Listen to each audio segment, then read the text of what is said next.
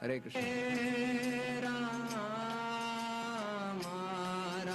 sound is coming.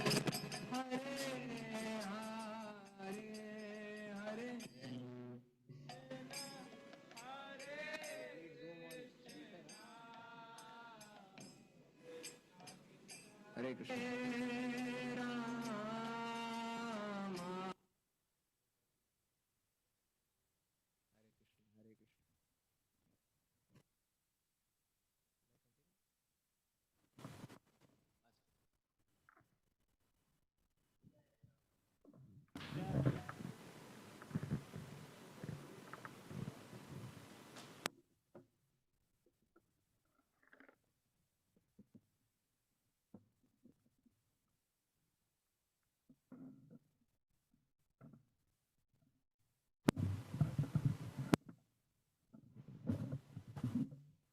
Hare Krishna, dear devotees.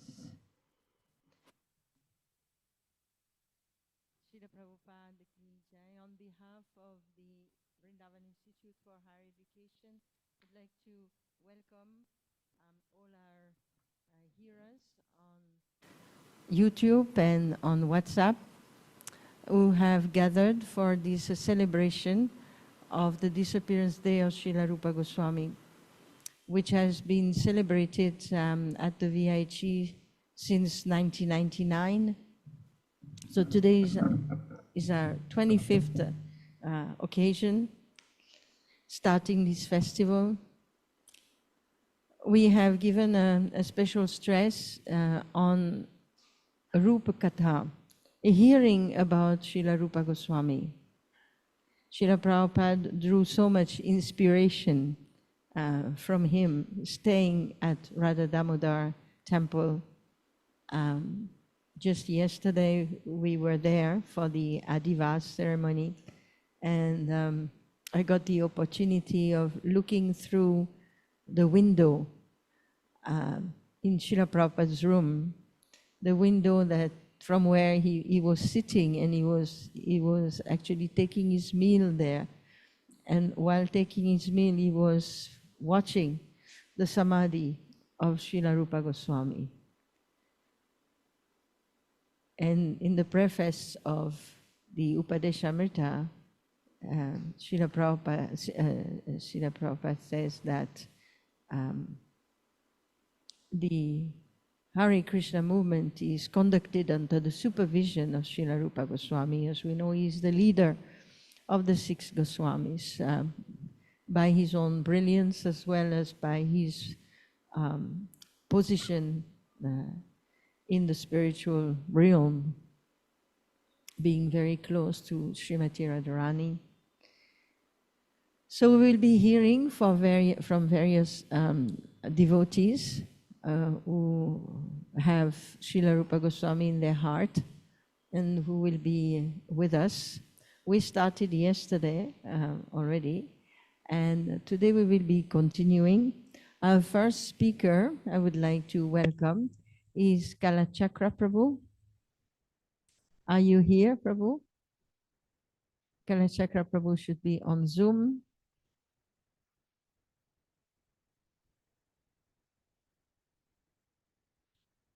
Can someone tell me whether Kalachakra Prabhu is here? Okay, here he is. All right. Welcome, Prabhu. Please accept our humble obeisances. So we invite you to speak for half an hour about Srila Rupa Goswami. Hare Krishna, dear Prashant Mataji. Sorry, my phone, my mic was mute, so I couldn't respond to you immediately. Thank you so much, Mataji, and all the wonderful Vaishnavas and Vaishnavis gathered today. And this is an amazing initiative to meditate and absorb ourselves in Rupa Katha for 3 days. As you mentioned, that has been going on. This is the 25th year the celebration, which is an amazing achievement. And thank you for giving me an opportunity also to delve deep into the in the mood of the loving devotional mood of Srila Prabhupada and our Goswamis, and especially Srila Rupa Goswami. I will say the Mangalacharan prayers and proceed with my what few words I can speak today.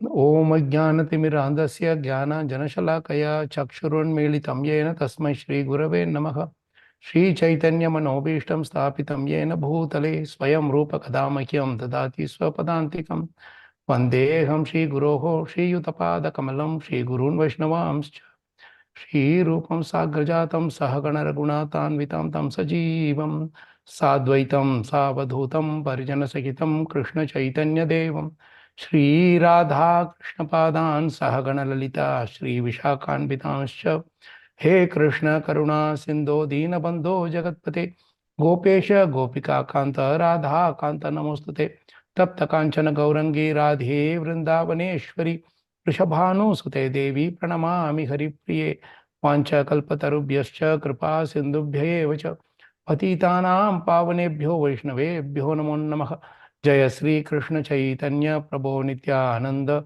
Shri Advaita Gadadhara Shri Vasadi Gaura Bhakta Vrinda Hare Krishna Krishna Krishna Hare Hare Hare Rama Rama Rama Hare Hare Mukam Karoti Vachalam Pangum Langayate Girim Yatkripa Tamaham Mande Shri Guru Dinatarinam Shri Paramananda Madhavam Shri Chaitanyameshwaram Shrivada Krishna Prashta Bhutale Srimati Bhakti Vedanta Swami Namaste Saraswati Vegaura Vichar Shunyavadi Paschata Deshatar. You chant this prayers, this particular stanza from Shad Goswami Ashtakam.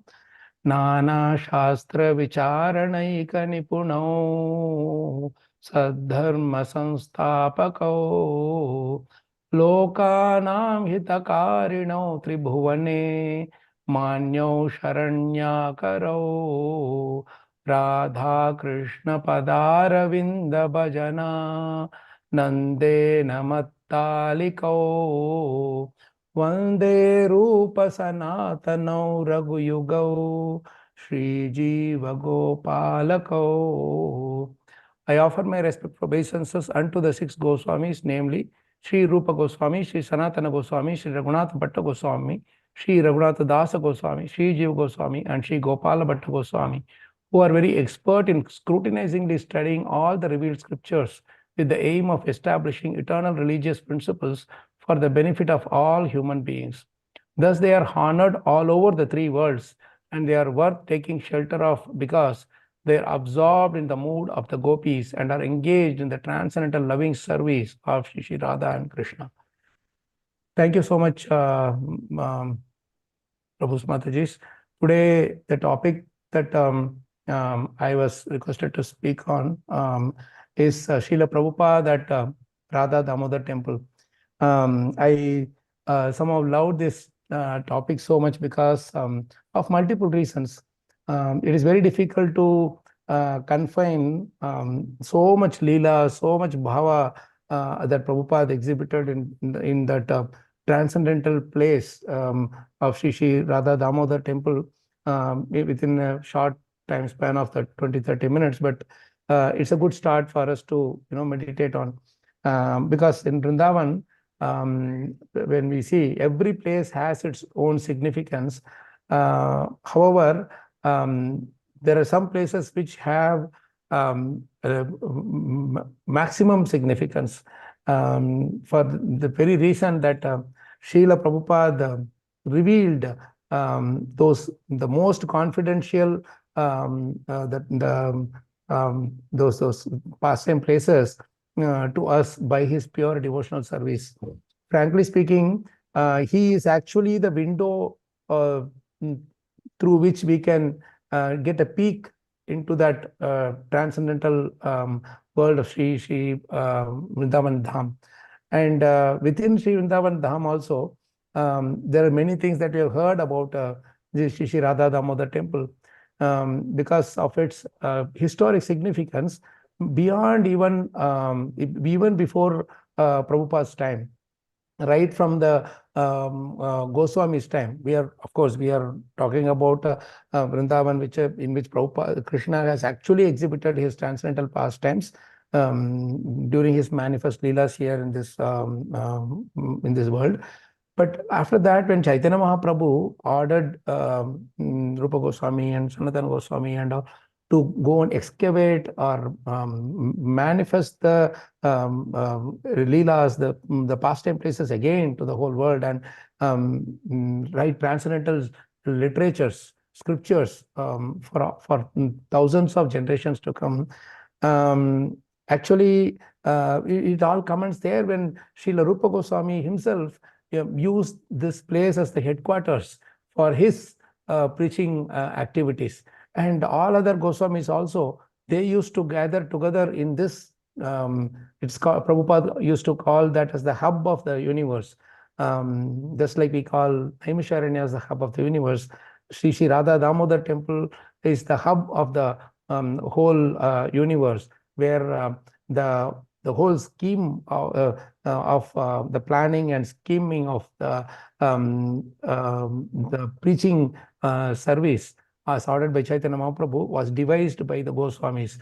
And in the line of Goswamis, our Srila Prabhupada also, it was ordained by Krishna that he had to come and reside in Sri Radha Damodar temple when he was about 58 years old, and when he left his family and wanted to fully dedicate himself to fulfill the orders of his dear spiritual master, his Divine Grace Srila Bhaktisiddhanta Saraswati Thakur. So we hear many stories about Srila Prabhupada in Radha Damodar temple, which are so really moving, because the what Prabhupada had achieved in his last 10 years was a lifetime in preparation, where especially when he started his time in the Radha Damodar temple, where he fully committed himself to fulfilling the orders of his spiritual master to write books, the scripture, the shastras in the English language, and for the well-being of the whole world. And so it came to pass that Prabhupada had to do so much austerity when he stayed in Radha Damodar temple, but he took it all very enthusiastically and with great eagerness and bliss, because it was all engaged in the service of his dear spiritual master. So by that, Prabhupada had taught us the greatest instruction, that fulfilling the orders of our spiritual master is the first and foremost duty of any disciple. And Prabhupada taught us that transcendental instruction by his personal example itself. So we just will try to see a few things about Prabhupada, the one or two pastimes which are really very instructive to us.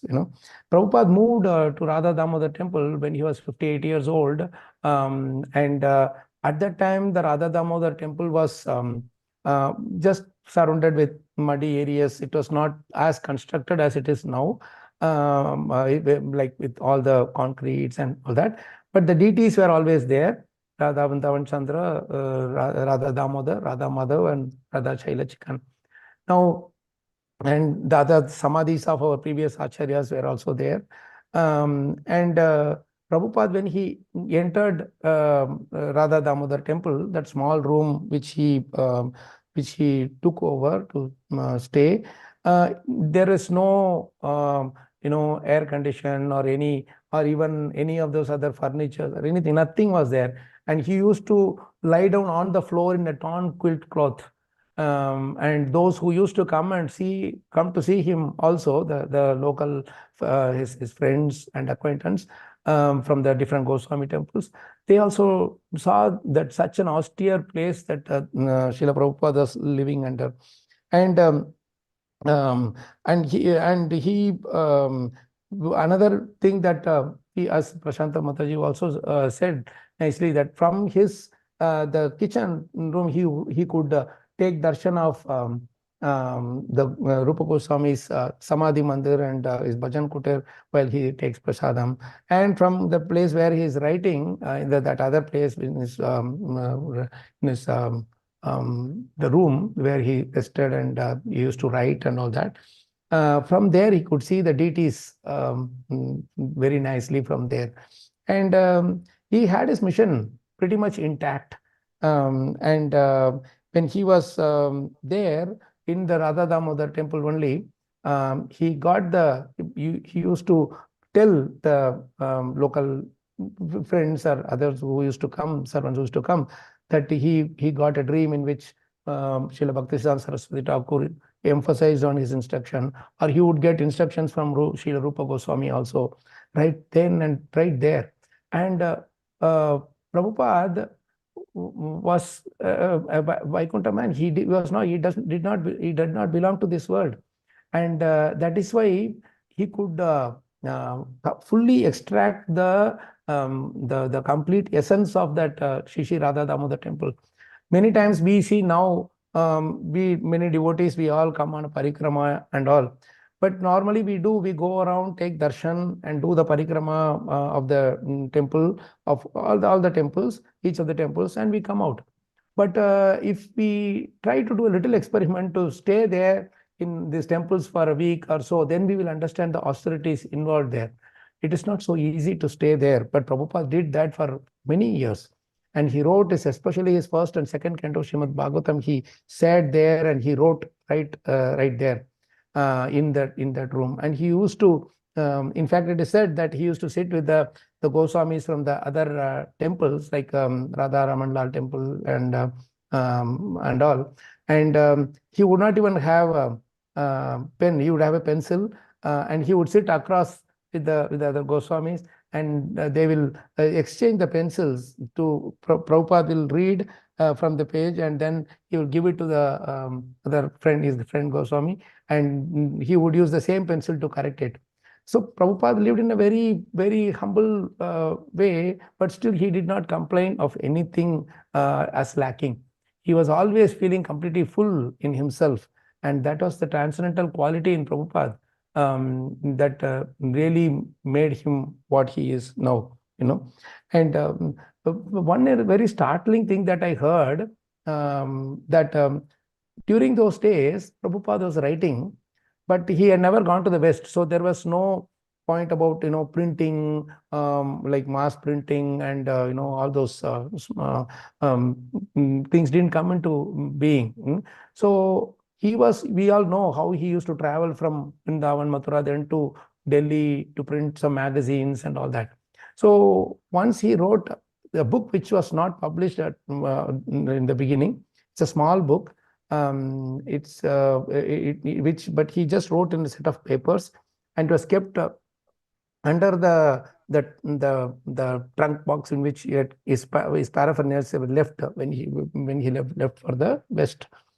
So many years later, when devotees came back with Prabhupada, when our Krishna Balaram temple was open and all that, one of the devotees came to the Radha Damodar temple and to see the Prabhupada's the possessions and box and other things. So underneath that, there was a set of papers that were left, and this was much later in the days of Prabhupada, around the time when Prabhupada was leaving. Somebody can correct me with the exact date, but I just want to focus on the actual the instruction from this pastime. So this devotee, Prabhupada's disciple, he took over those things and he saw that all these papers were written, and he decided to print that as a small book. Like we have various books which were printed, but this was a book which was printed much later in the date, but it was written as one of the earliest book even before Prabhupada left for the West. So when he took that pages and he was talking to the local neighbors and all that, and it was one of them, one of the local neighbor who was used to meet Prabhupada many times when during his Radha Damodar days, Vrindavan days. He said something which is very startling, that many local sadhus, devotees, they would come to the doorsteps of different houses or shops to beg for some, say, prasadam, whatever they could give for that day. But Prabhupada, that's what we call as Madhukari, right? So, but Prabhupada would come, he would also go into Madhukari because he was also not having anything with as his possession there. But he would do Madhukari, not of food, but he would go and beg for a few papers and a pen or pencil from the locals. They were surprised and perplexed. How is that this sadhu, Bhaktivedanta Swami, he is asking for pen and paper when everybody else is asking for some prasadam. That later devotees could realize that for Prabhupada, living means putting his spiritual master's instruction into action. If it cannot happen, he did not mind dying without food also. That is the lesson that we get from this transcendentally perplexing pastime of Srila Prabhupada. I was completely startled to hear this because we stay in Vrindavan for a day or two, we start looking around for some different kinds of prasadam, which is, of course, is needed. But then Prabhupada was willing to give up his life if he could not fulfill his order of his spiritual master. And that's exactly what he writes in the purports also in Bhagavatam, Chaitanya-Rupa and all. That if a devotee, if a disciple cannot fulfill the orders of his spiritual master, it is better for him to leave his body. To that extent, Prabhupada was extremely clear in his stance on this regard. And this really made us feel how much importance he gave to his writing and putting the words in our Goswami's literatures into our English language, because otherwise we would not be getting, if not for his sacrifice and austerity, we would not be getting access to these extremely confidential shastras that our Goswamis had given us. And whenever I go into Radha Damodar temple or meditate on the Radha Damodar temple, the various deities, one thing that really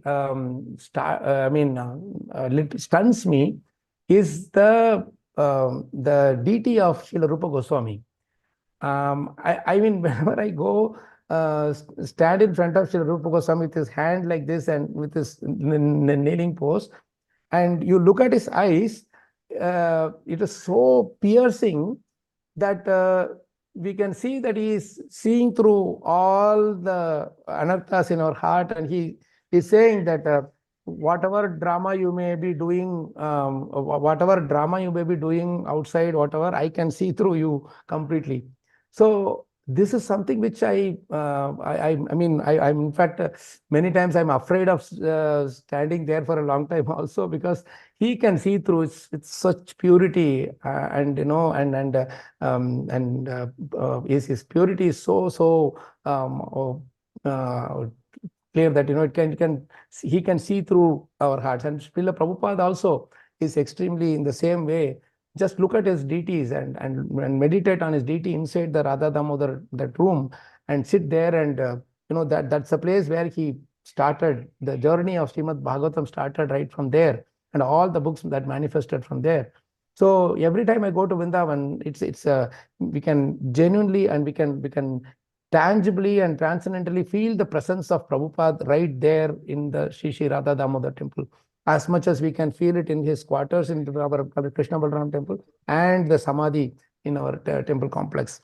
This is really moving and so purifying for us, meditating on Srila Prabhupada's transcendental pastimes right there.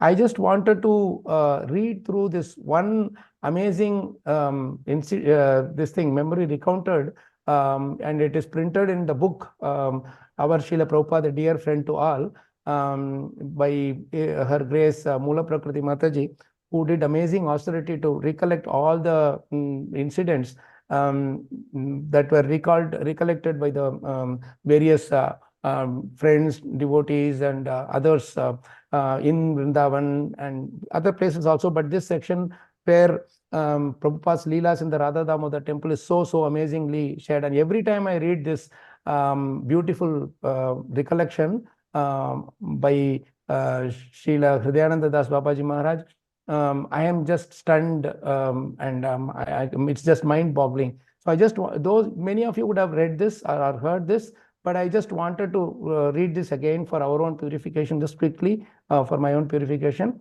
So please hear this for the next few minutes, couple of minutes, 2-3 minutes. So this is Srila Shripad Hridayananda Babaji Maharaj. He was 78 years at that time of interview. Maybe it's about almost 20 years now since this interview was taken. He lives very next to the Radha Damodar temple. And he was interviewed by Her Grace Moola Prakriti Mataji, and he is recalling this point. At the beginning of the interview, upon being asked if he knew Srila Prabhupada, Babaji Maharaj began to cry. And then he is speaking now. Never have I seen anyone do sadhana like he did. I have lived all my life in Braja, and I have never seen anyone like him. Prabhupada did many arduous things. He worked very hard there at the Radha Damodar temple. At that time, it was austere, undeveloped, and very muddy and dirty with no facilities. Weeping, Babaji Maharaj quoted a shloka from Chaitanya-Charitamrita from Sanatana Goswami about the importance of sadhana. Then quoting Sri Swarup Damodar and Ramananda Rai, he said, without sadhana, one can never attain Krishna Prema. Also, Prithivite Achayati Nagaradi Grama. Many years later, when I heard that it was actually he who had been chosen by Chaitanya Mahaprabhu to spread the Hare Krishna Mahamantra around the world, I was not surprised. Prabhupada spread this Krishna consciousness by the mercy of Rupa Goswami. Prabhupada used to pray to Rupa Goswami, you please give me your mercy. And then he got that mercy. I know this because I saw some things he did at the Radha Damodar temple. My room is still located in the same place as it was then in 1964 or 65. Many times in the middle of the night, at midnight or 1 or 2 in the morning, I would hear a voice crying from inside the courtyard by Rupa Goswami's Samadhi Mandir. That voice was calling out and crying, but I did not know what it was because I was trying to take rest. But one night on the full moon, I heard that voice again. So I climbed up to the roof of our house and looked down into the Radha Damodar courtyard. I saw something very amazing. Srila Prabhupada was sweeping the courtyard of Rupa Goswami's Samadhi. He was bending down with a small broom, and as he swept the ground by the Samadhi, he was crying out, Hey Rupa, Hey Sanatana, Hey Gurudev, please give me your mercy. Without your mercy, I cannot do anything. Give me the mercy, give me the strength, that I may fulfill your orders. Then I realized that it was he who almost every night was calling out as he was sweeping like this. Living next door to him, I would often visit as he sat on the veranda in the mornings and evenings. He was very attractive personality, and many Vaishnavas were eager for his association. When he gave pravachana from the books of the Goswamis or Srila Bhaktivinoda or his Gurudev, many scholars and elevated saints would come to hear. I noticed that people were frequently coming for his sangha and for his counsel also. He was kind to everyone and was very popular. Sometimes if too many people had visited and he wanted his private time to chant or write in his room, then he would ask me to sit there in his place on the veranda and tell anyone inquiring that he was not available now. Because I felt great affection for him, I asked if I might do any service for him. Sometimes he let me sweep the room and the veranda, remove trash, wash clothes, or other small things. One day I clearly remember I was cleaning his room and I saw some cobwebs hanging from the ceiling. With the broom, I swept them down. Then I saw the spiders crawling on the floor. I was just noticing this when Srila Prabhupada came inside. Immediately he looked to the floor and saw the spiders. Then he looked up to the ceiling. Why have you disturbed? He asked. I apologized, feeling ashamed, saying that I had made a mistake, but that the spiders were not killed and would be all right. Then he told me that we should never cause disturbance to residents like these of the holy Dham. He said that we ourselves are actually newcomers and that they have been residing here for countless generations and must be respected. When he gave me this instruction, he was very grave. Since that day, I have not disrupted any spiders or other creatures anywhere in Sri Vrindavan Dham. We often went together to the Yamuna for Sankirtana in the late afternoons. He would bring kartals for chanting. I played the mridanga. Many local devotees became accustomed to his beautiful parikrama and joined him there on the bank of the river. He engaged all in singing the Hare Krishna Mahamantra and Panchatattva Mahamantra and dancing very joyfully. To fulfill Chaitanya Mahaprabhu's prophecy, Srila Prabhupada came here to Vrindavana first. The Lord has utilized such an empowered person to spread his mission. Anything like this has to be done with a heavy, strong sadhana. Krishna rewarded him because he had so much nishtha and shraddha. I have never seen such sadhana and feelings as his. If you want to take anything, the hand has to go and pick it up. So, like that, you have to steal prema dhana, steal the wealth. One can take it. Prabhupada is here right now, but we have to find him out because Krishna has hidden him as if behind a curtain. His leela is still going on. He is still chanting at the Radha Damodar temple and sweeping the courtyard, doing these wonderful pastimes. Like tying up camphor in a cloth, after the camphor is gone, the smell in the cloth still remains. So, Srila Prabhupada is certainly there. We have to endeavor to see Prabhupada. He has not gone anywhere. And if we feel the separation, then we can be with him. With strong endeavor, utkantha, everything will be revealed. Like a chaste wife, with chastity, all these things will come. Like parents who have so much affection, put their hands on their child's head. Similarly, if we go to Srila Prabhupada, he will embrace us with so much feeling like the Lord does. Jai Srila Prabhupada ki Jai. Thank you so much, Prabhu Mataji. I just want to delve deeper and deeper into this, meditate on this beautiful, beautiful recollection by Sripad Hridayananda Das Babaji Maharaj, who had so much feeling for Prabhupada in his heart. Hundreds of times I have read this, but every time it just feels so fresh for me. And many, many senior Vaishnavas also have said the same thing, that this is one of the best recollection in that in the pastimes of Shri Radha Damodar temple. I'll stop here. Time is also the essence. There is so much to meditate on. And thank you for giving me this opportunity to share some of these transcendental pastimes of Srila Prabhupada at Radha Damodar temple. Hare Krishna. Jai Srila Prabhupada ki Jai. Srila Rupa Goswami Pad ki Jai. Ananta Koti Vaishnavada ki Jai. Nita Gaur Premanande Hari Hari Bol. Hare Krishna. Thank you so much, Kalachakra Krishna Prabhu, for these insights in Srila Prabhupada's life. Very simple life, very austere life in Vrindavan. And a few anecdotes that you gathered to give us really a feeling in the heart how Srila Prabhupada was so simple, so austere, how he did not care for his own self. His mind was so fixed up on fulfilling the order of Bhaktisiddhanta Saraswati, which was in fact the order of Chaitanya Mahaprabhu, how to take this Hare Krishna movement all over the world. Thank you so much. This was very nice piece of nectar. Next, we would like to hear from Sarbhauma Prabhu. Are you here, Prabhu? Kalachakra Prabhu spoke of Prabhupada in Radha Damodar temple. Sarbhauma Prabhu will speak on Sri Chaitanya Manomishram, how Rupa Goswami became known. Hare Krishna. The one who knows the mind. Hare Krishna. Hare Krishna, Sarbhauma Prabhu. Jai Prashanna Mataji, Srila Rupa Goswami ki Jai, Srila Prabhupada ki Jai.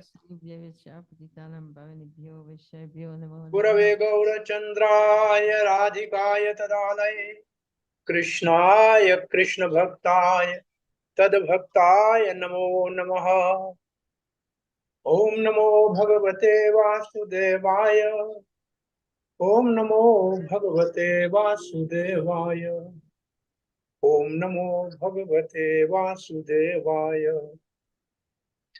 Krishnaya Vasudevaya Devaki Nandanaya Cha Nandagopa Kumaraya Govindaya Namo Namaha.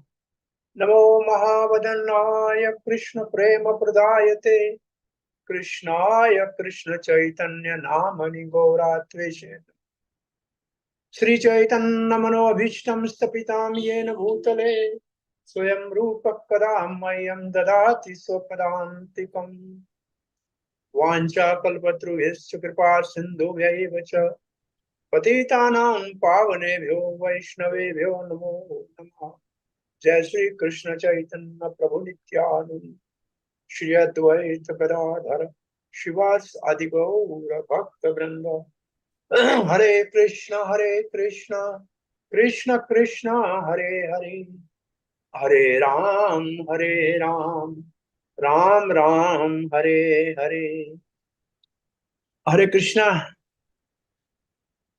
Rupa Utsav, a celebration of Rupa Utsav by VIHE, 25 years of service to the teaching of Srila Rupa Goswami. Today, this humble servant service is second visit of Srila Rupa Goswami to Jagannath Puri to meet Sri Chaitanya Mahaprabhu. So first meeting was in Ramakeli, and then Srila Rupa Goswami on the way to Vrindavan was empowered by Sri Chaitanya Mahaprabhu at Das Ashwamedh Ghat, Prayagraj, with Bhakti Rasa, Bhakti Tattva. And then Srila Rupa Goswami came to Vrindavan, and then for second visit he traveled from Vrindavan through Bengal, and there the father of Srila Jiva Goswami, Anupam, he left the body. The word used in the Chaitanya Charitamrita is Gangayam. It means he's liberated the last rites in the Ganga. And then Srila Rupa Goswami was traveling to Jagannath Puri to meet Sri Chaitanya Mahaprabhu. On the way in Odisha at Satyabhamapur, he had a dream, because during this time, Srila Rupa Goswami was compiling the drama about the pastime of Lord Sri Krishna. So there at Satyabhamapur, Srila Rupa Goswami had a dream that a beautiful girl is asking, "Don't take me out of Vrindavan." And then he woke up and he was thinking about this. And then when he reached to Jagannath Puri, he was residing with Haridas Thakur at Siddhabakul. And Chaitanya Mahaprabhu came there and he paid his prostrated obeisances, and Chaitanya Mahaprabhu was very, very happy to see and embraced Srila Rupa Goswami. Now this pastime is in Antya Leela chapter 1. So the beginning of each chapter, Kaviraj Goswami writes a Sanskrit verse, which here says, Pangum Langhayate Shalilam. It means a lame person can cross over the mountain. Mukam Avaratyai Shurtim. And a dumb man can recite the Vedic verses. Yat Kripa Tamaham Bande Krishna Chaitanya Ishwaram.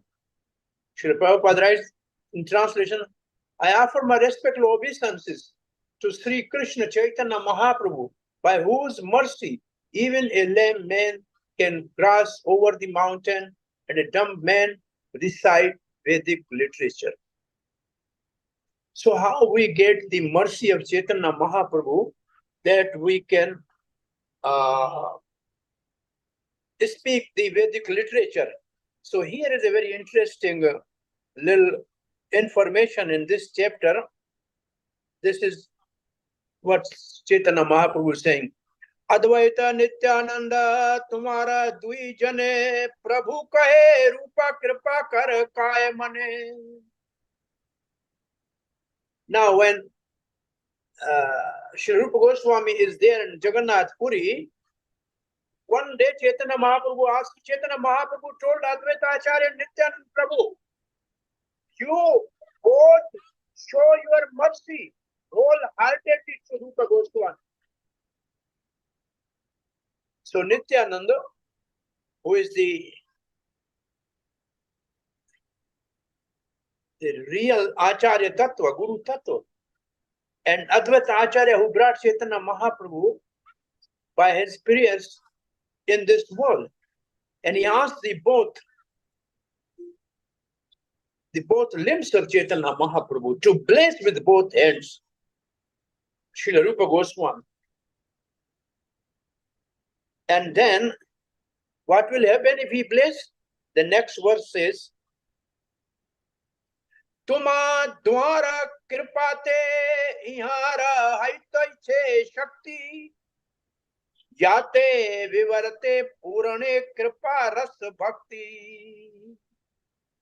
May Rupa Goswami, by your mercy, become so powerful that he will be able to describe the transcendental mellows of devotional service. See, Chaitanya Mahaprabhu himself is actually empowering, but he is empowering through his pure devotees. So this is the Guru Krishna Kripa Pai Bhakti Lata Bij. So Chaitanya Mahaprabhu wanted these two exalted associates to bless Srila Rupa Goswami. So the philosophical point, actually, we have to really, Krishna only bless, Krishna requests the devotees to bless his devotee who he wants to empower. So only the principle is that we can only get mercy of Krishna when we get mercy of a devotee of Krishna. Because ultimately this bhakti, rasa and everything, bhava bhakti and prema bhakti can only manifest when such pure associate of Chaitanya Mahaprabhu bless, and this blessing is actually the Swarupa Shakti, Samvit and Haladini Shakti, which enters into the heart of a practicing devotee to awaken the Bhava Bhakti, which mature in the Prem Bhakti. Actually, they are all eternal associate of Krishna. We know Rupa Manjari because we all are Rupa Anuga. And Srila Prabhupada says the whole movement is conducted under Srila Rupa Goswami because he understood the mind of Chaitanya Mahaprabhu.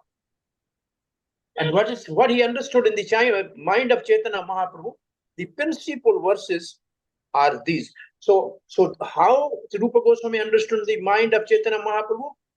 By Chaitanya Mahaprabhu's mercy, through the mercy of Nityananda and Advaita-Acharya. Here we can see. And now we are going to this very famous verse about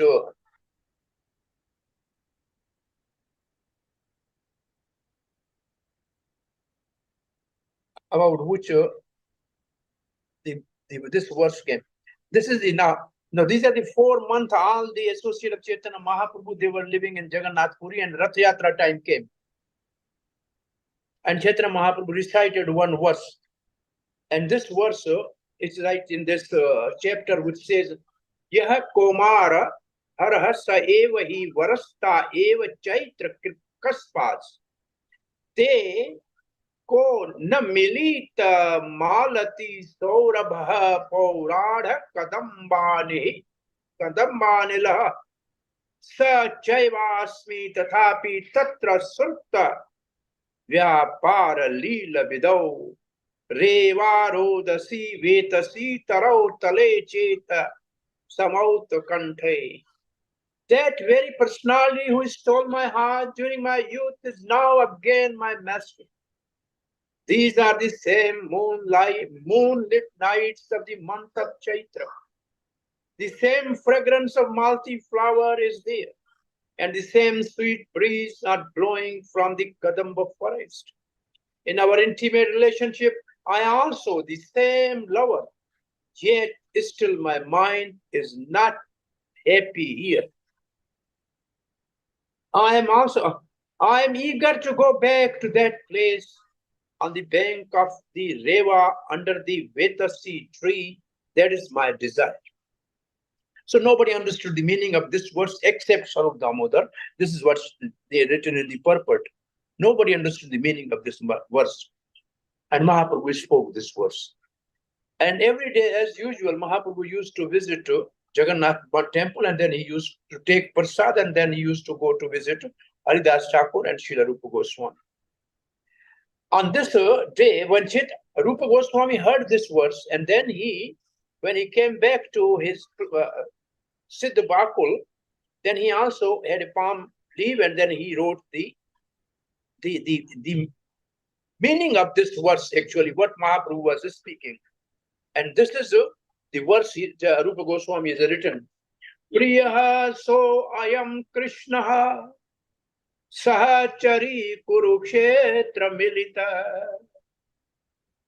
tathaham saradha tad idam tubhya sangam sukham tathapi antakelan madhura murli panchame juse Mano me kalindi pulinda vipana spurayati.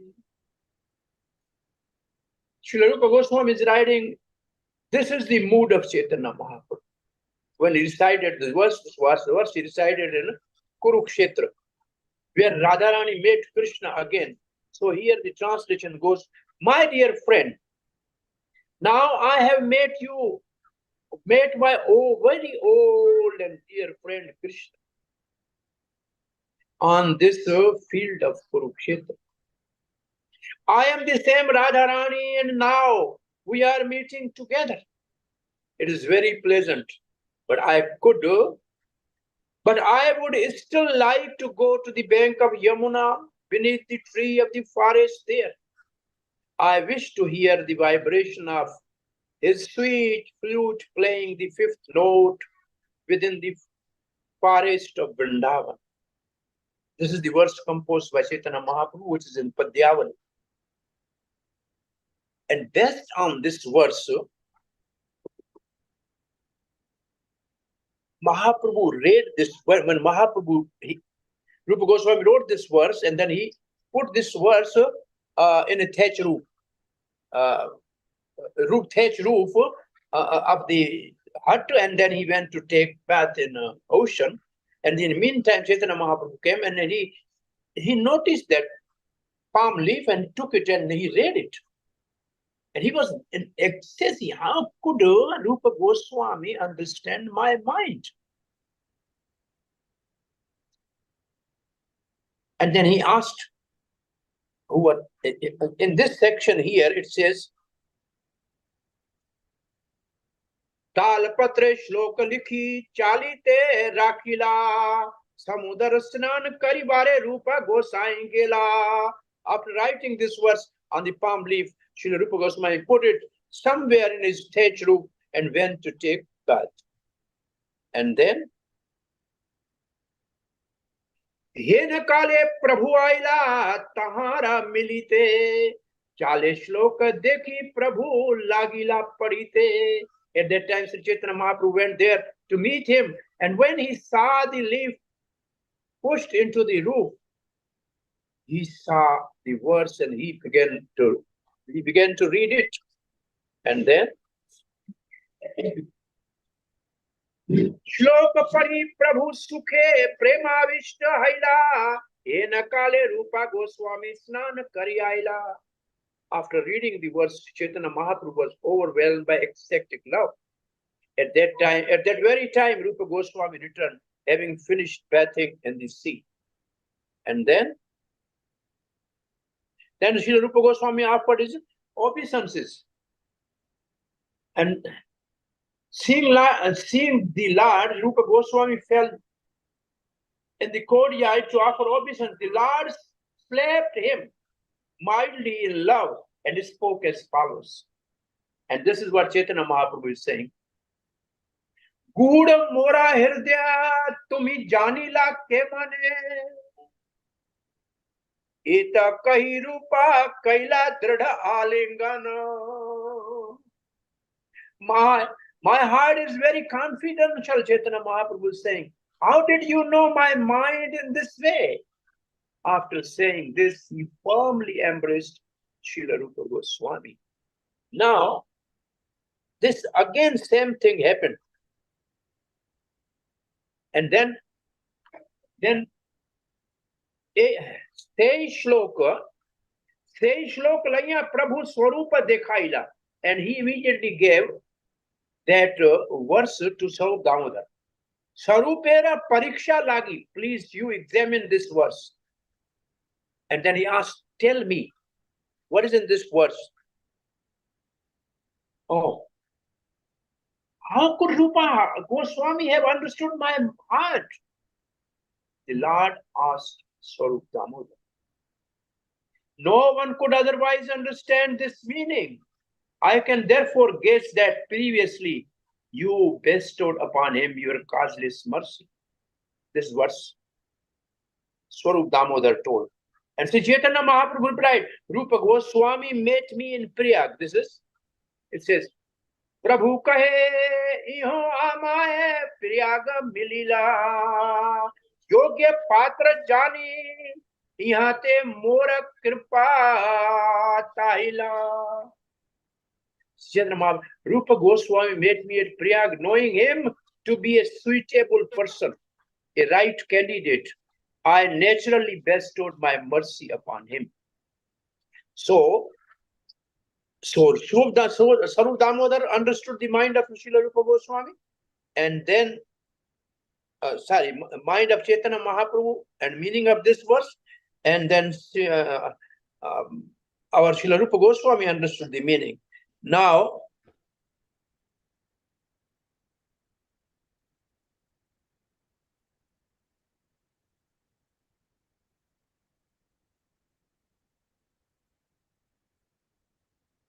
then again there's a meeting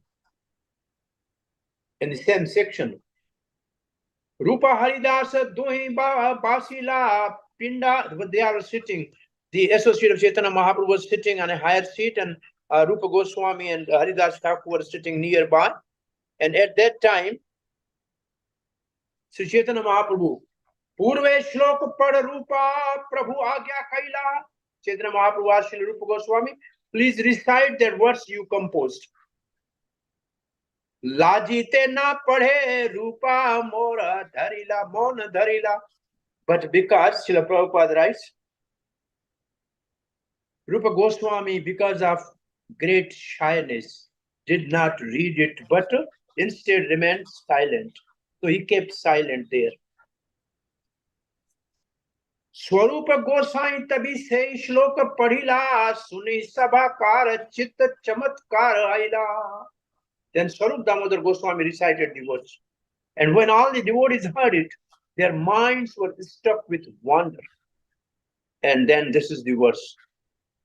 Already we have recited, so we are skipping that. Priya Soham Krishna Sachari Kurukshetra Militas. This is the same verse. And after that,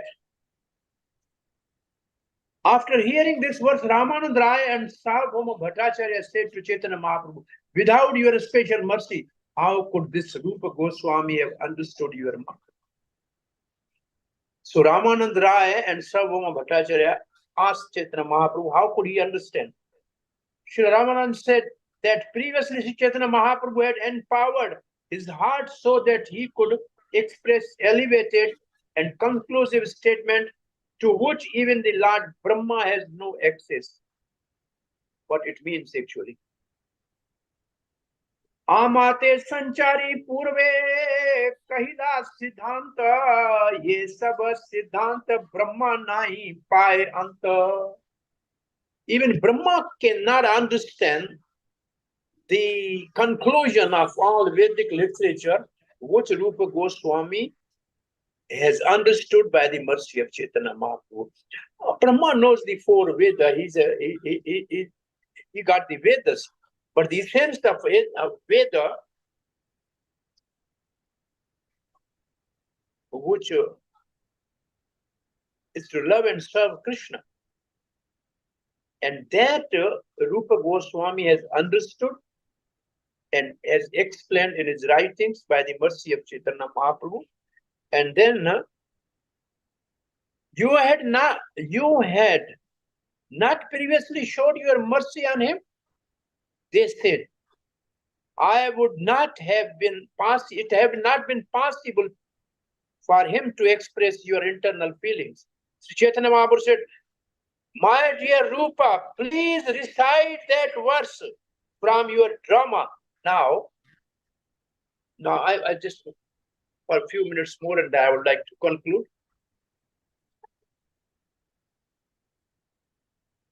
Understanding the mind of Chaitanya Mahaprabhu. This is the one verse on which this verse, which is 171 verse, says that he understood the mind, and therefore this verse which we recite, Sri Chaitanya Mano Vishtam. So what is Mano Vishtam of Chaitanya Mahaprabhu? This is the incident which Radharani in Kurukshetra has explained, and which Rupa Goswami understood, because Chaitanya Mahaprabhu was in Radharani's mood. But Srila Prabhupada writes the inner feeling of Chaitanya Mahaprabhu for appearing in this age is Yatra Prithvi Ate Yat Nagaradi Gram Sarvatra Hoy Vimayna. So in every village and town there will be chanting of the holy name. So Mahaprabhu, Srila Prabhupada writes, Rupa understood this mood of Chaitanya Mahaprabhu, that this movement of Hare Krishna movement has to spread to every town and village. The other thing which he understood the mind of Rupa Goswami is, when Rupa Goswami was there, he said, I am writing this drama. Then Chaitanya Mahaprabhu said, you write this separate drama for Vrindavan, Krishna in Vrindavan and Krishna in Dwarka. And then Rupa Goswami said, oh, same thing, I had a dream in Satyabhama. It means Chaitanya Mahaprabhu understood the mind of Rupa Goswami, got a direct instruction from Chaitanya Mahaprabhu about this drama. And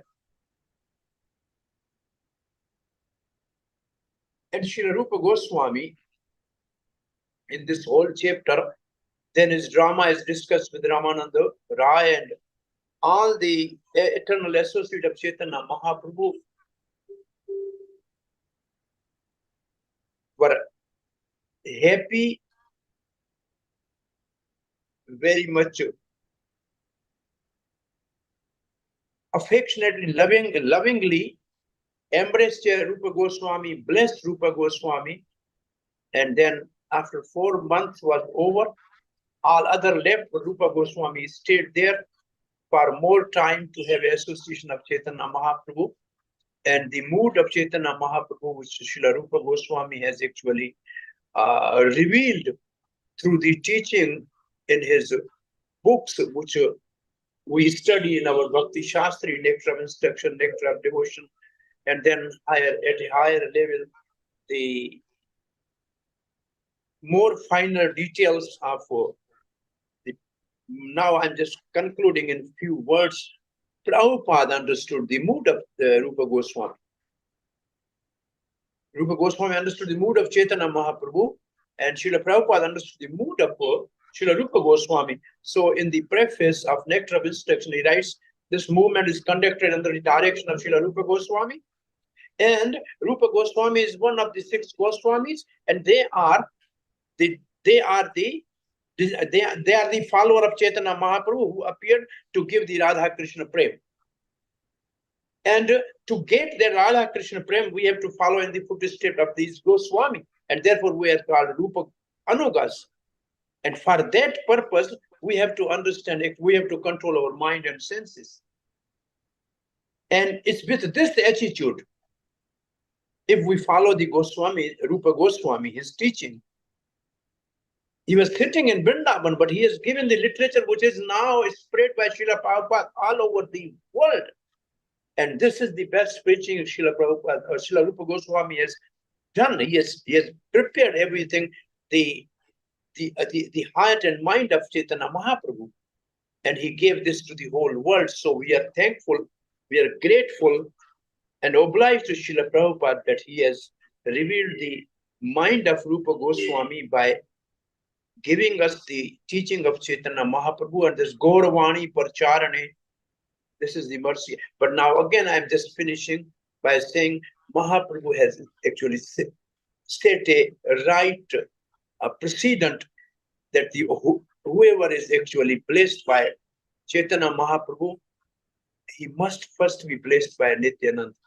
Without the mercy of Nityananda, it's not possible to understand anything about devotional service. And our spiritual masters are representative of Nityananda and Radharani. And by their mercy, we can render real devotional service and preach on behalf of Srila Prabhupada and his followers for 10,000 years on this planet, golden era of Chaitanya Mahaprabhu. Hare Krishna, Srila Rupa Goswami ki jai, Srila Prabhupada ki jai, Hare Krishna.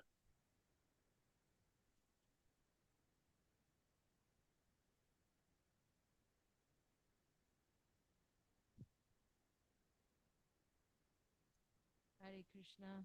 Hare Krishna, Hare Krishna, Krishna Krishna, Hare Hare, Hare Ram, Ram Ram, Hare Hare.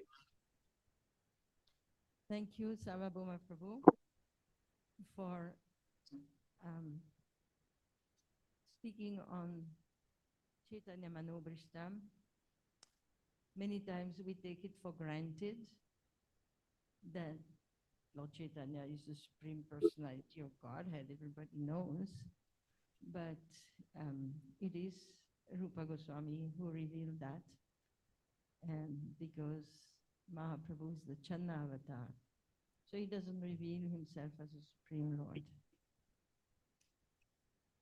Now we are going to hear from His Holiness Bhakti Prema Swami, who has been with us on the Zoom. We welcome Bhakti Prema Maharaj very happily. He's always absorbed in teaching and reading Srimad Bhagavatam, and very himself fond of Vrindavan and the six Goswamis. So we are very, very happy to have you as a speaker, Maharaj. Thank you so much for coming. Please accept our most humble obeisances. Vanchakalpatarubhyascha kripasindhubhyaivacha patitanam pavanibhyo vaishnavibhyo namo namaha. So Maharaj will speak on exchanges between Srila Rupa Goswami and Srila Jiva Goswami. Hare Krishna. Amakyanati bandasya tsanansanan smakya chakshurun militam yena tasmai sigurve namah. Now, Sri Chaitanya Manobhishtam staptam yena bhutaleshvam Rupa Kadamba dadati svam pramantikam. Namo Vishnu Padayasya Pastaya Bhutale Srimate Bhakti Vedanta Swami Tinamine Namaste Saraswata Devi Gaurvani Pacharane Nirvishesha Singhavadi Paskachai Desatai. I'm praying to the lotus feet of Lord Chaitanya, Lord Nityananda, the Panchatattva, Sri Rupa Goswami, Sri Sanatana Goswami, Jiva Goswami, Srila Prabhupada, and all his followers for their mercy. I'm happy to be with you today, and I will speak on the exchanges between Srila Rupa Goswami and Srila Jiva Goswami. First, who was Jiva Goswami? And what is his relationship with Rupa Goswami? Jiva Goswami was born in the year 1511. This was the year that Christopher Columbus discovered that the globe was that Earth was a globe, that it was round. Of course, Columbus had no spiritual objectives. But Jiva Goswami, when he took birth to deliver love of God. That's different. He was a son of Sri Vallabha,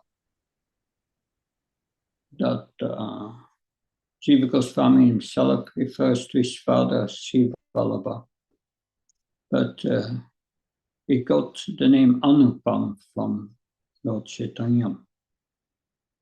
And Anupam was the brother of Rupa Goswami and Sanatana Goswami, the younger brother. But Anupam, Rupa Goswami, Sanatana Goswami, they all took service. They were forced to take service in the government of Hussain Shah. Otherwise, Hussain Shah would give trouble to the Vaishnavas. They had no choice. So to protect the Vaishnavas, they took service from Hussain Shah. But then at a certain time, these three brothers, they met Lord Chaitanya in Ramakeli. At that time, Jiva Goswami was an infant, but he had some contact at that time with Lord Chaitanya. But Anupam, he left his body quite early. And so Jiva Goswami was raised without his father. Interesting, Jiva Goswami, when he was very young, it's like Narada Muni in his previous life, he was sober. He had no interest in playing like other children, although he was playing with Krishna dolls. And he would enact the Lord's pastimes with Krishna dolls. So he had a natural attraction for Lord Chaitanya. And he wanted to visit Lord Chaitanya in Puri. But then Lord Chaitanya left this world and he felt so unfortunate. We may also sometimes feel like that. I was young when Srila Prabhupada was doing his mission, but I was unfortunate not to meet him, although I could have. That, so in that sense, we feel unfortunate. That, so Lord Chaitanya, then he appeared in a dream to Jiva Goswami, dancing ecstatically. And Lord Chaitanya told him to go to Vrindavan and associate with Rupa and Sanatana Goswami. But first, he went to Vrindavan, but he met first Lord Nityananda. And then he went with Nityananda on Parikram in Navadvip Dham, seeing all the holy places there. He studied in Varanasi, Sanskrit, under Madhusudan Vidyaspati, which was a disciple of Sarbhauma Prabhu. And then he went to Vrindavan and took shelter of Rupa Goswami and Sanatana Goswami. So Rupa Goswami initiated Jiva Goswami. So Jiva Goswami was trained by Rupa Goswami and Sanatana Goswami. But then one day, a powerful scholar, his name was Rupa Narayan, came to Vrindavan. But his false ego was even much greater than his knowledge. He challenged everyone and he defeated them in a scholarly debate and asked them to sign a certificate stating that he had defeated them. So he proudly challenged Rupa Goswami and Sanatana Goswami. But he challenged them to debate, but Rupa Goswami, Sanatana Goswami, they did not want to waste time. They signed immediately. Okay, you want to he wanted to sign this certificate, and they signed. You have defeated it. But then the same Rupa Narayan approached also Jiva Goswami and asked him to sign as well. So in order to protect the dignity of his gurus, Rupa Goswami and Sanatana Goswami, Jiva Goswami, he accepted the challenge to defeat him. So Rupa Narayan and Jiva Goswami, they sat down on the banks of the Yamuna for 7 days.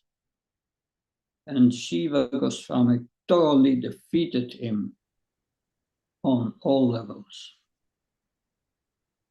So when Rupa Goswami heard the news, he understood Jiva Goswami's intention, yes. His intention was to render selfless service to protect the dignity of the Sampradaya. So that was good. But still, Rupa Goswami wanted to teach the world to his disciple Jiva Goswami what it means to be an exemplary disciple. So Rupa Goswami, he rebuked Jiva Goswami and said, Vrindavan is not a place for anyone with pride in their heart. And Rupa Goswami said, you must leave Vrindavan. What was Jiva Goswami's reaction? Jiva Goswami felt in the core of his heart, yes, I have this false pride in my heart. I don't deserve to be here. So he went to Mathura. He was living in a straw hut on the bank of the Yamuna. He was performing severe austerities to atone for his offense. So he was praying, let me become more humble like a blade of grass.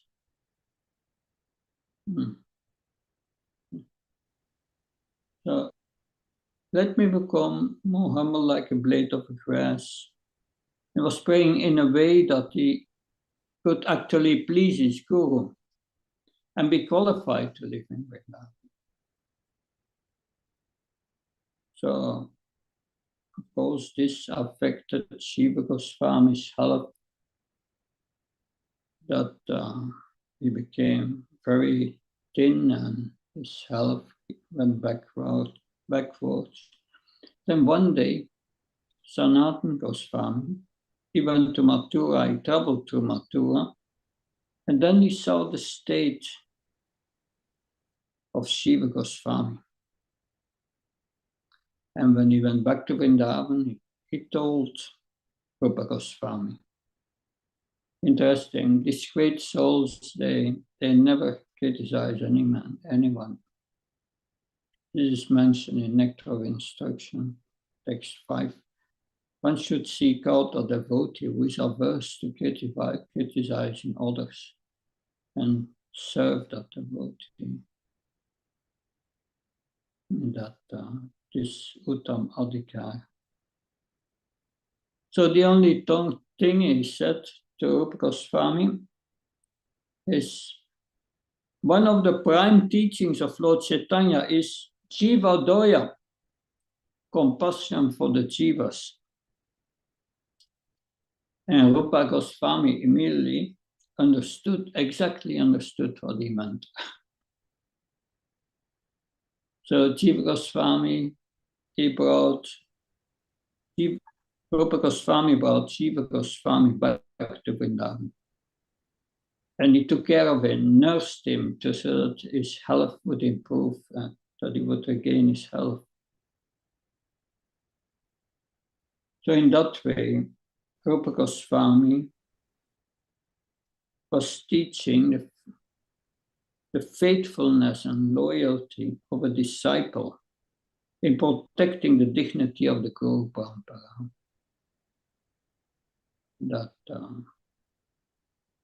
So this is one pastime exchange between Jiva Goswami and Rupa Goswami. But Rupa Goswami also trained Jiva Goswami to become the great Acharya of the next generation, and trained him to write down the essence of our Gaudiya Vaishnava tradition.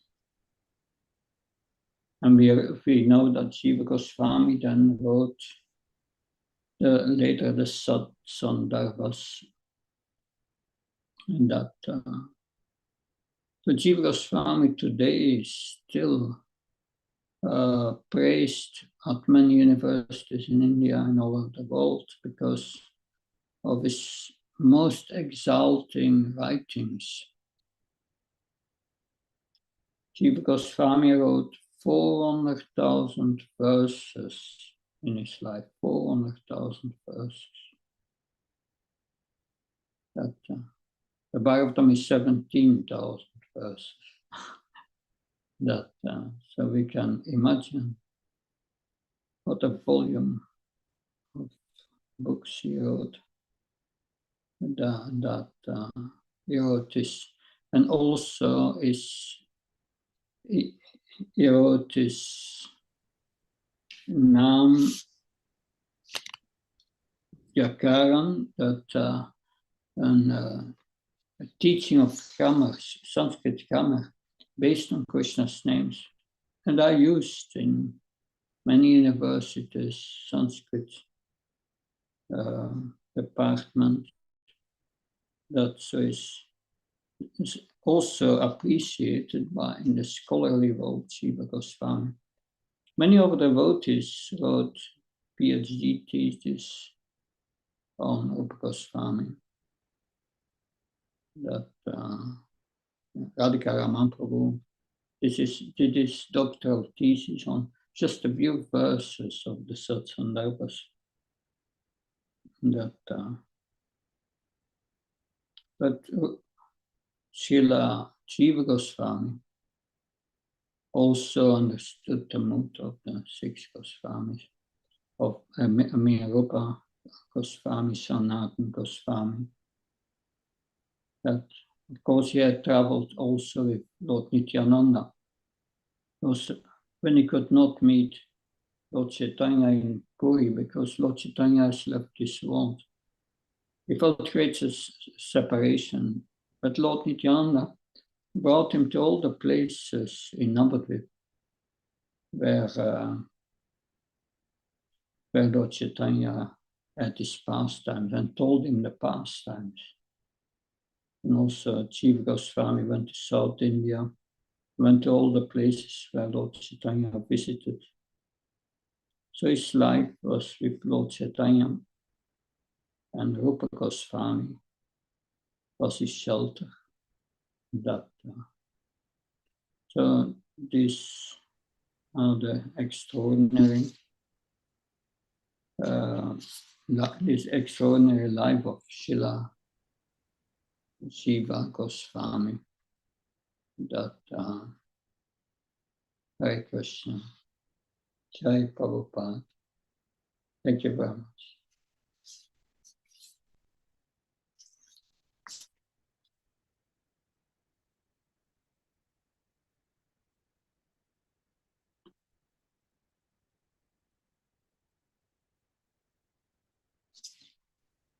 Hare Krishna.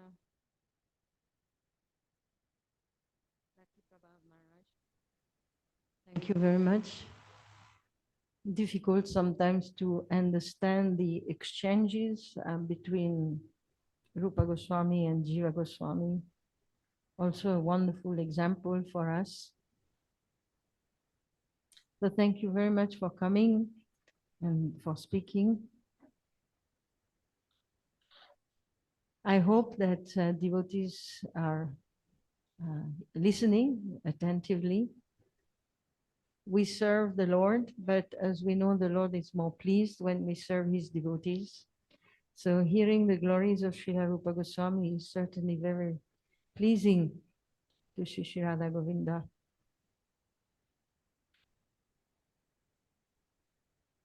Our next speaker is His Holiness Yadunandan Maharaj. He will be speaking on the teachings from Upadesamrita and Bhakti Rasamrita Sindhu. Hare Krishna Maharaj, a warm welcome to you. We are very pleased and happy that you have agreed to come and speak. Vanchakalpatarubhyascha kripa sindhuvascha Patitanam pavanebhyo vaishnavebhyo namo. All of you who have come to glorify Srila Rupa Goswami are the jewels that will make his glories shine. And so we are dependent on you to get the light, and very happy.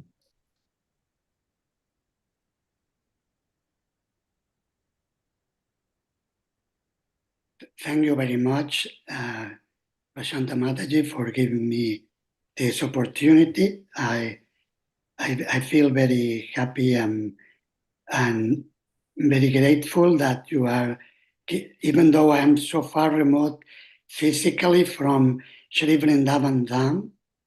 Of course, I'm scheduled to come soon, next month, by the Lord's grace, to Shri Vrindavan.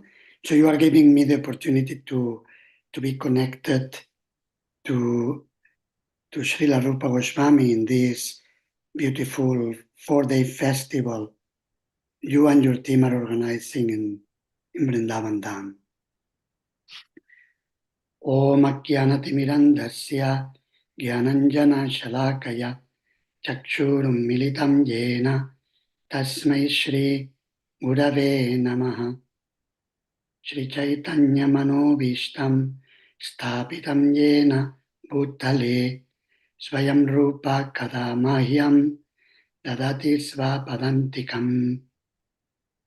Nama Om Vishnu Padaya Krishna Prestaya Bhutale Srimate Bhakti Vedanta Swaminiti Namine Namaste Sarasvate Deve Gauravani Pracharine Nirvishesha Shunjavadi Paschatya Deshatarine Vanchakalpa Tarubhyascha Kripa Sindhupya Evacha Patitanam Pavanebhyo Vaishnavebhyo Namo Namaha.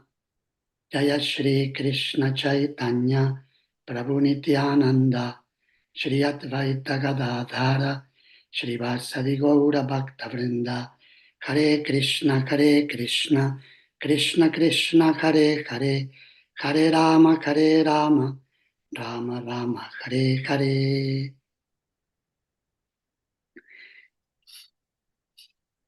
To speak about the essential teachings of Srila Rupa Goswami, which are actually unlimited. We find in Chaitanya-Charitamrita, when Sri Chaitanya Mahaprabhu is giving instructions to Srila Rupa Goswami in chapter 19th, Madhya Lila, Rupa Shiksha, a very important chapter to come close to Srila Rupa Goswami, as Srila Krishnadas Kaviraj Goswami, the wonderful disciple of Sri Rupa and Sri Raghunath Goswamis, is presenting the teachings of how Sri Chaitanya Mahaprabhu instructed during 10 days in Prayag in Dashashvamedha Ghat. Srila Rupa Goswami.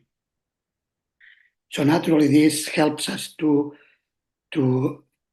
focus and come closer to the essential teachings of Srila Rupa Goswami found in Sri Upadesamrita, the Nectar of Instruction, and Bhakti Rasamrita Sindhu, which Srila Prabhupada masterfully summarized in his Nectar of Devotion for us and for the people in general.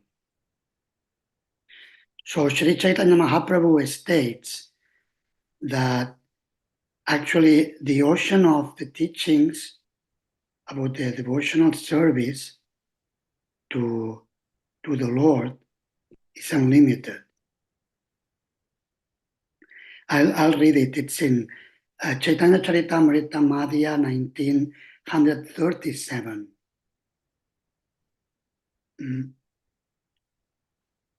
Sri Chaitanya Mahaprabhu states, Para Shunjagabhir Bhakti Rasa Sindhu Tomaya Chakaite Tara Kahiye Kabindu.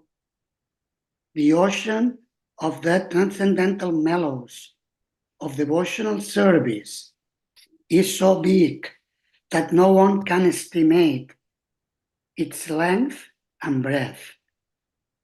However, just to help you taste it, I am describing but one drop.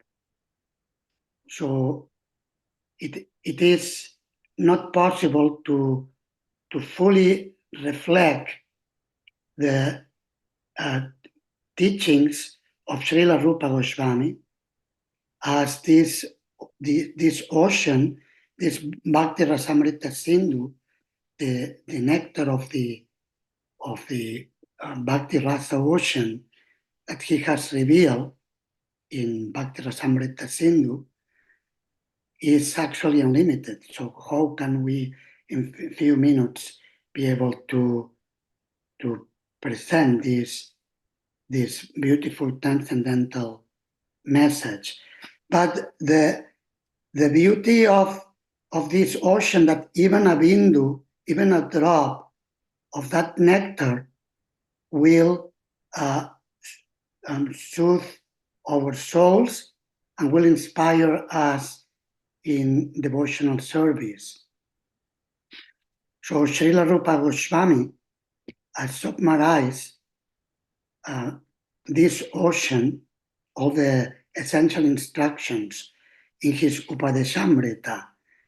And with your permission, I'd like to read Srila Prabhupada's preface, because very clearly depicts the mood and the essential teachings given by Srila Rupa Goswami. Srila Prabhupada states, the Krishna Consciousness movement is conducted under the supervision of Srila Rupa Goswami. The Gaudiya Vaishnavas, or Bengali Vaishnavas, are mostly followers of Sri Chaitanya Mahaprabhu, of whom the 6 Goswamis of Vrindavana are direct disciples. Therefore, Srila Narottama Das Thakur has sung, Rupa Raghunatha Pade Hoibe Akuti Kabe Hama Bhujava Seyugala Preti. When I am eager to understand the literature given by the Goswamis, then I shall be able to understand the transcendental loving affairs of Radha and Krishna. Sri Chaitanya Mahaprabhu appeared in order to bestow upon human society the benediction of the signs of Krishna. The most exalted of all the activities of Lord Krishna are his pastimes of conjugal love with the gopis. Sri Chaitanya Mahaprabhu appeared in the mood of Srimati Radharani, the best of the gopis. Therefore, to understand the mission of Lord Sri Chaitanya Mahaprabhu and following his footsteps, one must very seriously follow in the footsteps of the 6 Goswamis: Sri Rupa, Sanatana, Bhatta Raghunath, Sri Jiva, Gopal Bhatta, and Dasa Raghunath. Sri Rupa Goswami was the leader of all the Goswamis. And to guide our activities, he gave us this Upadesamrita, the nectar of instruction to follow. As Sri Chaitanya Mahaprabhu left behind him the 8 verses known as Shikshashtaka, Rupa Goswami gave us Upadesamrita so that we may become pure Vaishnavas. So as we memorize the Shikshashtaka prayers sung by Sri Krishna Chaitanya Mahaprabhu, so we also it may be very good for us to memorize and to recite regularly Srila Rupa Goswami's teachings as given in Sri Upadesamrita. Practically speaking, we can remember in a nutshell, in a few minutes, all the teachings of Srila Rupa Goswami. Srila Prabhupada continues, in all spiritual affairs, one's first duty is to control his mind and senses. Unless one controls his mind and senses, one cannot make any advancement in a spiritual life. Everyone within this material world is engrossed in the modes of passion and ignorance.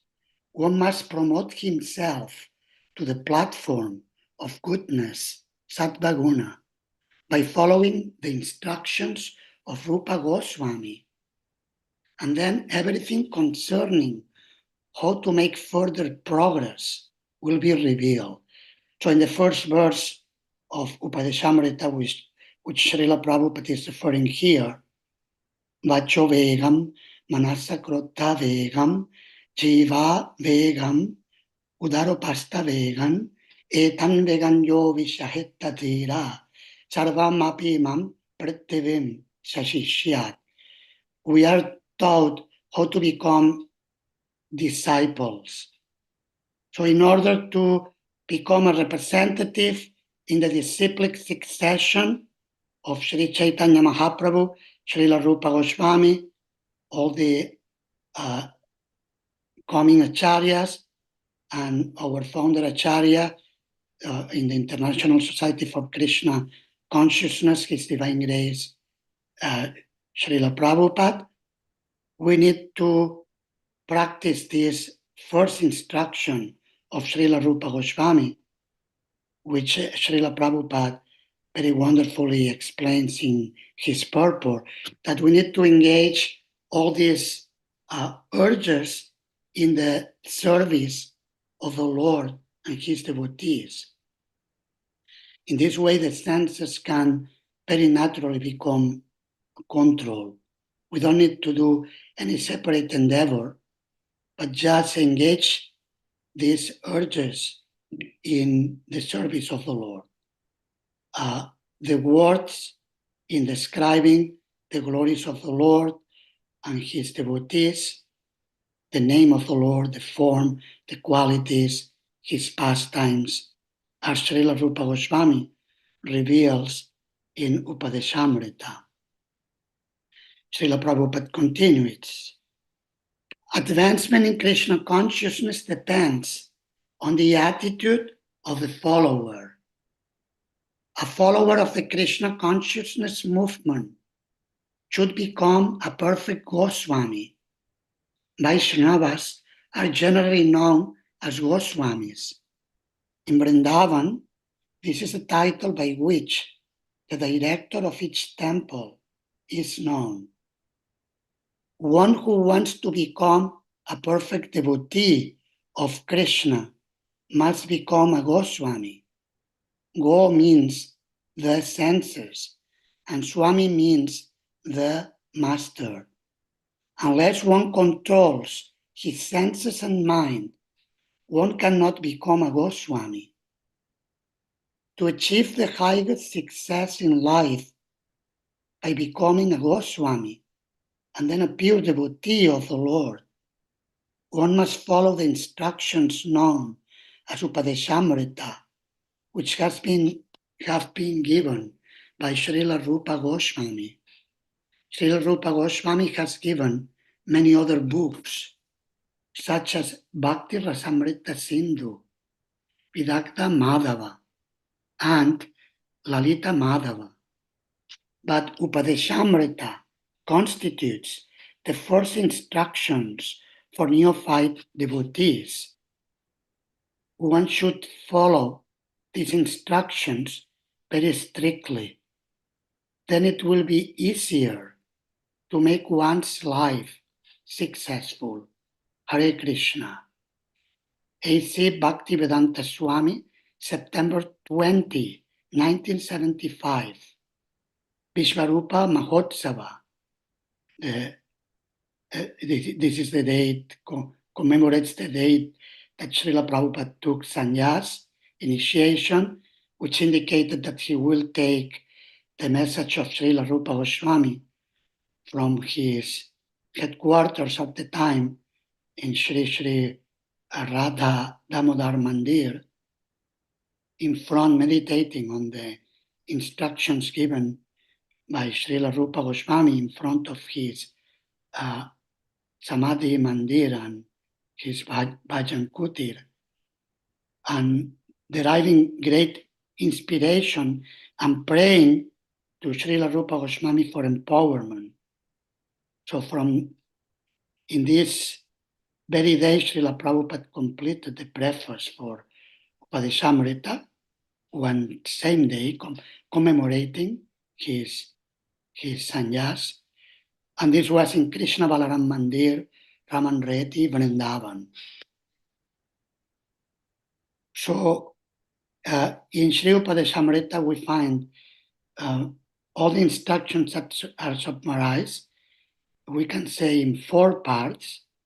The first 3 verses present the foundation, or the foundations for this temple of divine love, of pure devotional service to the Lord and his devotees.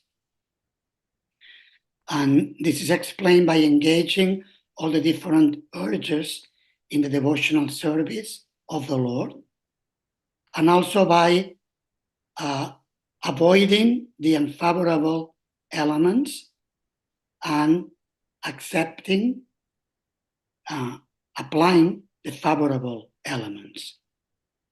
So this is the foundation, and it's very important that we live them atyahara prayasascha prajalpo niyamagraha janasangas chalaulyam cha satpir bhaktir vinashyati. These 6 we need to avoid. So overeating, accumulating more than required, whatever we don't need, we should give it to others in charity, and we should only keep whatever is required to serve the Lord and the devotees. We should, Srila Rupa Goswami tells us, we should avoid over-endeavor in achieving whatever material things we don't really need. We should not endeavor for them, but only endeavor for serving the Lord and the devotees. Prajalpa, mundane topics, which is nowadays it's very accessible through the internet, we should avoid and only engage whatever we have in the service of the Lord, and the devotees for spreading the teachings of Srila Prabhupada and Srila Rupa Goswami. Also in conversations with other devotees, with other people, we should speak only about the devotional service to Krishna and how to better fulfill the mission of Sri Chaitanya Mahaprabhu and his representatives. Niyama graha, we should avoid to follow mechanically the rules and regulations, but we should actually engage with attention and care, as Srila Rupa Goswami later on explains, adarat anudinam. Every day we should very attentively and very carefully chant and hear about the holy names, form, qualities, and pastimes of the Lord. In this way, we can naturally cure the jaundice of avidya, of ignorance. So we should be attentive in performing our devotional duties and avoid nishita chara, or behavior which is not proper for someone who has chosen the path of perfection by following the spiritual master and the Vaishnava-acharyas. Jana Sangam, we should avoid Asat Sangha. Sri Chaitanya Mahaprabhu stated, Asat Sangha Tyaga e Vaishnava-achar. The first quality of a Vaishnava is to avoid mundane association. A mundane association takes place into the heart when our heart focuses on materialistic role models. We should focus on pure Vaishnava role models, both the Vaishnava-acharyas and also among our contemporary devotees. Focus on those Vaishnavas who inspire us in serving the mission of Srila Prabhupada and of Srila Rupa Goswami Prabhupada. And then lauliam, we should also avoid greed for mundane topics, but actually cultivate true greed for the devotional service of the Lord, for divine attachment by following in the footsteps of those devotees in Vrindavan who have raga, or divine attachment for serving Krishna in Vrindavan.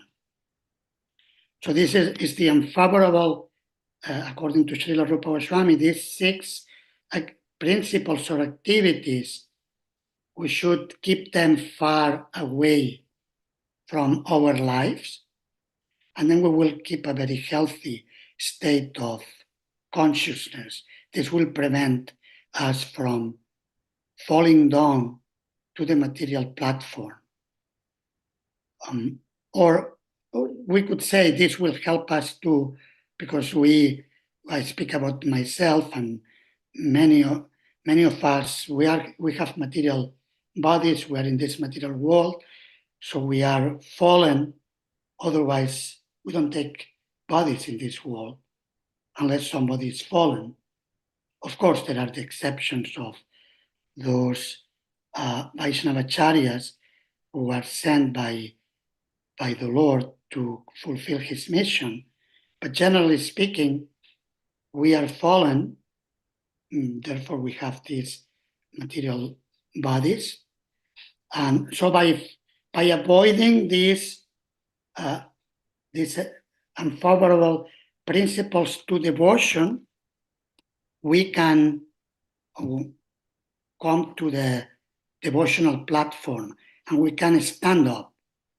We can move from a fallen platform to standing up, as Srila Prabhupada states, first in the mode of goodness, and then in the mode of pure goodness, Shuddha Sattva, by practicing the principles taught by Srila Rupa Goswami in both Upadesamrita and Bhakti Rasamrita Sindhu.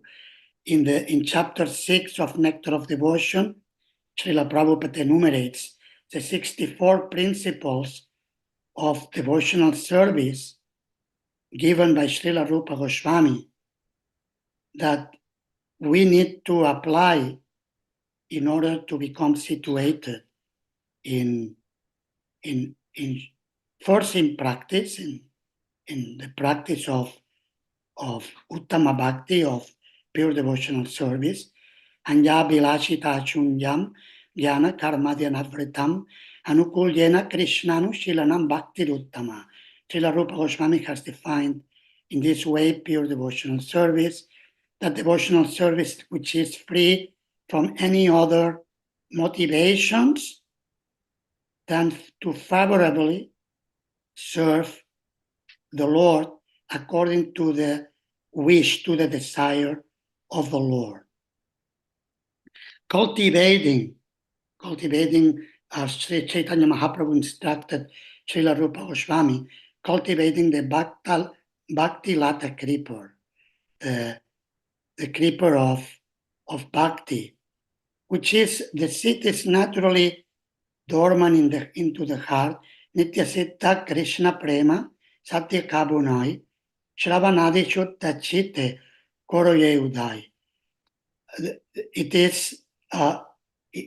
It is there dormant into the heart, that the state of perfection, and can be awakened by hearing and chanting about the holy name of the Lord. Tannama Rupa Charitadi Sukirtananu Smrityokramena Rasana Manasini Yojya Tishtam Vraje Tadanuragi Chananugami Kalam Nayet Akilamiti Upadesha Saram.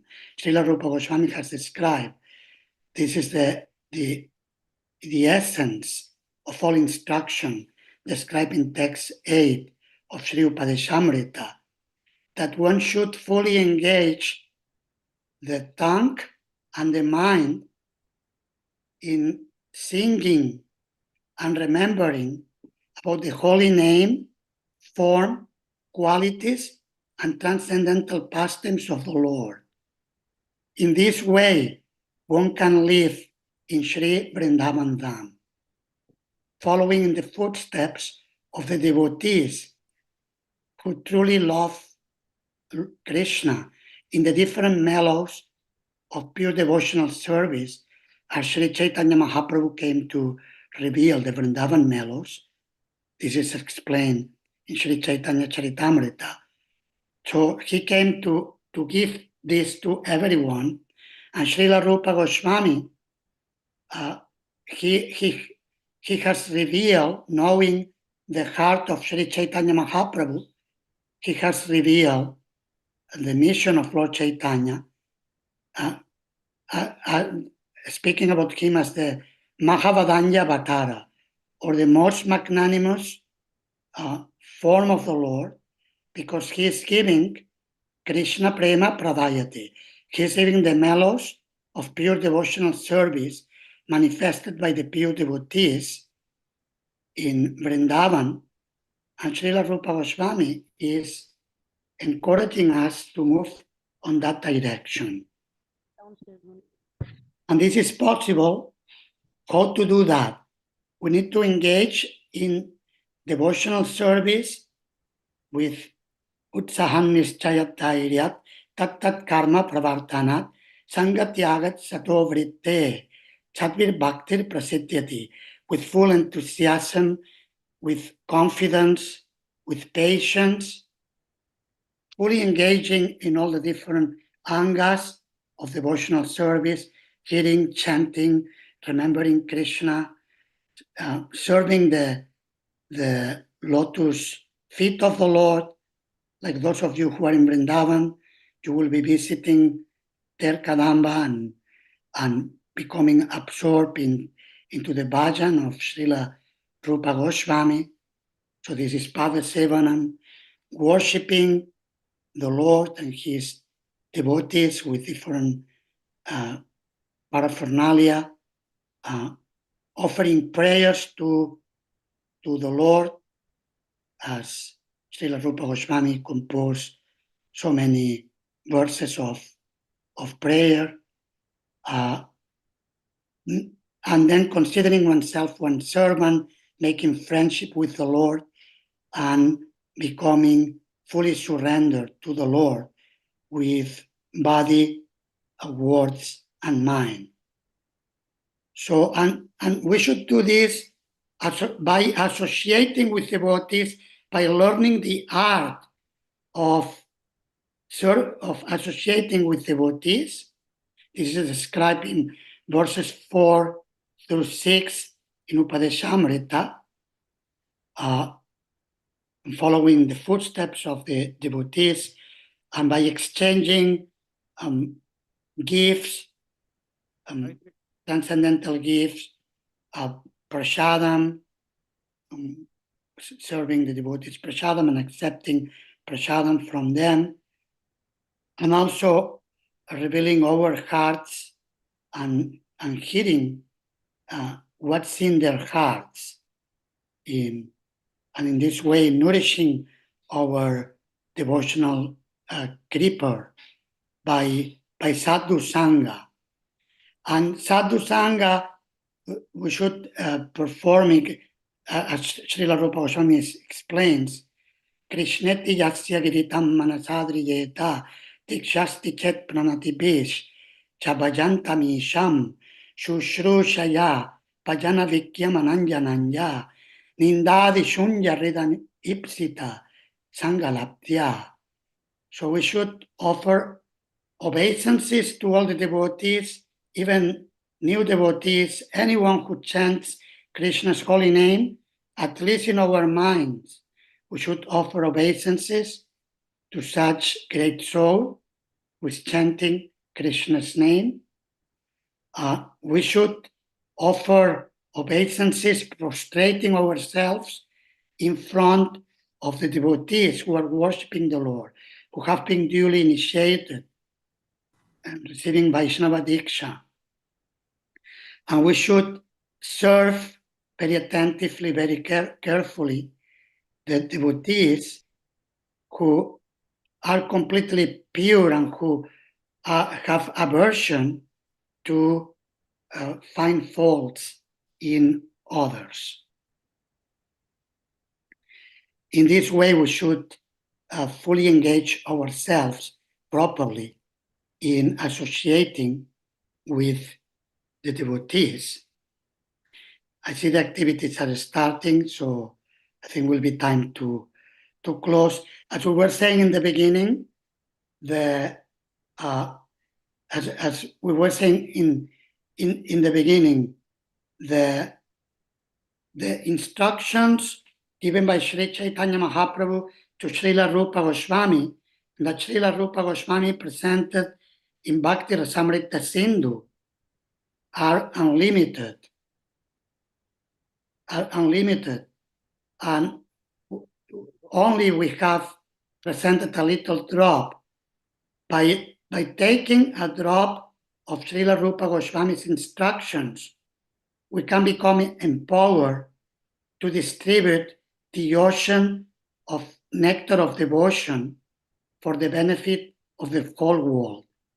So we pray to Srila Rupa Goswami and to Srila Prabhupada, our Founder-Acharya in the International Society for Krishna Consciousness, that we can remain inspired and become empowered to spread the Krishna Consciousness movement in every town and village of the world. Thank you very much. Hare Krishna. Srila Rupa Goswami Prabhupada ki jai. Srila Prabhupada ki jai. Nitai Gaur Premanande. Krishna Maharaj, we are very grateful to you for such a nectarian instructions and quotation from different parts of our scriptures. So now, my dear friends, we are observing the Rupa Goswami is coming upstairs, so all of you can see on the different camera. So thank you again. Thank you, Maharaj.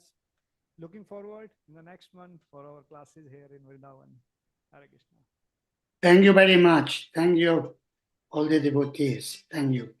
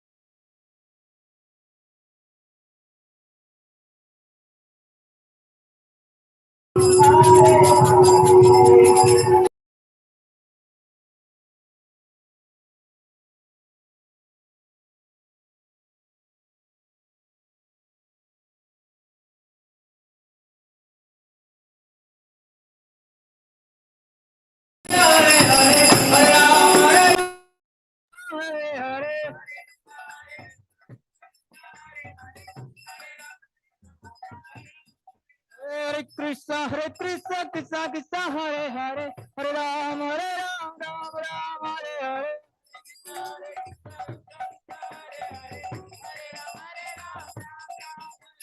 Hare Krishna, Krishna Krishna, Hare Hare, Hare Ram, Ram Ram, Hare Hare.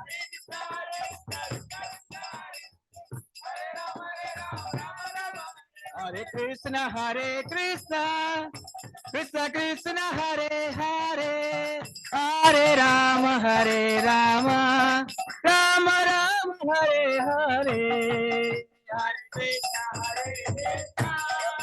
Krishna Krishna, Hare Hare, Hare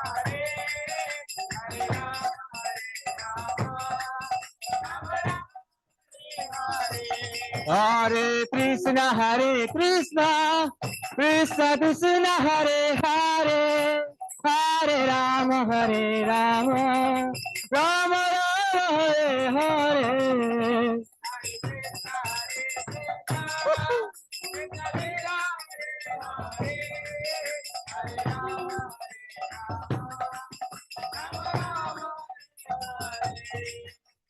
Hare Krishna, Krishna Krishna Krishna Hare Hare Hare Ram Ram Ram Hare Hare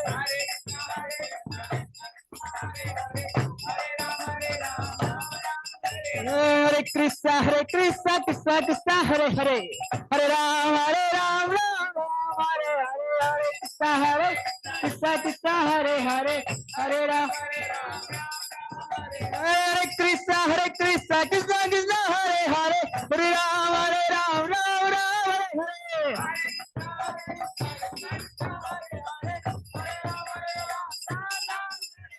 Hare Krishna Krishna Krishna Hare Hare Hare Ram Ram Hare Hare Hare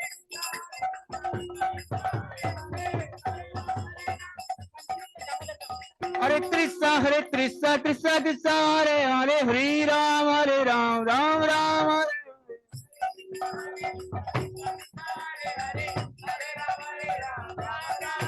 Hare Krishna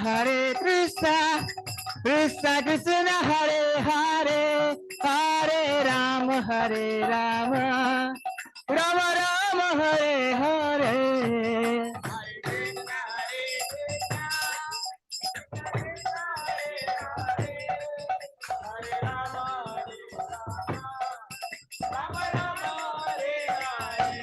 Hare Krishna Krishna Krishna Hare Hare Hare Ram Ram Hare Hare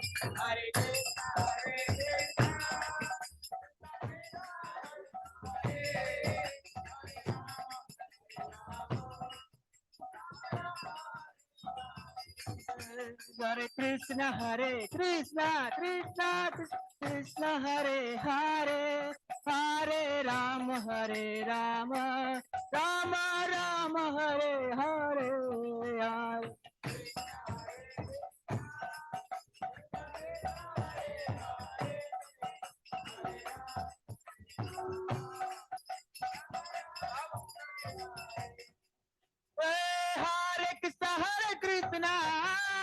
Krishna Krishna Hare Hare Hare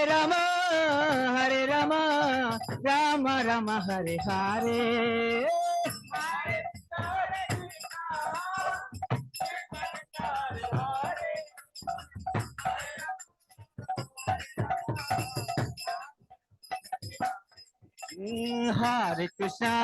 Hare Krishna Krishna Krishna Hare Hare Hare Rama Rama Hare Hare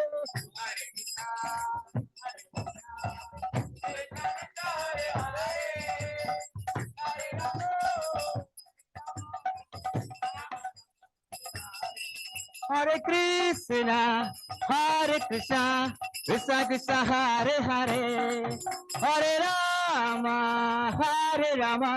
Rama Rama Hare Hare Bolo bolo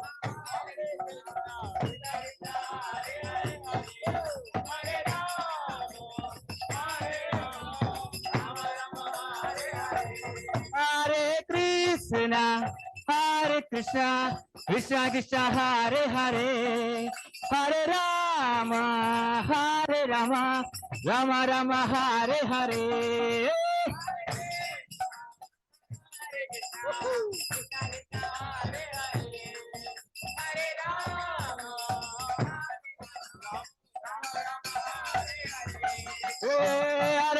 Hare Krishna Krishna Hare Hare Hare Rama Rama Hare Hare Bolo bolo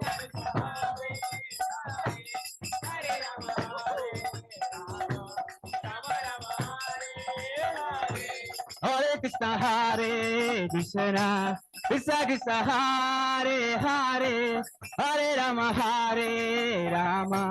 Rama Hare Hare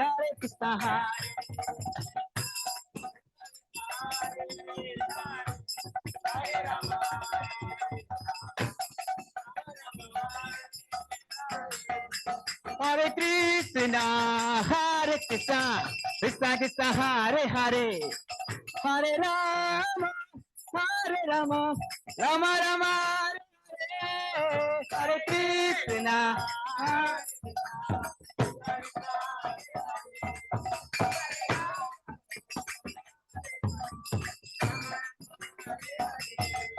Hare Krishna, Hare Krishna, Krishna Krishna, Hare Hare, Hare Rama, Hare Rama, Rama Rama, Hare Hare, Hare Krishna.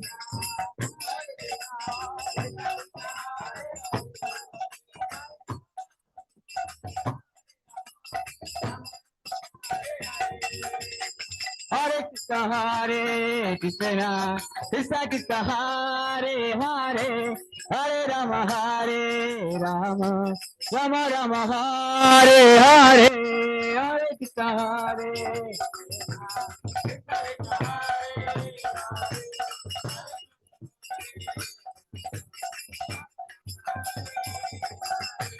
Hare Krishna, Hare Krishna, Krishna Krishna, Hare Hare, Hare Rama, Hare Rama, Rama Rama, Hare Hare.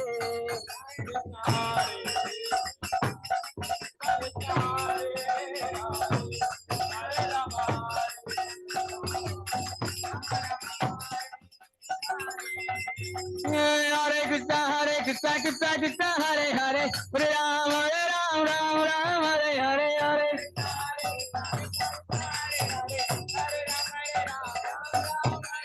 Hare Krishna, Krishna Krishna, Hare Hare, Hare Rama, Rama Rama, Hare Hare.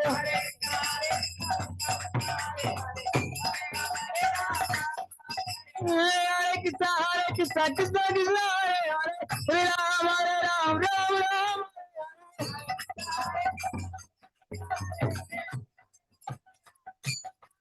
Hare Krishna, Krishna Krishna, Hare Hare, Hare Rama, Rama Rama, Hare Hare.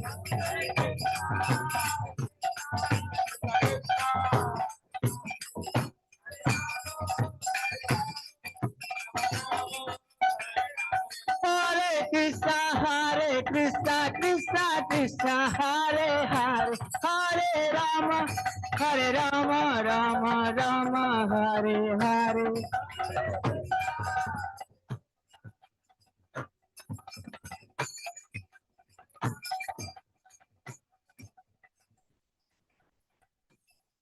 Hare Krishna, Krishna Krishna, Hare Hare, Hare Rama, Rama Hare Hare, Hare.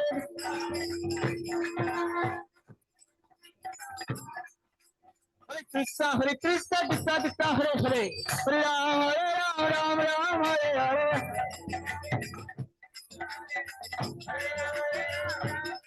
Hare Krishna, Krishna Krishna, Hare Hare, Rama, Rama Hare Hare. Hare Krishna, Krishna Krishna, Hare Hare, Hare Rama, Rama Hare Hare.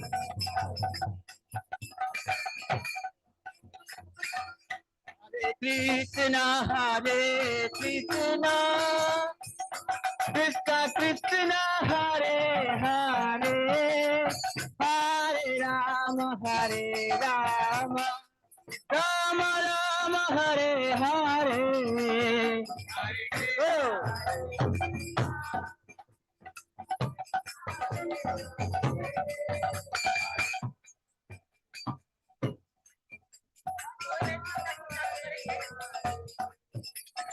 Krishna, Hare Krishna, Krishna Krishna, Hare Hare, Hare Rama, Rama Rama, Hare Hare.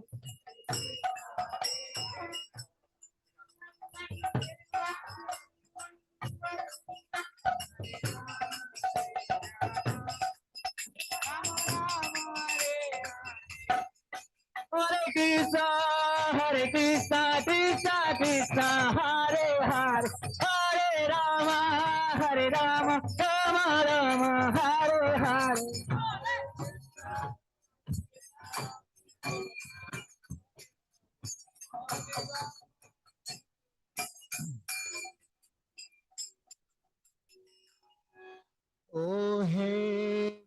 वैष्णव ठाकुर दोयार सागर एदासे करुणा कोरी।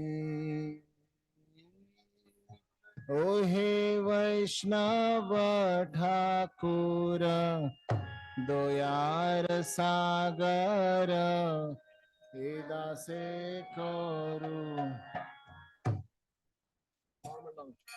ओ हे वैष्णव ठाकुर दोयार सागर एदासे करुणा कोरी।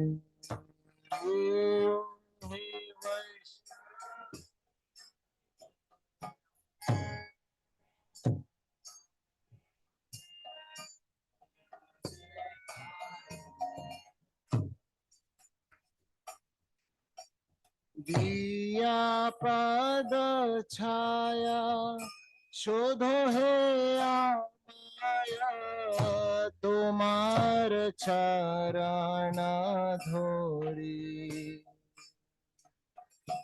दिया पद छाया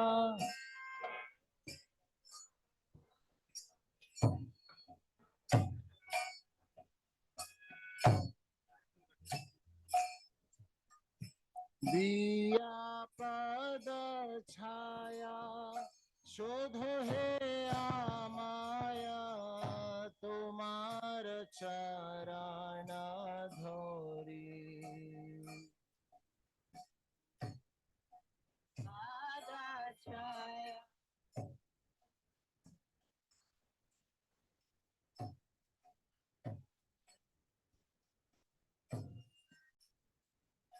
ओ हे वैष्णव ठाकुर दोयार सागर एदासे करुणा कोरी।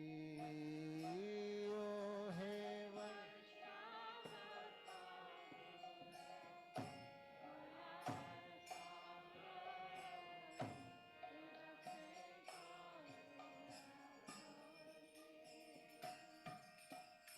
क्षय बेगदोमि क्षय दोष शोधी क्षय गुण देहो दासे।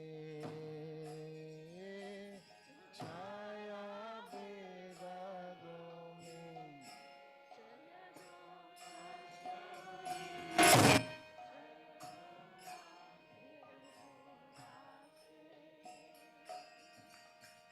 क्षय बेगदोमि क्षय दोष शोधी क्षय गुण देहो दासे।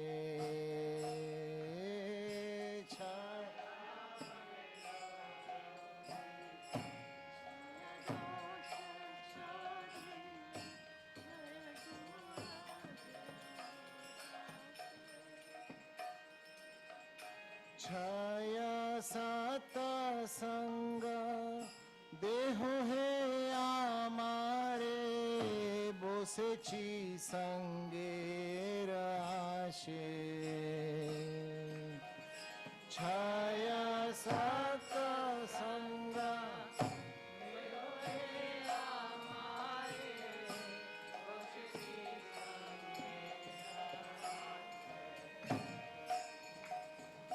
क्षय सत संग देहो है आमारे बोसेची संगेर आशे।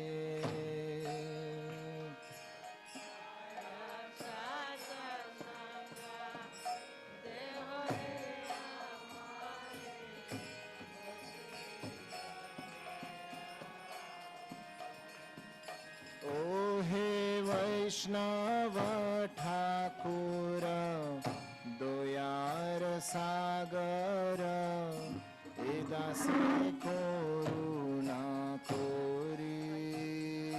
ओ हे वैष्णव ठाकुर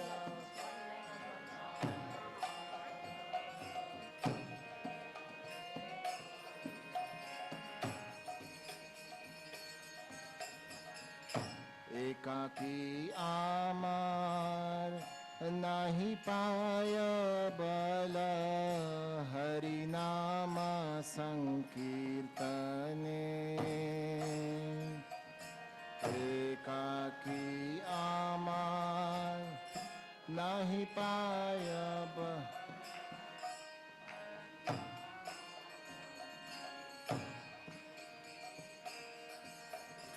एकाकी आमार नाही पाय बल हरि नाम संकीर्तने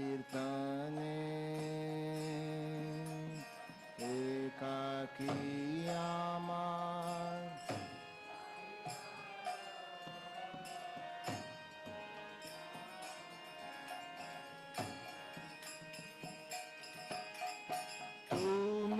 कृपा कोरी श्रद्धा बिंदु दिया देहो कृष्ण नाम धने भूमि कृपा कोरी श्रद्धा बिंदु दिया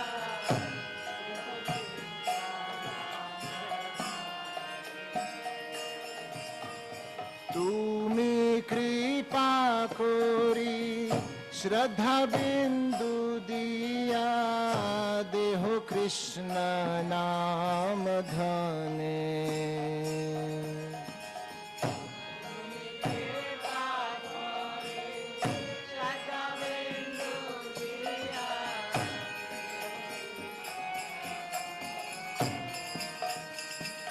ओ हे वैष्णव ठाकुर दयार सागर एदासे करुणा कोरी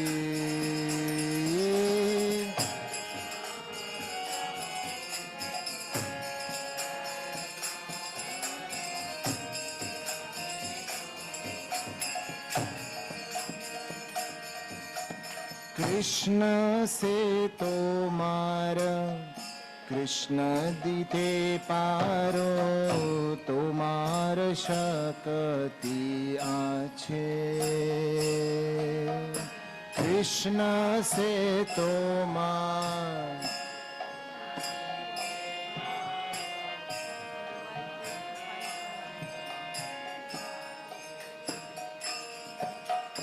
कृष्ण तोमार कृष्ण दीते पारो तोमार शक्ति आछे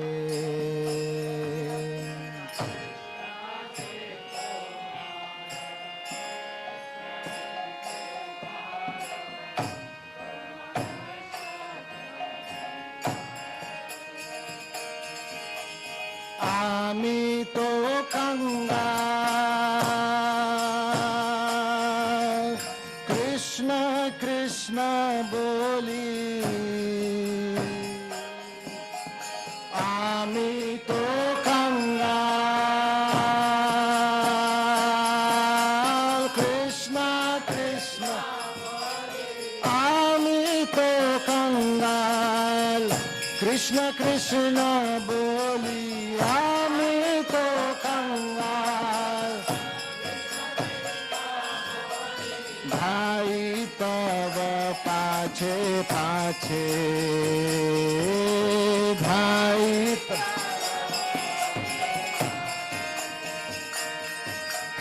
भाई तब पाछे पाछे भाई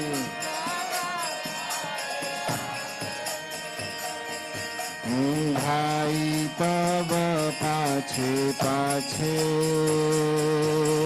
भाई ओ हे वैष्णव ठाकुर दयार सागर एदासे करुणा कोरी ओ हे वैष्णव Thakur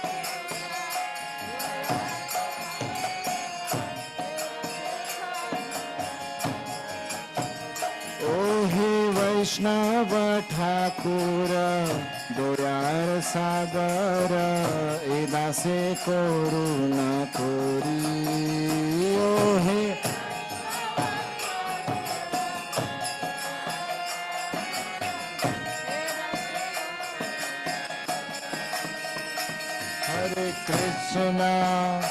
Hare Krishna, Krishna Krishna, Hare Hare, Hare Rama,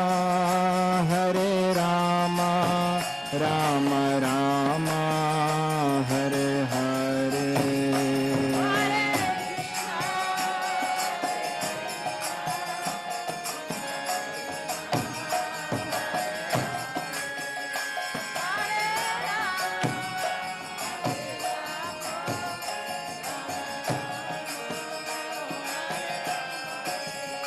जय वैष्णव ठाकुर जय वैष्णव ठाकुर जय वैष्णव ठाकुर जय वैष्णव ठाकुर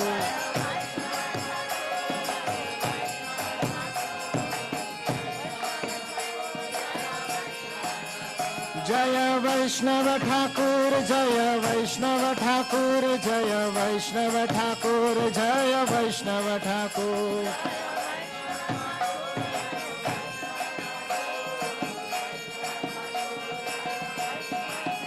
जय रूप गोस्वामी श्रीला प्रभुपादा रूप Goswami Srila Prabhupada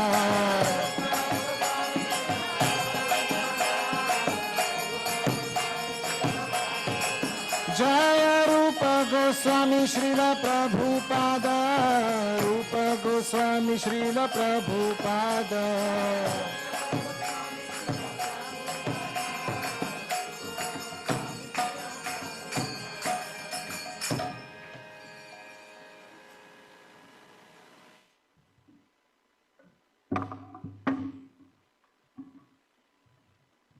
Jai Srila Rupa Goswami Pada ki jai.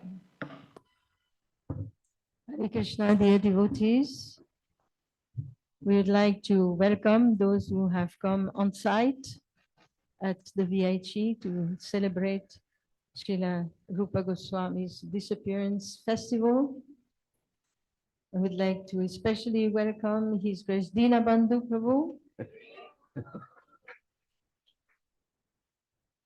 I would like to welcome His Grace Dharmatma Prabhu. Haribo.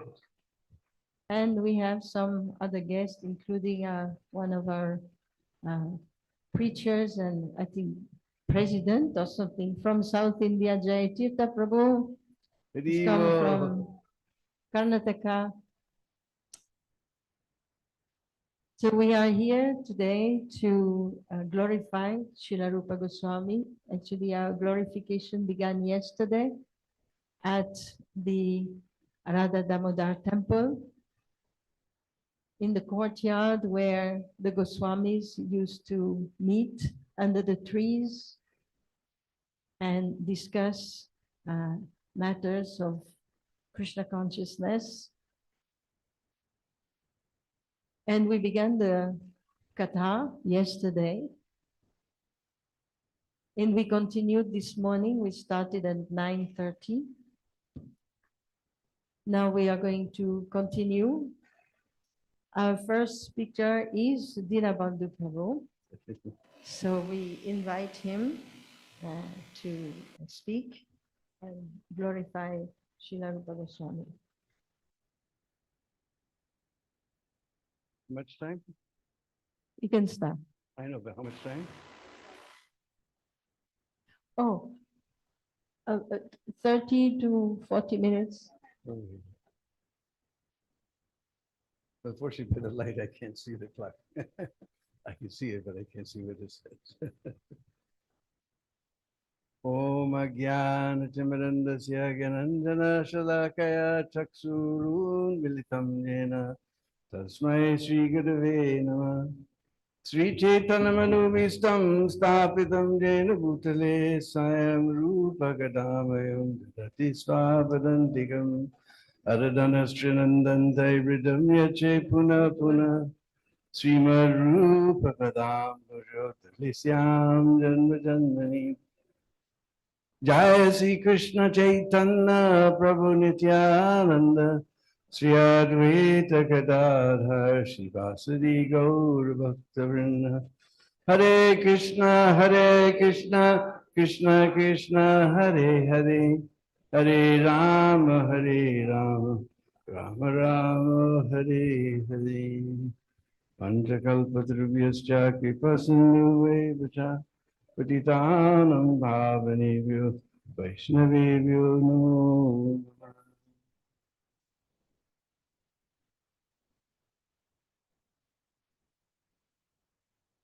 So,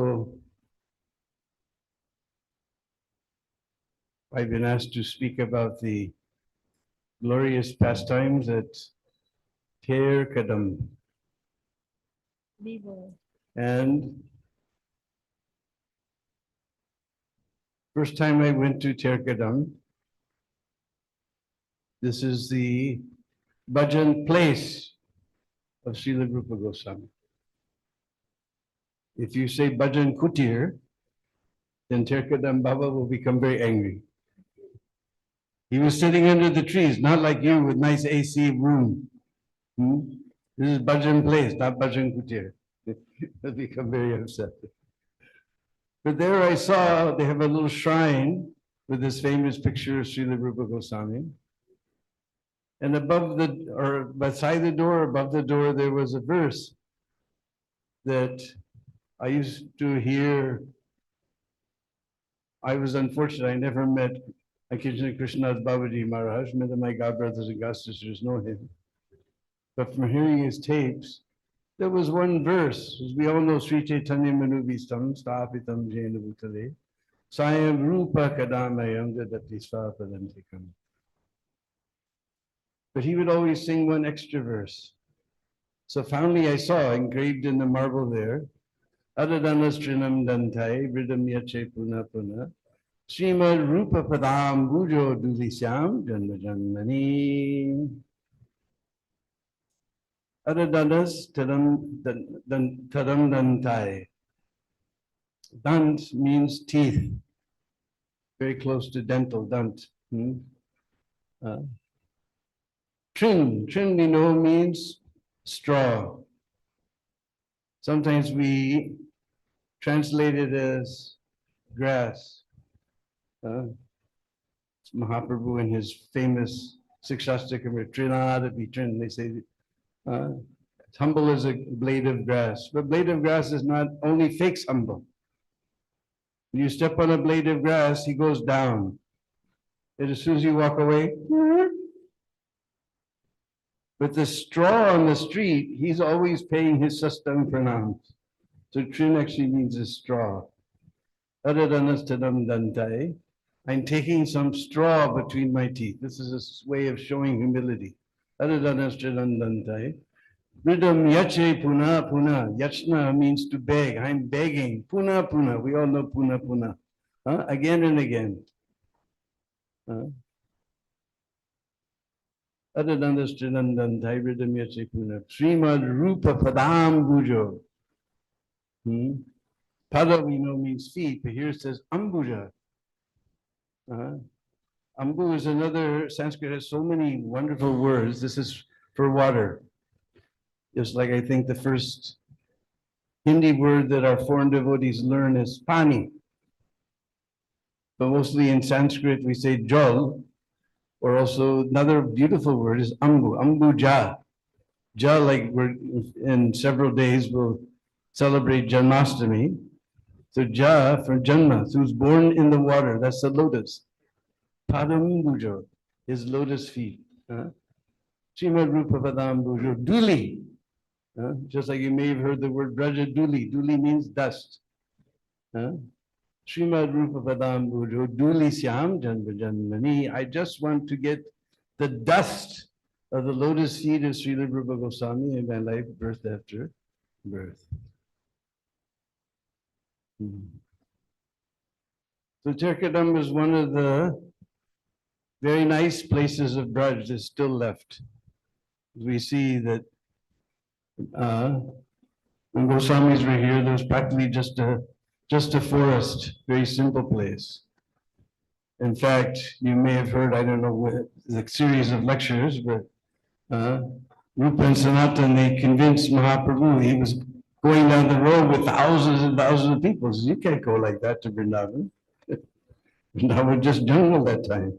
He said, Prabhupada hasn't come. There's no Krishna Balaram guest house. There's no MBT, no Bhakti Dham. Where are they going to stay? Where are they going to eat? There's no Govindas, no Bharati foods, Muridar, Murivada. So they convinced him not to go. It was a simple place. So we can go to Ter Kadamba, we can feel that simplicity that was Vrindavan. It's still there, you can hear the peacocks crying. I can remember coming first to Vrindavan, and sometimes we would go on traveling Sankirtan, we'd come back and we'd lie down, and then all of a sudden we'd hear in the trees all around the temple somewhere,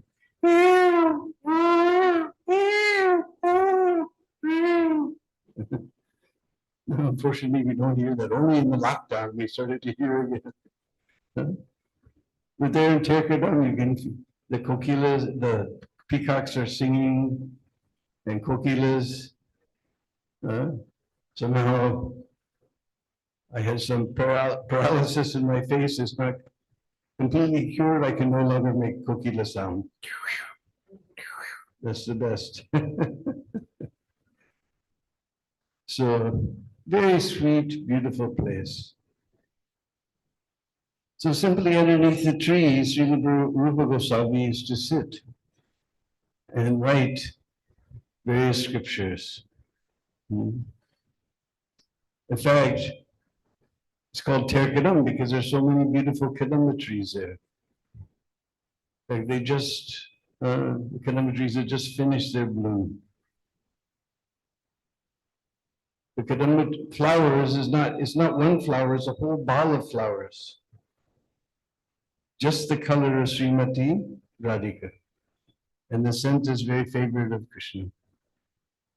So Kadamba tree represents Srimati Radharani. Just like Tamal tree in our courtyard, black and crooked, he represents Krishna.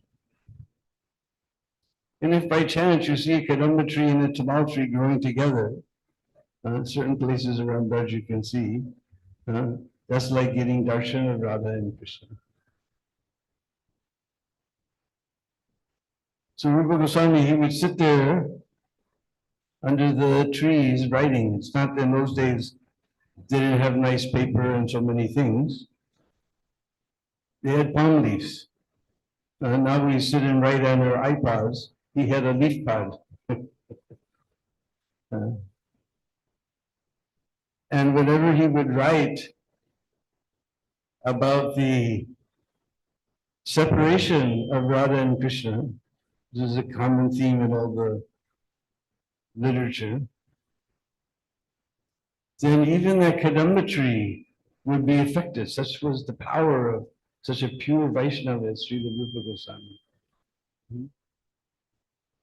Even the tree was affected, but he would hear about the separation of Radha and Krishna. The mood of Rupa Goswami would even affect that tree, and the tree, all the leaves would fall down just like tears. Tears would fall down. And then when he'd again write about the reunion of Radha and Krishna, the separation is only there to make union even more sweet. Then, no matter what the season, fresh little leaves will come, little buds will come, and then gradually bloom, beautiful little Kadamba flowers would come, no matter what season, what time of the year, anything. Such was the power of Srila Rupa Goswami. And he wrote many literatures there. In fact, many scholars and great Vaishnavas have concluded that he finished Bhakti Rasamrita Sindhu, nectar devotion there.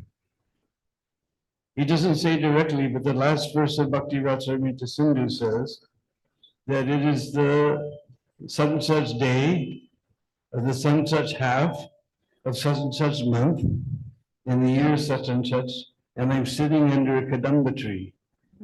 finishing this Bhakti Rasamrita Sindhu. So many people have determined that he must have finished this Bhakti Rasamrita Sindhu there. He finished these two beautiful poems, Lalita Madhav and Vidagdha Madhav. You probably heard about that. Because these are the famous dramas of Srila Rupa Goswami. In fact, he started in Puri, and later he got to a place near Katha called Satyabhamapur. I've been there, very beautiful place. And Satyabhama told him, don't take Krishna out of Vrindavan. So then he decided to make two plays, Lalita Madhav and Vidagdha Madhav.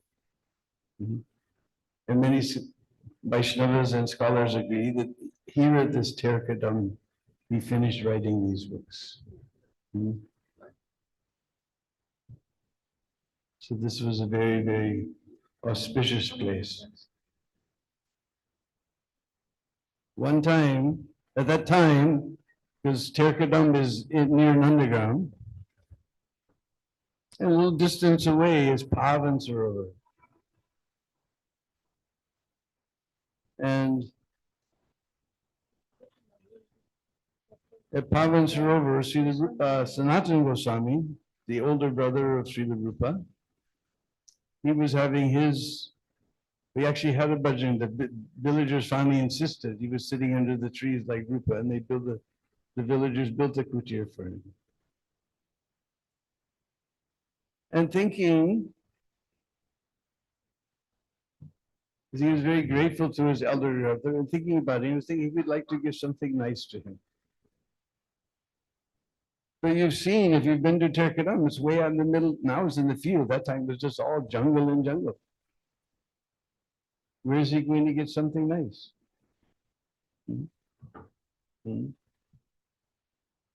But he was thinking like that within his heart. All of a sudden, some little gopi girl came. And she had a little pot. You can see in the picture. And now they made nice diorama of this picture. Last time I was there. And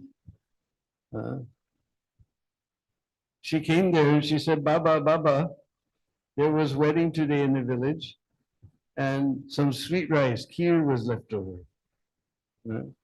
So my mata told me to go give it to some Baba doing bhajan in the forest.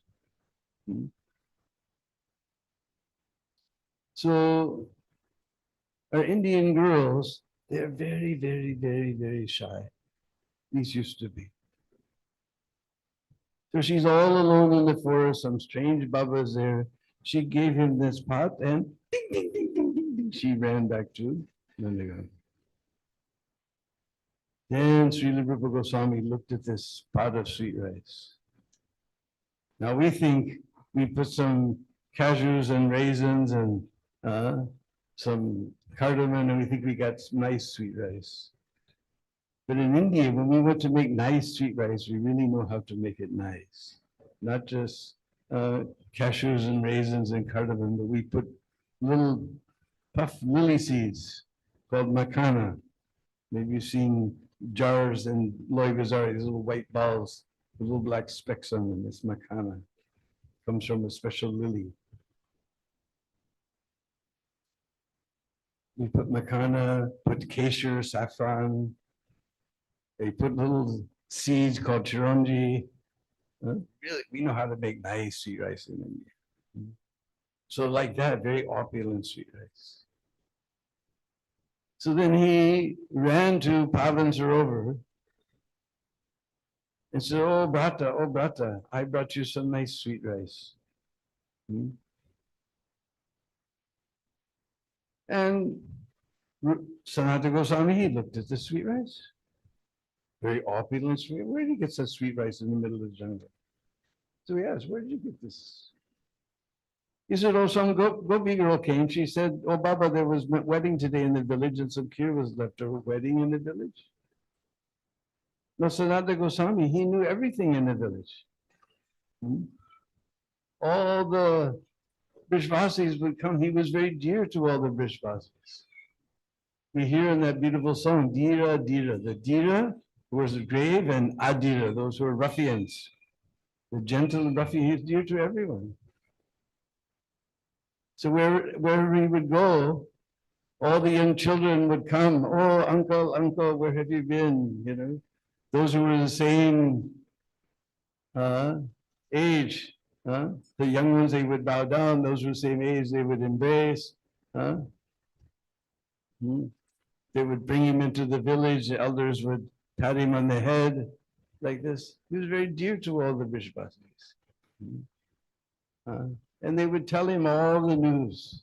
That so-and-so got married, so-and-so died, so-and-so built a new house, so-and-so plowed his field, so-and-so grew this last season. And he would help them with all their mundane things. That now you plant this season, you plant this. He gave them all practical advice, but in the evening time, there was Nam Sankirtan and Harikatha. So he knew everything that's going on. All the villagers would come and tell him. He says, no wedding today in the village. What wedding is there in the village? He knew all these things. What did this girl look like? Whose daughter was? I don't know. I never saw her before. She was very gold in color and beautiful lotus petal eyes. And so soft and so sweet. Then Sanatana Goswami got doubt within his heart. And he took a little bit of the sweet rice. Whole body began to shiver. Tears came from his eyes. His hairs were standing on end.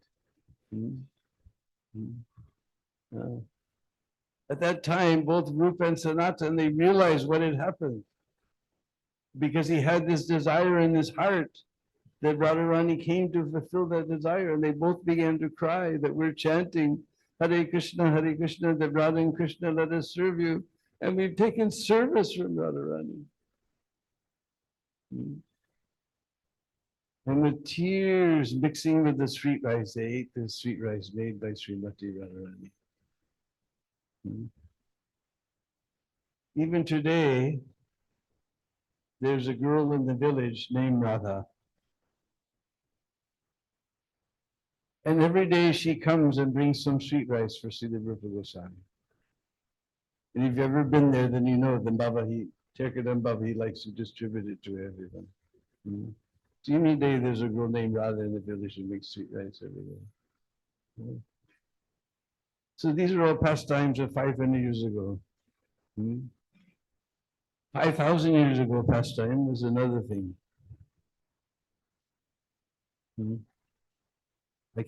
Because of the light, I can't see the clock. I don't know how much time do I... So, because it's a little ways from the village, because first Krishna was Vatsapala. You know Vatsa means calf. He was taking care of the calves. But after Gopastami, when there's a big festival at Ter Kadamba, he's given charge of the cows. So with the calves, they're near the village, but take the cows, they have to go far. So Ter Kadamba is a little far, one of the favorite places for herding the cows. And the place is called Ter Kadamba. Now in Brijbhasa language, Ter means to call. Ter means to call. So Krishna comes there to that place with many of the cowboys and cows. And then he looks, he sees that not everybody's there. So he climbs at the Kadamba tree. Krishna's got a very special mobile phone. It's like you all have your mobile phones. Hope they're on silent. Otherwise the babies cry and cause disturbance. It's like you have your phone with 10 numbers from 0 to 9, But Krishna's mobile phone only has 0. And Krishna is our only hero. So he plays on his mobile phone the Sudama, Sridama, Madhumangal, where are you? Please come in the forest and have some arrangement for the cows and playing. So then those cowboys who haven't come yet, And even our Ter Kadamba Baba, he learned a little bit of Russian. Huh? All the cowboys call out, Idu, Idu. I'm coming, I'm coming. Huh? So then you're seeing underneath those trees are called dungar trees. They try to grow straight, but they're melting in Krishna Prem. They come down like this. So you see all those trees underneath on the one side. Nice soft sand is there. Sometimes we had nice performance there with the young girls of our community doing dance in the soft sand underneath the trees and all of us sitting there. So some cowherd boys are dancing. There's nice big kunda there. Some are swimming. Sometimes some are sitting under the trees chanting Hare Krishna, Krishna Krishna, Hare Hare, Hare Rama, Rama Rama, Hare Hare. Like this, all nice activities are going on.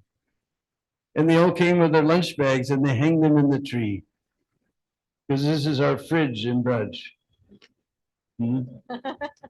Because trees, their leaves, water evaporates from them. The evaporation causes a cooling effect. So this is our Braj fridge. We hang it in the trees. It's nice and cool. Like they said, one big, huge tree is as good as 50 air conditioners. And no carbon footprint.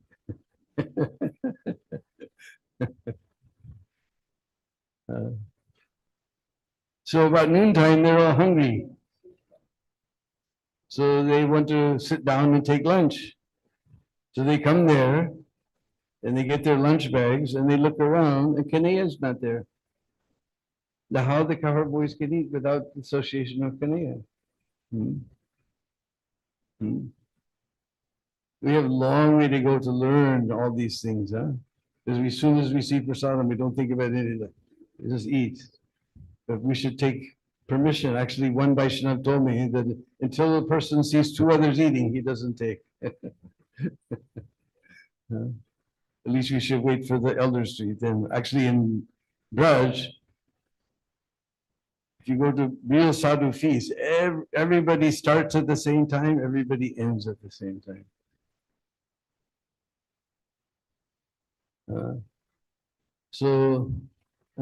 Anyway, Krishna is not there. So they don't have mobile phones. They have their own echo sound voice. So they call out, "Oh, Krishna!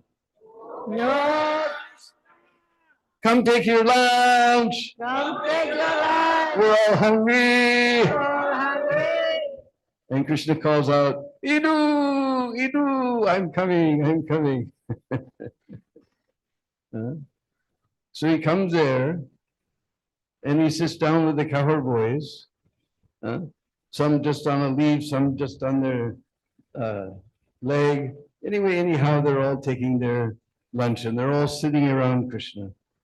An amazing thing is there that even if you're behind, front, this side, that side, wherever you're sitting, everybody sees that Krishna is looking at them and nobody else.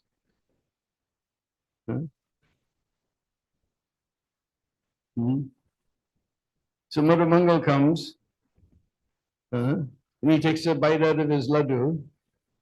He says, "Kanhaiya, just see what nice laddu my mata made." Did we learn that in the VIHE? Did we take a bite of the laddu and offer it to the Lord? Did Prasanta Mataji teach like that? No. This is why Braja Prem is very difficult to understand. And Krishna takes a bite of his laddu and says, "You just see what nice laddu my mata Yasoda made." We didn't learn that either, that we take a bite and offer it to our friend. But this is Braja Prem. So before they were in the village, now they're way out in the forest. And Krishna can't be satisfied without makan, without butter.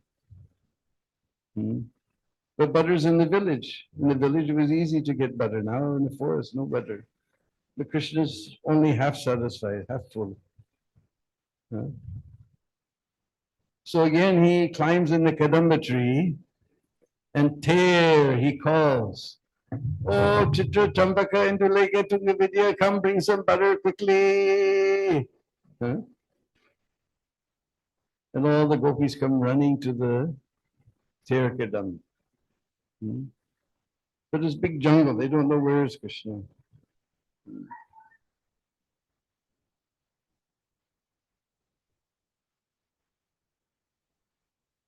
So they're just looking like Monkey Bee Hari Darshan. The Krishna somewhere lost in the forest. So finally they just open up completely and no mobile phone with their echo sound voice. Oh, Kanaya! We got some butter! Some butter. Idu, I'm coming. And Krishna comes there and there's nice butter. But there's nothing to eat it with. They're on the middle of the forest. Then the Kadamba trees, if you've seen a Kadamba tree, the leaf is shaped just like a hand, completely flat like this. But the Kadamba trees made leaf cups. If you ask Baba, he'll show you. He has some dried ones. Even today, the leaf cups sometimes come. He has some dried ones there he can show you. So the Brishbasis say, Kadam Pat Kadona, Tad Piye Sham Salona. The Krishna, he took the butter in the Kadam leaf plate, leaf cup. Like this.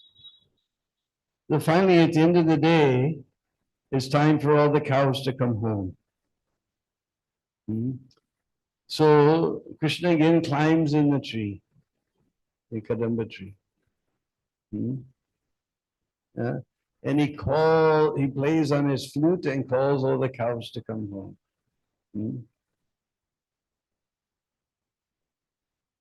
So they all come running to Ter Kadamba.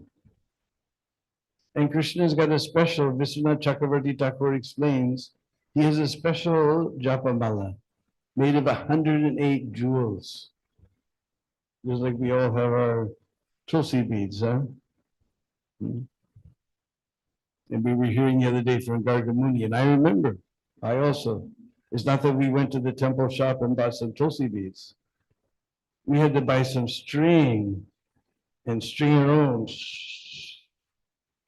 tie a knot between each one. But Krishna's got 108 jewel beads. Because we know that Nanda Baba, he has 9 lakhs of cows. And roughly they're divided in 4 groups. The white cows, yellow cows, black cows, and reddish cows. And those 4 groups have 25 subgroups. 4 times 25, 100. Then 8 special groups of cows. Those color like chandan, some with big spots, some with little spots. One cow is there, Mridanga Mukhi. I want to see that cow, face like a Mridanga. And another cow, Singamukhi, another type of group of cows, Singamukhi. I'm not sure I want to see, face like a lion. And some with tilak on the forehead, some with stars on the forehead. Like that, 8 special groups. So Krishna takes his japamala and he goes to the leader of each group and touches her on the nose and counts 1 bead. It's like we're counting names of God, Krishna's counting groups of group leaders. And then he sees if all the 9 lakhs of cows there, because he knows all their names and they have their names according to their color. Just like the white cows,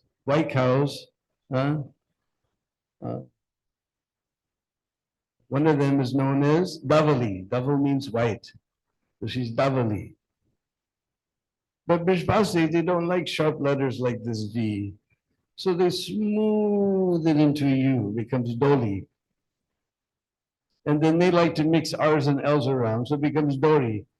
So white cows, dori, sweta, like sweta to eat sweta, chandani, moonlight, chandrika, moonbeam, hamsika, swan, all beautiful names like this.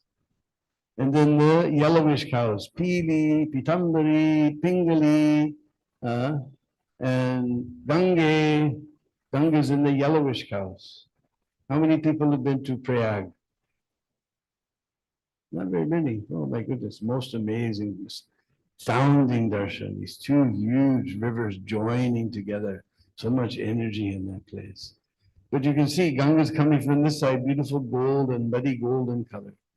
And Jamuna coming from the right side, very deep color, and you see the water mixing. So Gange, she's in the yellow cows. Gange, Girirasuta, these are all names of Ganga. These are the yellowish cows.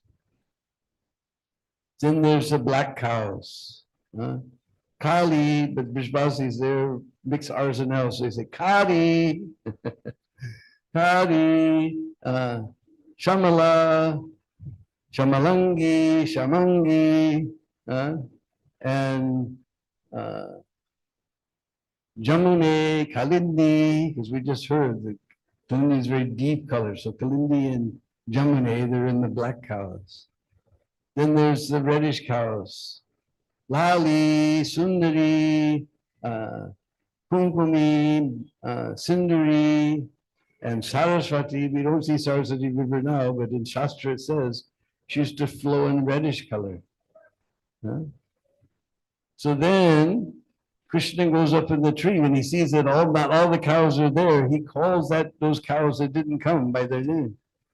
Now all the cows heard Krishna's flute. It's that time of day, they're all hungry, they want to go home and eat. Krishna called, they're supposed to come, but there's some who know something more. If they don't come, Krishna will go in the tree and he will call them by their very name. You imagine Krishna by his own lotus mouth calling your name? O Dharmatma, Prasanta. You imagine, you've seen the cows, you see the cows here, their ears like this, but as soon as they hear Krishna call their name, whoop, just to catch all that nectar. When the nectar overflows, it doesn't overflow from the top, overflow comes from here. And then running with their legs back and forth, and then together and back and forth, and Mukbag is going ka-choom, ka-choom, ka-choom. They all come running to Ter Kadamba. So for all these reasons, sometimes we're calling cowboys, sometimes we're calling cows, sometimes we're calling gopis, sometimes different ways to call. It's called Ter Kadamba. And even we had an interesting pastime that just happened several years ago. There's one time, as soon as I got off the hot seat of being temple president, then I decided now I'm the president, I can go in Brajmanda Prikrama. I always wanted to go on the Trasi Coast walking Prikrama with Lokanath Maharaj. So I went and we got to Nandiyam and it rained all night. And that day, those days, there was it was a dirt road to Ter Kadamba, little narrow dirt road. So it was all muddy. So the authorities decided we'll go out to the main road and we'll go to Javat by the main road. And I thought, I'm not going to miss Ter Kadamba for anything, mud or no mud. But if I go somewhere, everybody will follow me. Oh, and mud is going some nectar place. And then I get in trouble with all the authorities. So I said, all right. I lagged behind and when nobody was looking, I exited stage right to Ter Kadamba. Actually, my godbrother Hunka was looking, and one devotee from New Zealand or someplace named Steve, he also saw me, so they came behind me. And we had to pull up our dhotis. We were thigh deep in mud. It wasn't a nice road then, we were just going along, holding our dhotis up like this. We can't tell if we're falling in a hole, stepping on a stone, on a thorn, anything. So we got to Ter Kadamba and we went down to the Kund. That time was natural. They hadn't made the thing that they made now. And it had rained all night. So all the trees, there was no dust on the trees. So all the leaves were very green. And little drops of water were in all the leaves, and the sun was just rising and glinting in those little drops of water on the leaves, you know. And because it rained all night, there was no wind. And Kund was just like a mirror. And there was all these Kadamba trees. Now to make that Kund, they cut them all down, but there was these purplish flowers, lavender colored flowers that were going from Kadam to Kadam like this. And the whole scene, the drops of water and sparkling in the sun and the flowers going from one Kadam, everything was reflected in the Kund. And Bhakti Steve came and said, gosh, it looks like we're in the spiritual world. I said, well, where did you think we are? Ter Kadamba ki jai. Srila Rupa Goswami Pada ki jai. Hare Krishna. Okay, we'll also take this opportunity, just disturb you for a second. Yesterday, our book has arrived.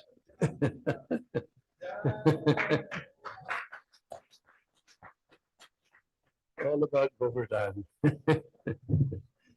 So it'll probably be on the bookstall soon, or as soon as we can. It just arrived, or you can come to my place. Hare Krishna. And it's all about Govardhan with 285 colored pictures from Artabandhu, Arjun Bhattacharya, and 33 paintings. Hare Krishna.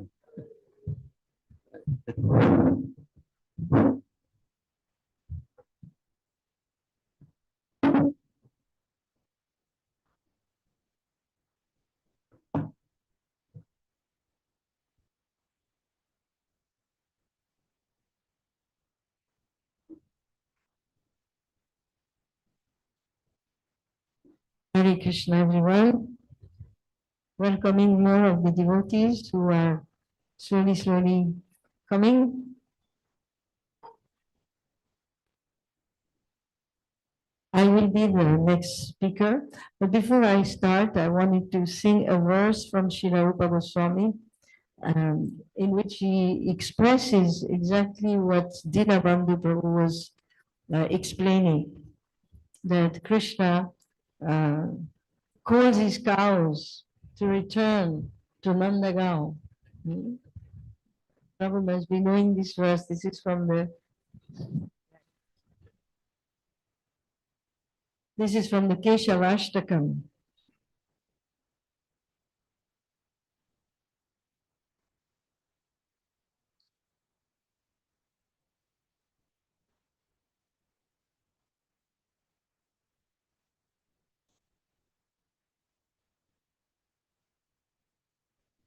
So you listen to this verse and you're going to recognize the names of the cows that Dinabandhu Prabhu was talking about.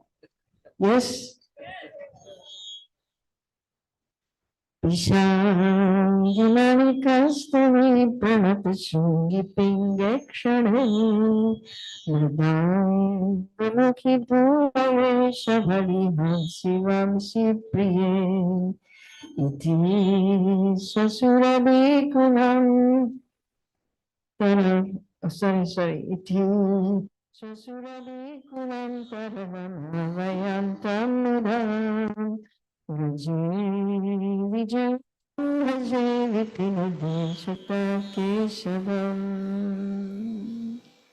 This is how Rupa Goswami expressed this pastime. Pishangi, Manikastani, you have heard all the names. And it says, and thus this is a worship of the Lord as he returns from the pasturing grounds. And as he returns, he calls his cows who wander through the forests. And it is said that some of them, when he calls them, immediately they come, and some of them, they don't come.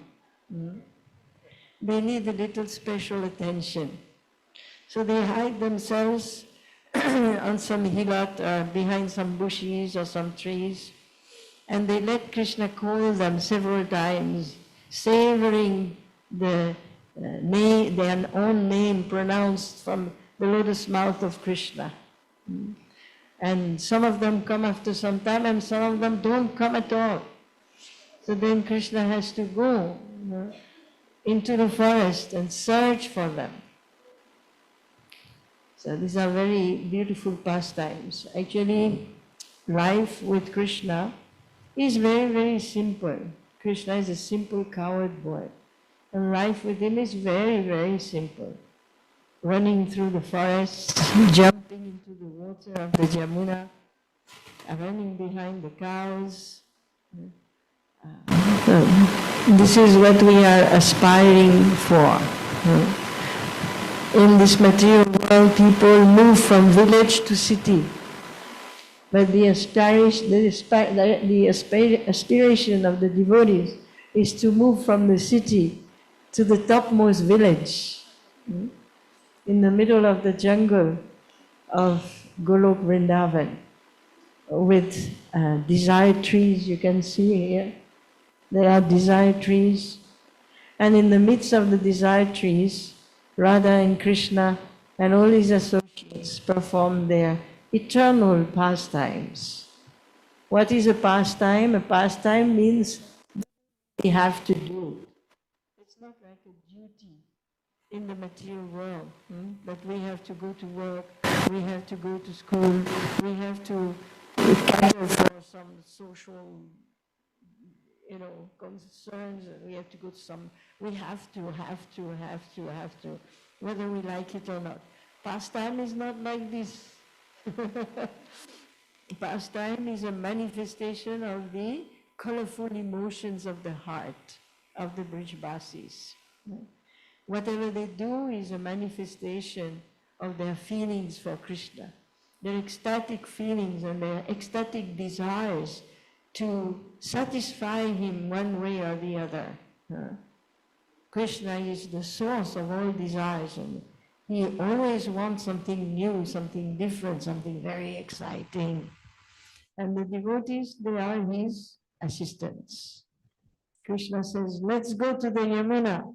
And immediately everyone gets ready. It's a dance party, like we will have on the 17th. There is the advance party going that removes the thorns from the way, that prepares the flower beds, gathers everybody. So, and then there is the accompanying party, those who are singing, those who are decorating, those who are helping in different ways, carrying different things. Because wherever Krishna goes, it's going to be a festival. It's going to be a festival. So thank you, Dinabandhu Prabhu. Dinabandhu Prabhu is expert in narrating Braja Leela. And roaming the forests of Vrindavan, which he does many times, taking devotees with him.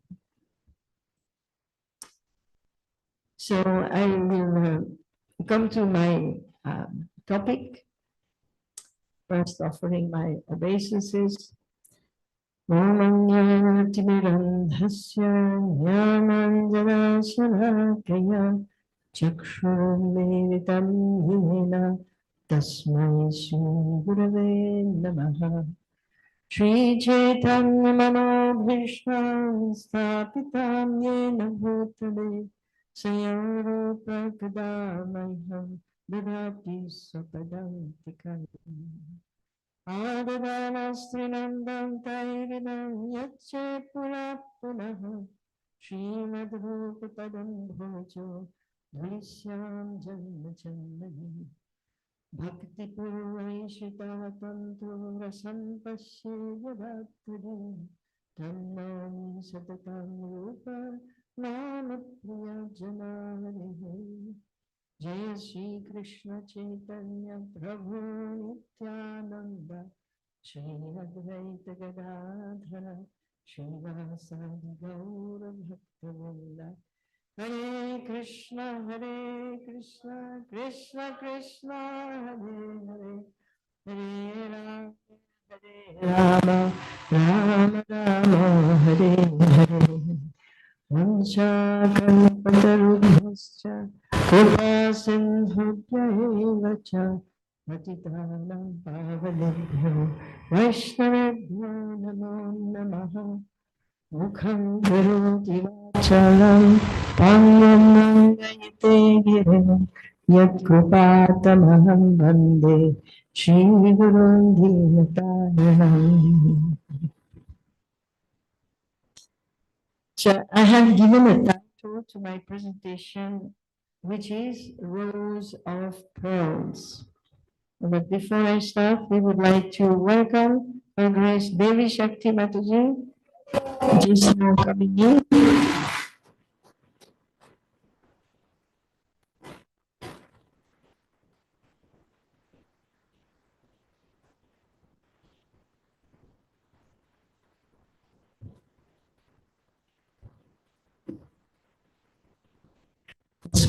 We are welcoming Devi Shakti Mataji.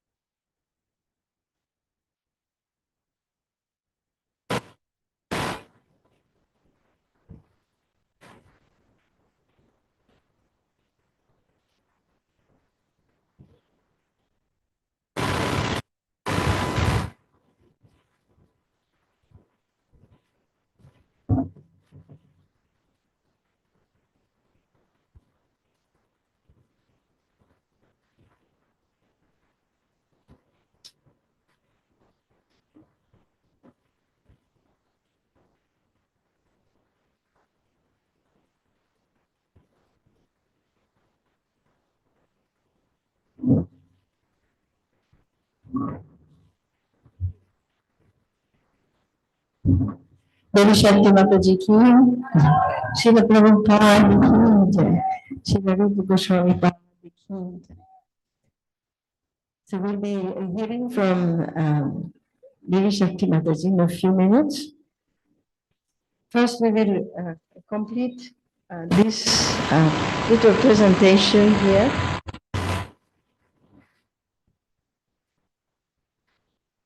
It is entitled Rows of Pearls. So many of you will know what that means, rows of pearls. This is a glorification of Srila Rupa Goswami's handwriting by Sri Chaitanya Mahaprabhu.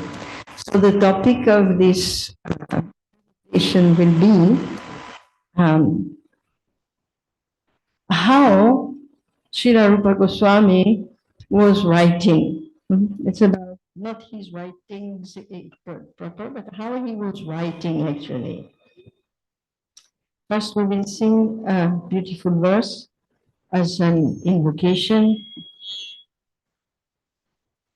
Vrindavana sakeni bhartam karena muktam jasakti mutkaha Chaitanya-Rupa Yatana Purasa Raghuvidho Pragivaloka. Before the creation of this cosmic manifestation, the Lord enlightened the heart of Lord Brahma with the details of the creation and manifested the Vedic knowledge. So this is a verse which compares the revelation of knowledge, which happens at the beginning of the creation, from the heart of the Lord to the heart of Lord Brahma, who then disseminates knowledge throughout the entire universe through the medium of the Guru Parampara. So here it says, in exactly the same way, the Lord, being anxious to revive the Vrindavan pastimes of Lord Krishna, impregnated the heart of Rupa Goswami with spiritual potency. By this potency, Srila Rupa Goswami could revive the activities of Krishna in Vrindavan, activities almost lost to memory. In this way, he spread Krishna consciousness throughout the world. So whatever the knowledge that Rupa Goswami is giving in his writings, this is all a manifestation of the Lord himself, who is manifesting in the heart of Rupa Goswami whatever message he wants to give to us, mankind.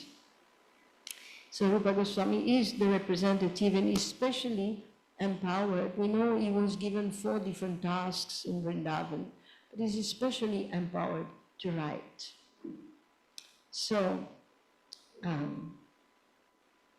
first of all, we should know that Srila Rupa Goswami was a born poet. Even before meeting Chaitanya Mahaprabhu and accepting the mission of Chaitanya Mahaprabhu and starting to write in the line of Chaitanya Mahaprabhu, already he had compiled 2 dramas. And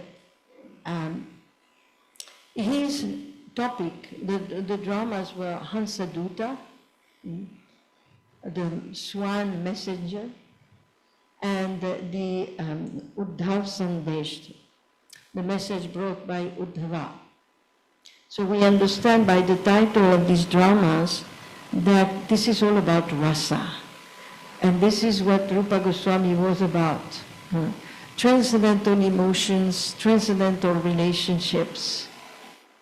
So he was inclined to write from the very beginning. And he wrote in a very precise and in a very precise way according to the what is called the Nataka Shastra. We find in the Vedas direction for everything in life, and there are also books which are concerned with how to write dramas. So he was following exactly these lines. So we are going to look at, go on a little journey with Rupa Goswami.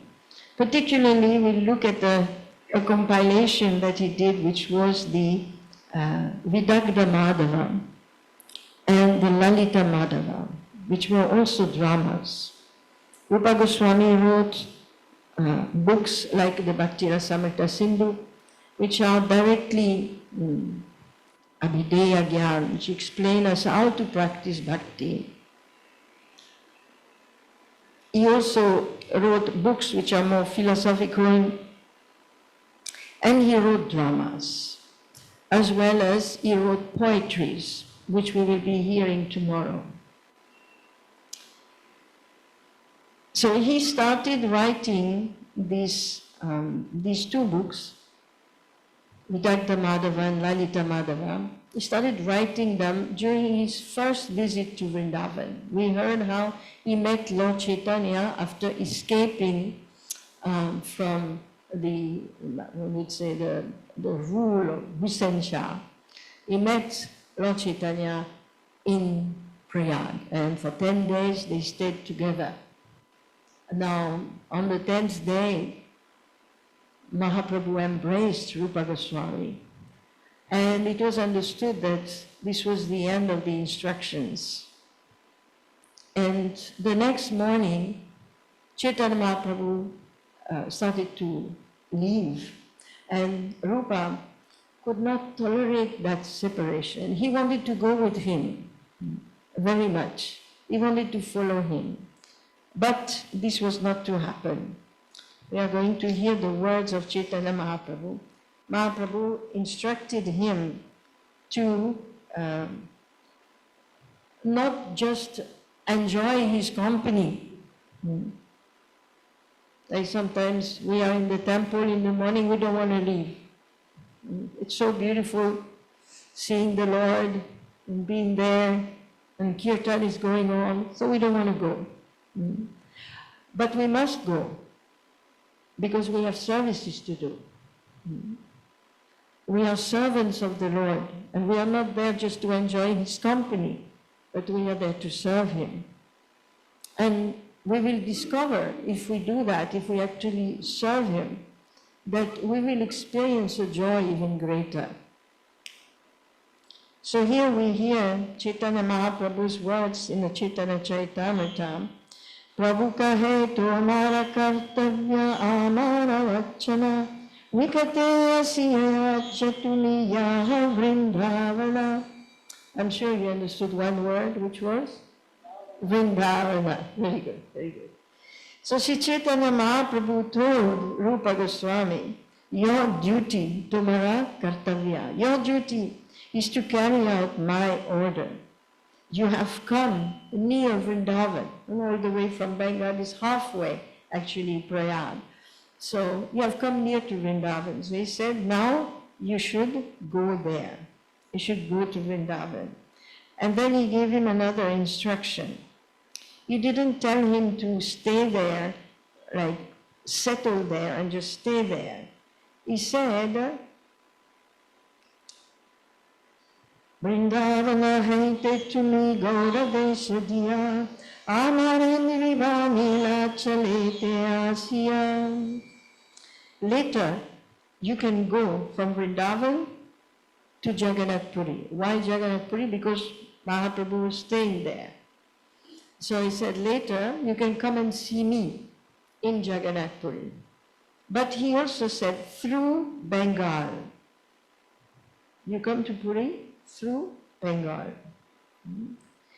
So, and then they parted. As we know, Lord Sri Chaitanya Mahaprabhu left, crossing the Ganga on the boat, and Rupa Goswami fainted.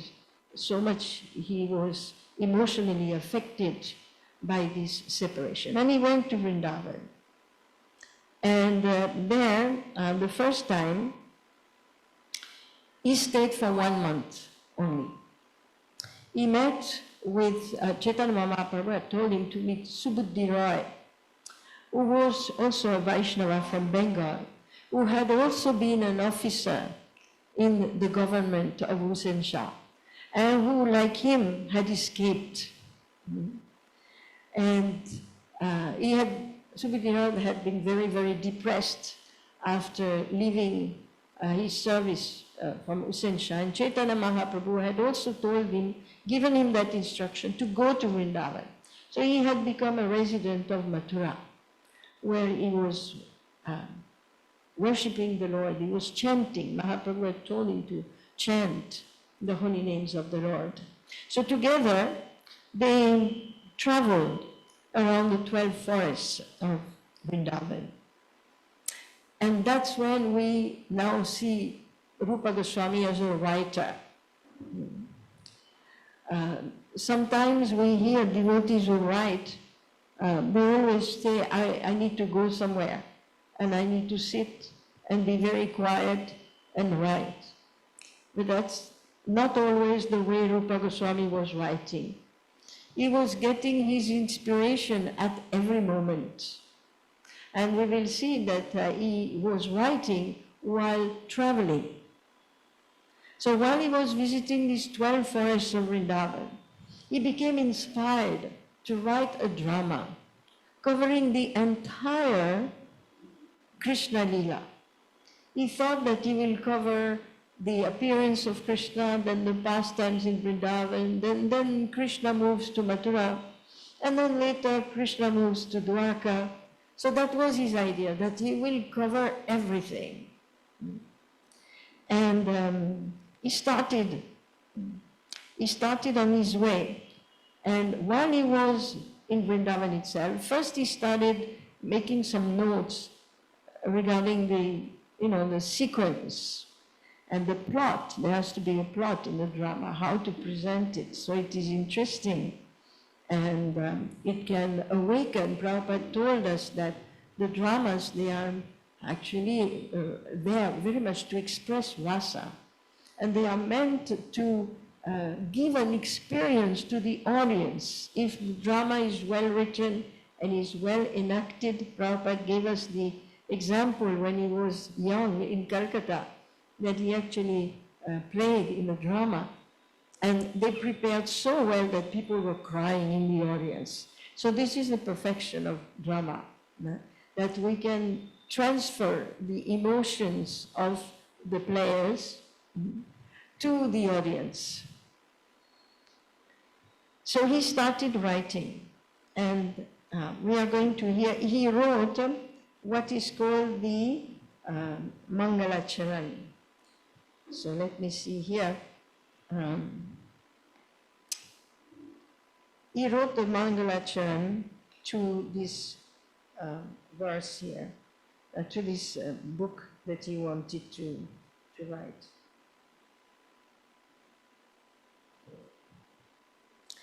So here we go back to Chaitanya-Rupa. This is part of Antya Leela. Vrindavane natakera aramba karila Mangalacharanam dishloka tathai likhila. So this says that in Vrindavan, Rupa Goswami began to write a drama. In particular, he composed the introductory verses to invoke good fortune. So it was a Krishna Leela Nataka. And there is a rule for any work that we begin, particularly in the when we follow the Vedic culture, there is always a Mangalacharan, which means it's something that you sing to bring in auspiciousness. Mangala means auspicious, and Acharan means to bring it in. So here in this verse we hear that such Mangalacharan is called Nandi Shloka. Nandi Shloka.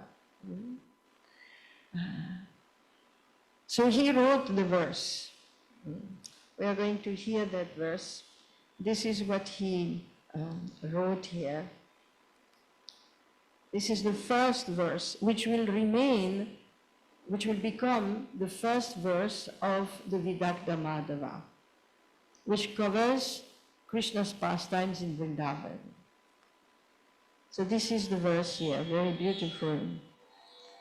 Sudhanam Chandriram Api Madhuvilam Nadadamani Dadhana Radhari Pranaya Dhanasari Surabhata Sumantat Sampapu Gamavishana Sansara Sarani Ranitam Te Trishna Haratu Harilila Shikarini.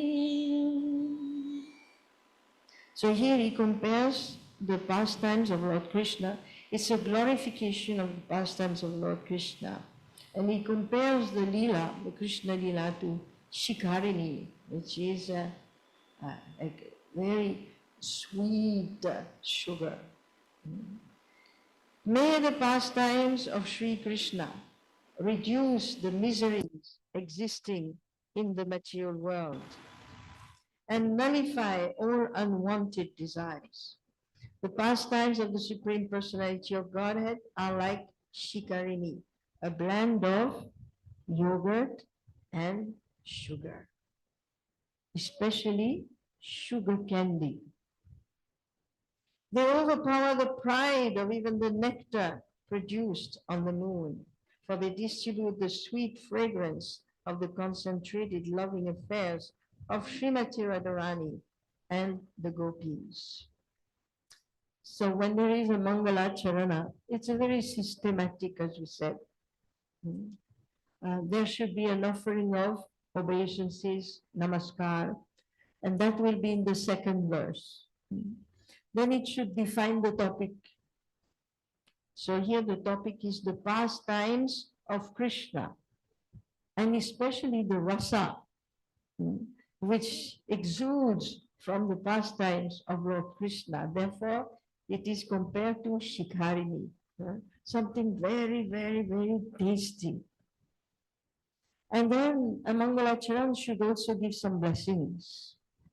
So what are the blessings here? May the pastimes of Sri Krishna reduce the miseries existing in the material world and nullify all unwanted desires.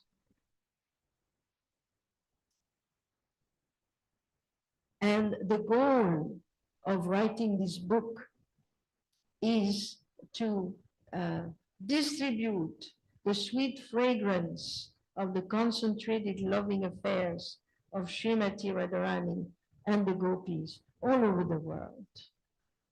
So this is the goal of the book. So Rupa Goswami compiled this beautiful, very, very beautiful introduction or Mangalacharan to the book when he was wandering in the forest of Vrindavan. At that time, we heard from Dinabandhu Prabhu, they used to write on palm leaves. There were different methods for writing. So the initial verses of this drama were written on palm leaves. Later on, Srila Rupa Goswami and the Goswamis, they shifted to writing on paper. And some, the original, let's just say the initial forms of paper, natural paper, that were given to them by the kings of Rajasthan. They would give them paper. So today we heard when Prabhupada was in Radha Damodar, instead of doing Madhukari asking for roti, he was doing Madhukari asking for paper. This is the Guru Parampara. We are interested in paper so that we can write about the pastimes of Lord Krishna. So after 1 month going around the forest of Vrindavan, he left. He was with Anupam. Remember that he escaped together with his younger brother. So Mahaprabhu had said, you visit Vrindavan and then you come and see me. So after 1 month they left. How they left? By walk. They walked. So they were walking back. They walked along the Ganges. They were actually doing two things, several things. One thing is they were looking for Sanatan, whom they knew from Mahaprabhu had escaped also. They were looking for him, but they missed him. There were two ways to travel between Prayag and Mathura. One was along the river, and the other was like a main road, what they call it. There was a road. So Sanatan took the road, Rupa and Anupam, they walked along the Ganges, so they couldn't meet. And then they were going to Bengal. Mahaprabhu had told them to go to Bengal. One of the reasons for this is that both Rupa and Sanatan had left very abruptly and secretly, and they had left their families there. So he had to go visit the family and see that everything is fine. And Anupam had his young son there, Jiva Goswami. So they traveled, and it is described that as they were walking, Rupa Goswami was completely absorbed in the drama writing. Anupam was looking for the way, arranging things, and Rupa Goswami was in the drama world. He was writing, he was getting inspiration, and he was writing verses, he was making notes, he was carrying a stock of palm leaves. And the way they would do is, Sanskrit is a very compact language. So they would write, and then they would somehow make a hole, and they would attach the palm leaves with a rope, and then put it in as a bundle in a cloth. So they were carrying more and more palm leaves as Rupa Goswami was producing some verses. So he was thinking, making notes, writing. And it is said that sometimes, not just for this piece of writing, but in general, sometimes Rupa Goswami would get some inspiration and he would just compose a verse just like that. It would just come out. And at other times, it would take him several days to actually compile a verse, because Sanskrit composition is quite particular. It is very particular. There are many rules. It's not like an English free writing type of exercise. In Sanskrit, we hear there are something called the meters. In English poetry also, there are some poetries which are written with the same rhythm, same ending sounds and so on. But in Sanskrit, it is very strict. So the science of chandas, or the meters, how to write, that was fully known to Srila Rupa Goswami. And just as a musician, knows all the intricacies of music. And somebody who is learning music is a little slow. And he has to think what note should go next, or we have to think. But once one becomes proficient in music, then he can sing anything at any time. He can pick up a tune on an instrument very easily. So Rupa was like this with chandas. The chandas were just flowing from his pure mind, and he was composing beautiful, beautiful verses. But still, it was not easy. So sometimes he had to think, he had to find the word that would fit in. Recently we were studying the chandas in Srimad Bhagavatam, and we saw that in Sanskrit there are two types of syllables. Some are long and heavy, some are short and light. And the entire science of poetry is actually based on the alternating long and short syllables, which give a certain type of rhythm to the lines. So the verses usually are composed in 4 different lines, and there are rules how to compose.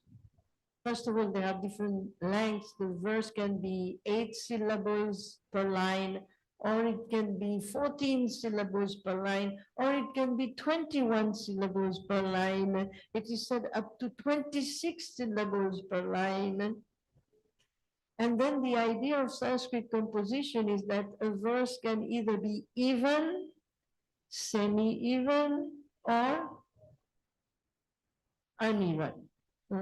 So an uneven verse would mean that the rhythm doesn't matter. There should be a fixed number of syllables per line, 4 lines, same number of syllables, but in any order. And then semi-even means the first line has to match the 3rd line, and the 2nd line has to match the 4th line. And then the even verses, most difficult to compile. All the lines, all the 4 lines, have to follow the same rhythm. And the rhythm is built based on clusters of 3 syllables.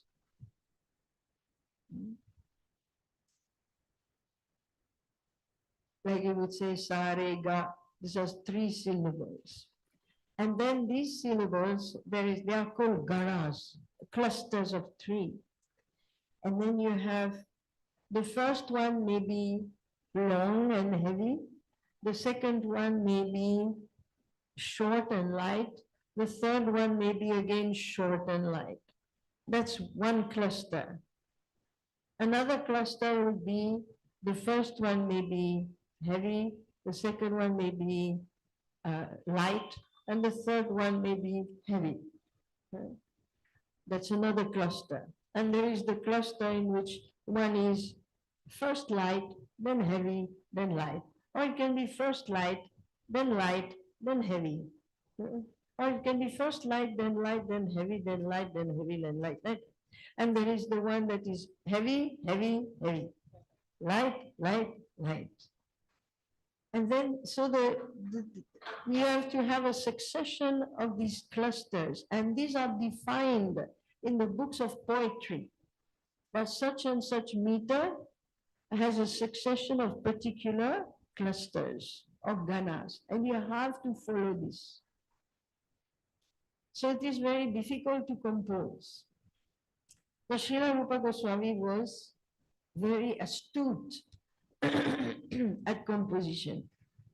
So he continued in his journey. He continued on, and he arrived in Bengal.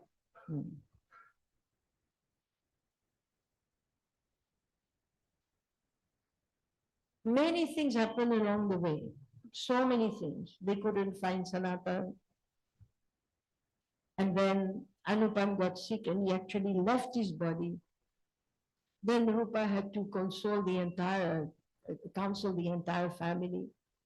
Then he had to deal with small jiva who wanted to follow him and give up the family.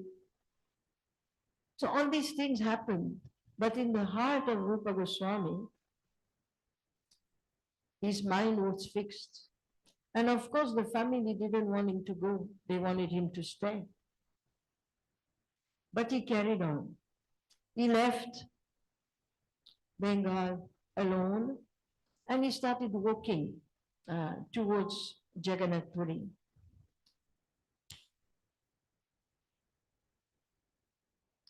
So Rupa Goswami kept going. He kept going. It is said here, he was thinking about the actions of the drama. And as he was thinking in this way, he was very absorbed. Then he left Bengal, what we know as Bengal today, and he entered in the province of Orissa. Then you must all have heard of this story that actually one day, it was the end of the day, he was walking, he had to stop somewhere, and he stopped in a place called Satyabhama, a village. And there he took rest. Udiya deshe Satyabhama Puruname grama Ekaratri se grame karina vishrama. In the province of Orissa, there is a place known as Satyabhama Pur. Srila Rupa Goswami rested for Ekaratri, for one night in that village, on his way for Jagannath Puri. Then what happened to him? Ratre means in the middle of the night, swapna dekhe, he had a dream. Ratre swapne dekhe eka divya rupa nari, sammukhe asya ajna dhila bahu krupa kari. So what happened to him? He was sleeping.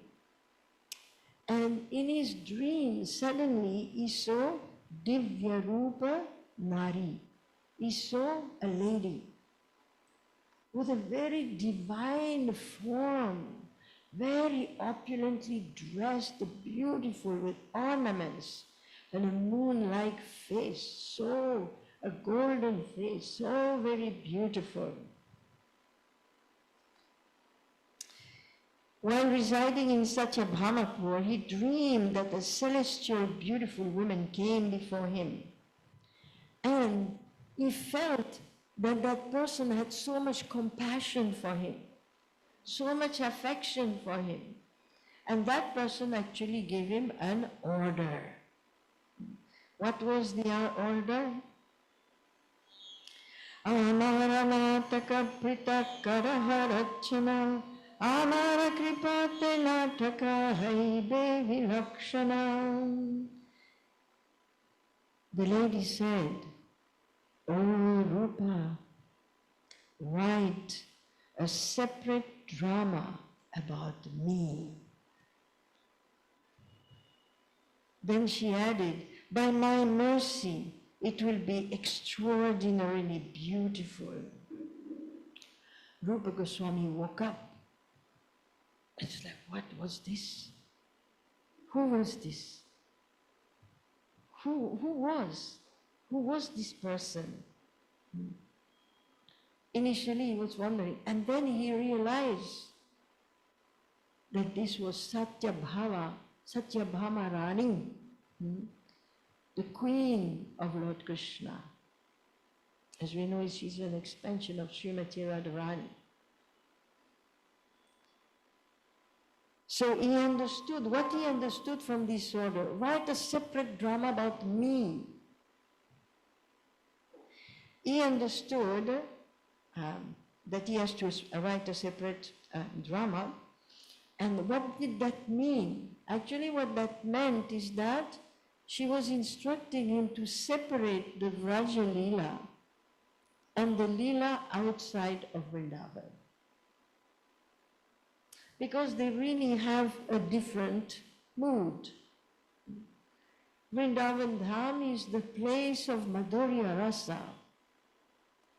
in complete freedom from Aishwarya.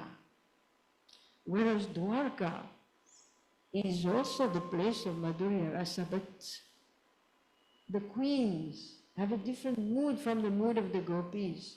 We know the gopis are ready to go to hell, they are ready to give the powder from their feet if that can cure or relieve Krishna's headache. Queens of Dwarka are not ready. They cannot do it. Why? Because of their mood towards Krishna. They consider themselves inferior to him in the sense they are his wives. How can the wife put her feet on the head of the husband? Not possible. So there is a great difference, even though the leelas of the queens and Krishna are also very, very sweet. But that sweetness goes to a certain point. And then there is a little change. So he said here, Rajapura Lila Ekatra Kariyachi Gathana Dui Bhaga Kari Ehe Karimurachanam. So this is what he understood.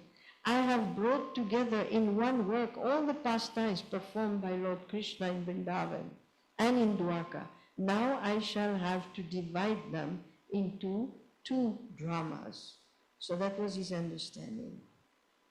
So in this way, walking, he finally arrived in Jagannath Puri.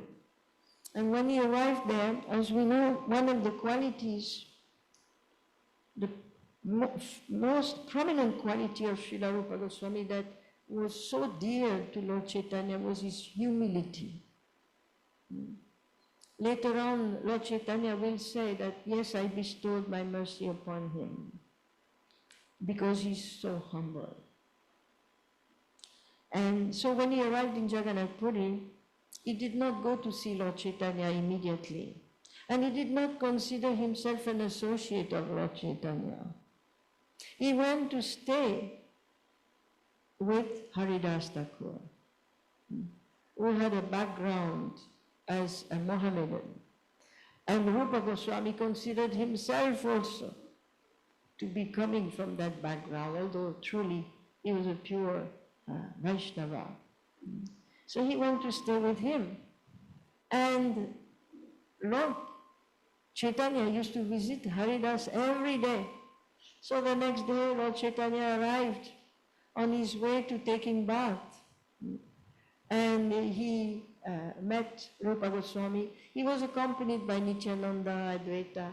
And he requested Lord Nityananda and Lord Advaita, please bless Rupa. What was the blessing?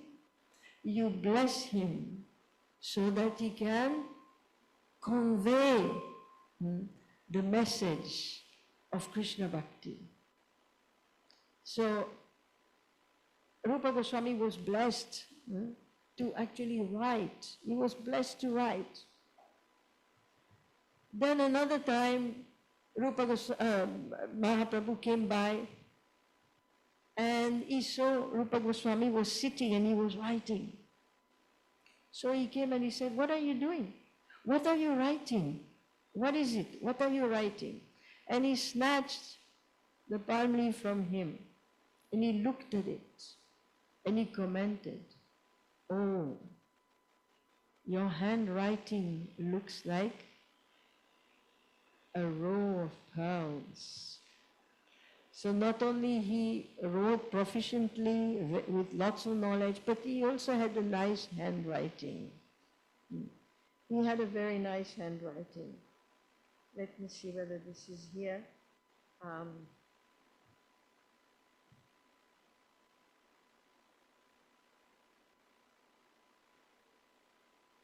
not finding exactly that one, but he said that his writing is just like a row of pearls.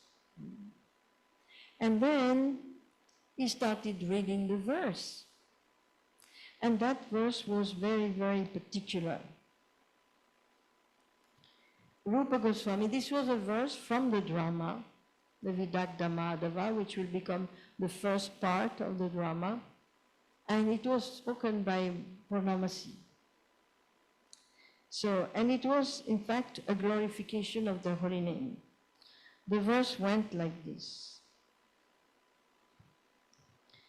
Tunde thallarin hiratim vitanti tundavali labdhaye kala kruda kadalini hatayate kana uderyasmivam Cheta Brahmana Sangini Jayate Sarvendriyanam Krute No Jane Janita Kiya Bhiramita Krishna Iti Varna Dvayi Krishna Iti Varna Dvayi. These two syllables, he says, I do not know how much nectar the two syllables Krishna have produced. When the holy name of Krishna is chanted, it appears to dance within the mouth, within desire, many, many mouths. When that name enters the holes of the ears, we desire many millions of ears. And when the holy name dances in the courtyard of the heart, it conquers the activities of the mind, and therefore all the senses become inert. This is for one who chants the holy name of the Lord in bhava or prema. Upon hearing this verse, Lord Chaitanya became ecstatic. And Rupa himself, they asked him to read. And when Haridas heard the verse, he started rolling on the ground. They were exhibiting such ecstatic symptoms by hearing the glories of the holy name, written, expressed by Srila Rupa Goswami. So in this way, there were many exchanges. Rupa Goswami stayed. Every day he would write. Every day Lord Chaitanya would come. They would get Jagannath Mahaprasadam. They would take bath in the sea. And the Ratha Yatra period came. All the devotees came from Bengal, and then they left. Rupa Goswami did not leave. He stayed for a total of 10 months in Jagannath Puri. And during that time, Lord Chaitanya would visit, and Swarup Damodar would come, and Sarbhauma Prabhu would come. Sarbhauma Prabhu himself, such a great scholar, and also a writer of rasa and of drama. So they would test Rupa Goswami. Please read, let us see what you have written. And then they would test whether the grammar is correct, whether the meaning is coming out. And in this way, Rupa Goswami was reciting verse after verse after verse after verse, until one day they said, "Oh, you write so nicely. You must have, why don't you compose a glorification of the Supreme Lord?" And Rupa Goswami, they asked, actually, Mahaprabhu asked, have you written like a wonderful glorification of the Lord? And Rupa Goswami was looking down. He was looking down He was very shy. That was part of his nature. He was very, very, very shy. So, finally, he agreed to recite his glorification of the Supreme Lord. And that glorification was the second verse of the Mangalacharan of the Vidagdha Madhava. So this is what he said. And it owed him a great chastisement from Chaitanya Mahaprabhu. Because instead of glorifying Krishna in Vrindavan, he revealed who is the Lord of his heart. And who was that? Chaitanya Mahaprabhu, who is non-different from Radha and Krishna. So this is, you know this verse, this is very famous. Anarpita charin chirat karunaya vatirna kalam samarpayitum natojvalarasam svabhakti shriyam Harit Purata Sundara Ter Kadamba Sandipita Sada Hidaya Kandare Spuratuva Sachinandana Sachinandana. May you, the Supreme Lord, who is known as the son of Sachidevi, be transcendently situated in the innermost core of our heart. Resplendent with the radiance of molten gold, you have descended in this age of Kali by your causeless mercy to bestow what no other incarnation has ever offered before, the most elevated mellow of devotional service, the mellow of conjugal love. Srila Damodar said, "Well said! What you have proclaimed is right." Mahaprabhu said, "What is this?" Sarbhauma Prabhu said, "Your poetic ability is wonderful and beyond compare.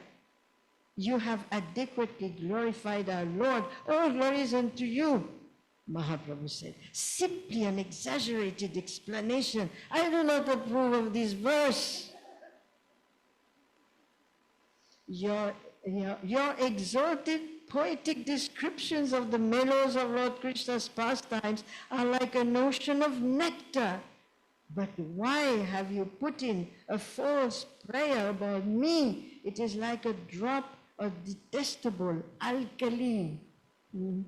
Some salt in the sweet rice." Ramananda Roy said, "It is not alkali at all. It is a particle of camphor he has put into the nectar of his exalted poetic expression." Mahaprabhu said, "My dear Ramananda Roy, you are jubilant at hearing these poetic expressions, but I am ashamed to hear them.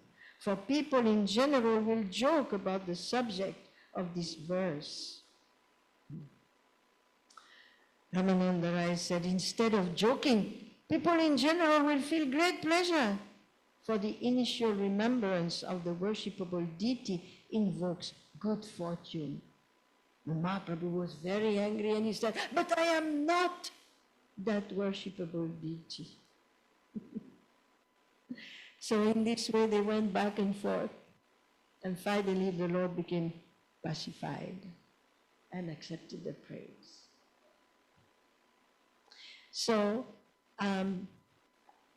this was going on day after day until 10 months. And then came the end, and one day Mahaprabhu told him, "How long have you been staying here?" Rupa Goswami started trembling because the Lord came and asked, "How long have you been here in Puri?" Then he understood, that's the end. And so very soon he was on his way to Vrindavan Dham, writing. He was a wandering writer. And he went back to Vrindavan to never leave again. And it is said that he completed the Vidagdha Madhava in 1546. And later on in 1532, he completed the Lalita Madhava. Srila Rupa Goswami ki jai. Hare Krishna.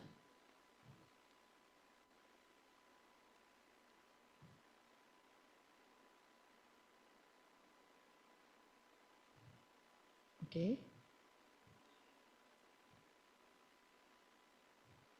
So now we are the good fortune to hear from Devi Shakti Mataji. And she has a PowerPoint presentation. So she will be taking a seat somewhere there. And I request everybody to turn around and look at the PowerPoint.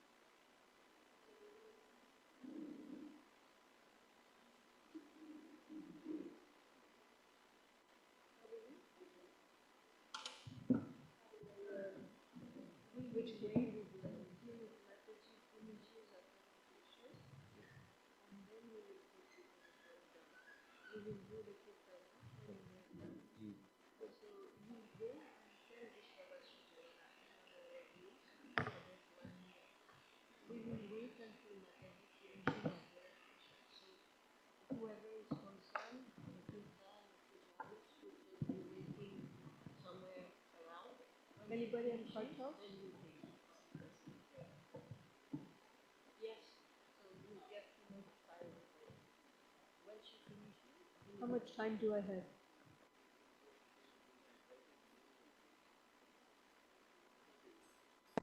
2:10.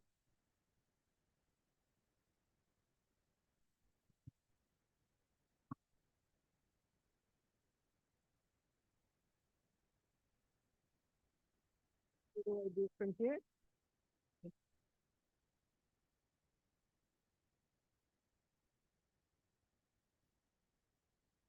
We can sing the invocation to the Bhakti Rasamrita Sindhu, which is one of the slokas of the Sadgoswami Astakam.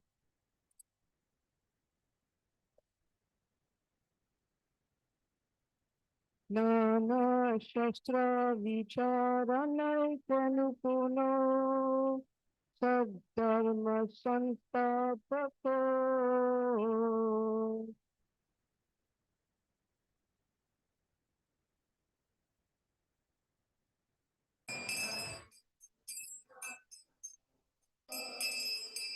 Lokanam hitakadhino tribhuvane manyo charanya karo.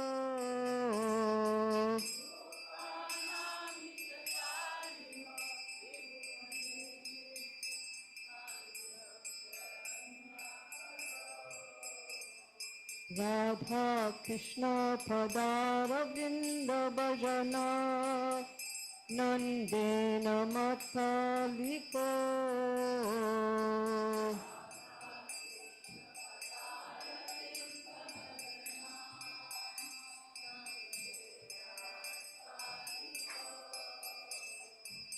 Vande Rupa Sanatana Vaguryogo Shri Jiva Gopalako.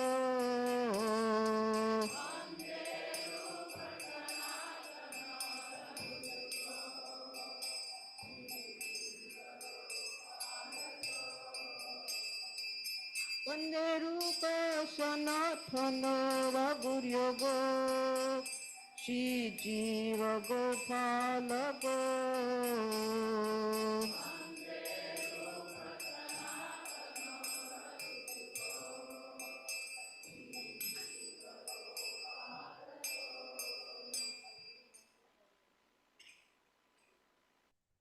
So we're going to just give a little overview of Srila Rupa Goswami's life history.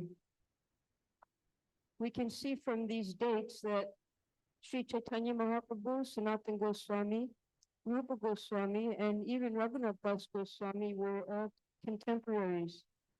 And between Sanatana Goswami and Rupa Goswami, there was just 1 year age difference.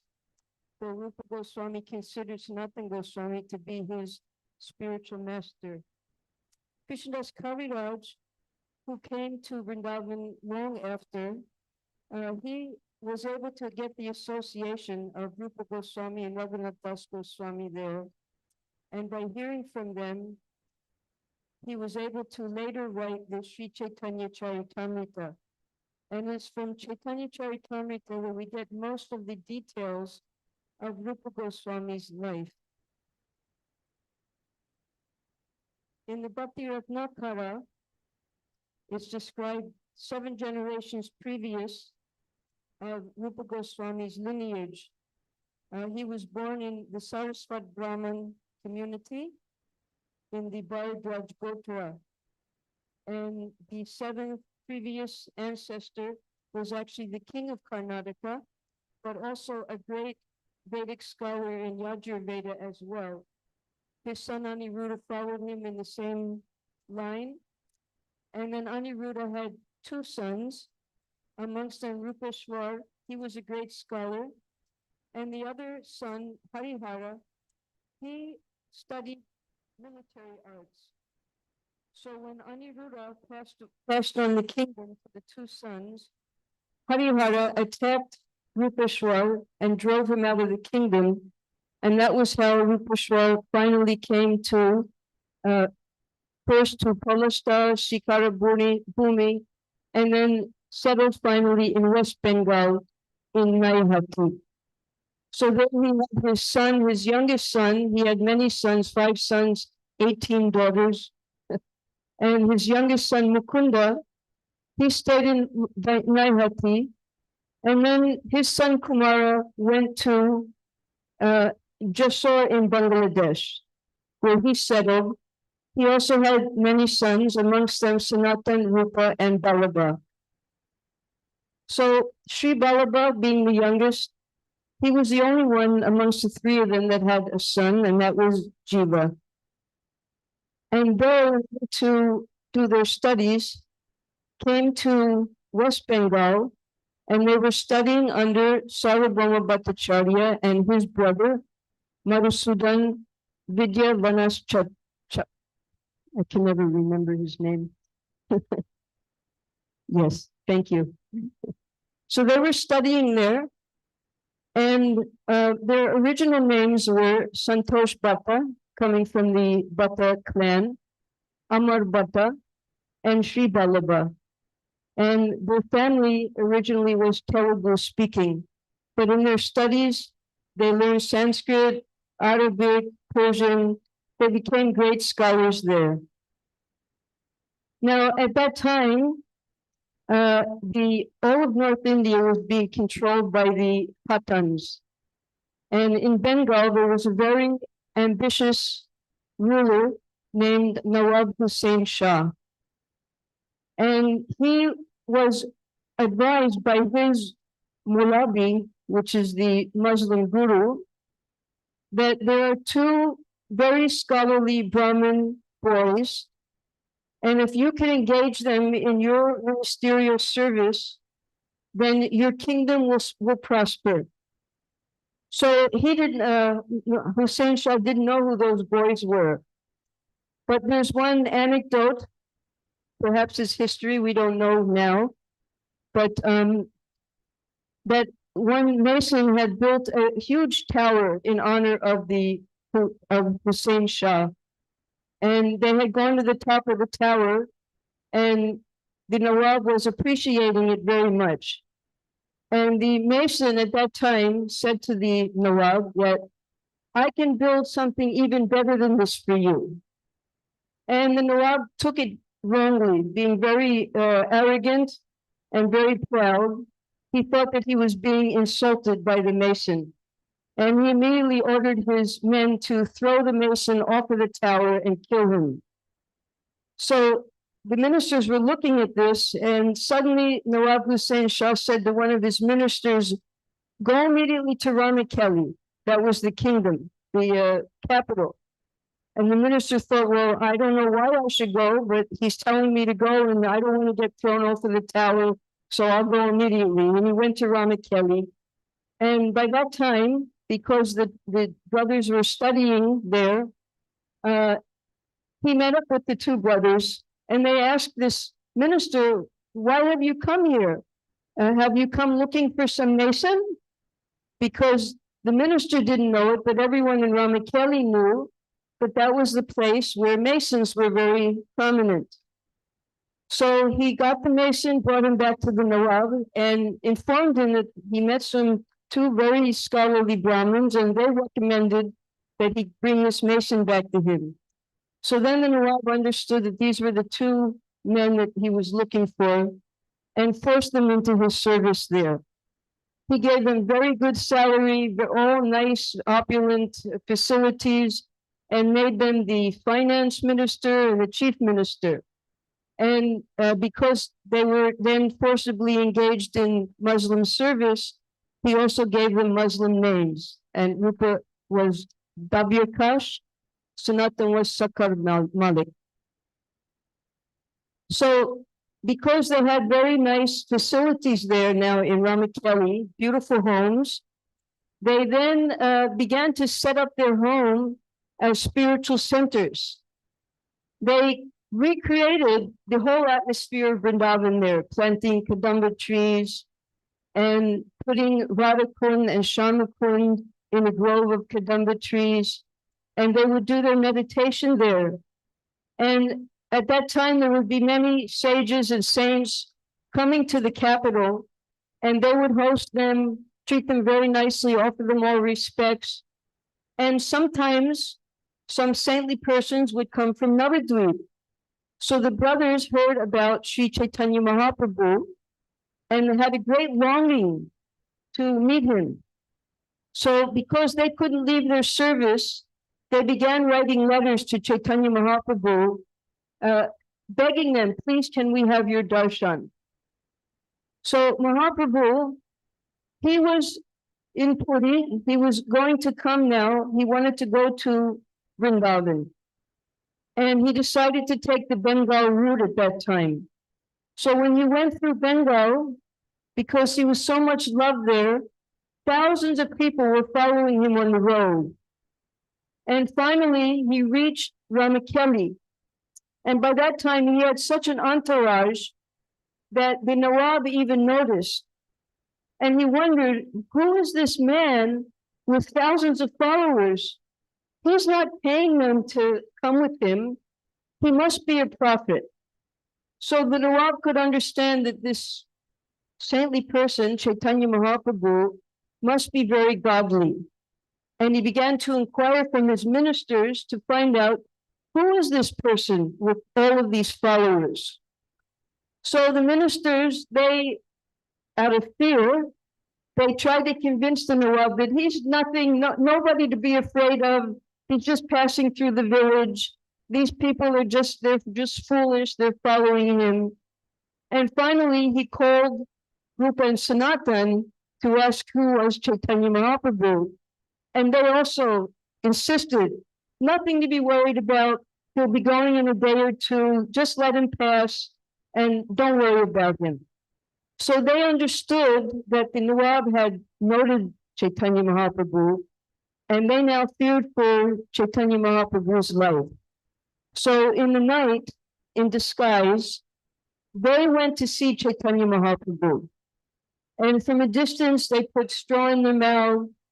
They offered their pranam dandavats, and so many beautiful prayers they offered to Chaitanya Mahaprabhu.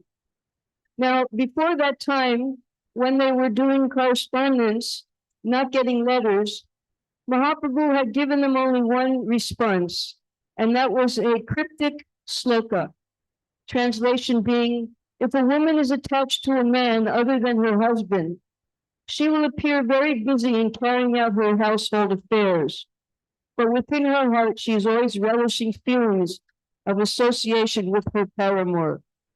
So now, the three brothers, they finally met Chaitanya Mahaprabhu, began offering beautiful prayers. And they had always felt themselves to be lower even than Jagai and Madhai. Because Jagai and Madhai, they were also in the Brahminical clan. They had just committed some sinful acts. And by the grace of Chaitanya Mahaprabhu and Nityananda Prabhu, they were able to give up all their sinful activities. But Rupa and Sanatan, they had even accepted the service of a Muslim.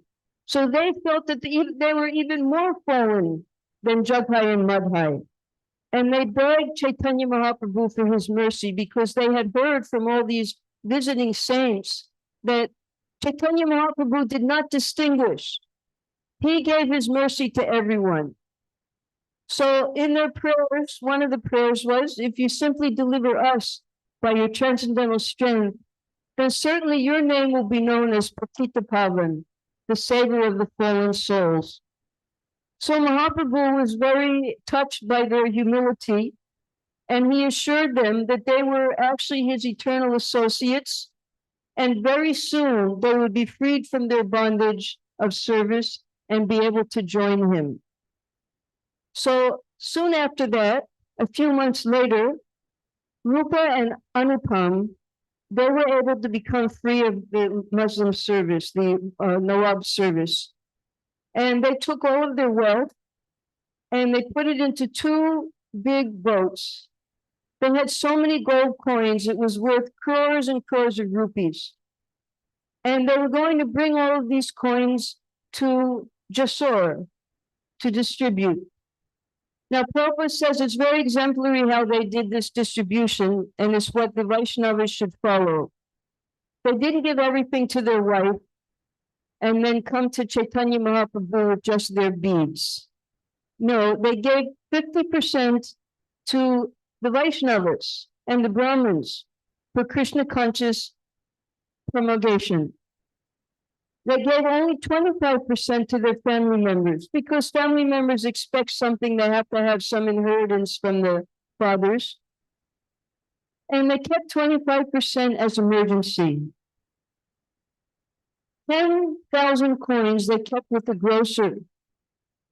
And they sent a cryptic message to Sanatana Goswami that if you ever need help, we've kept these coins with the grocer.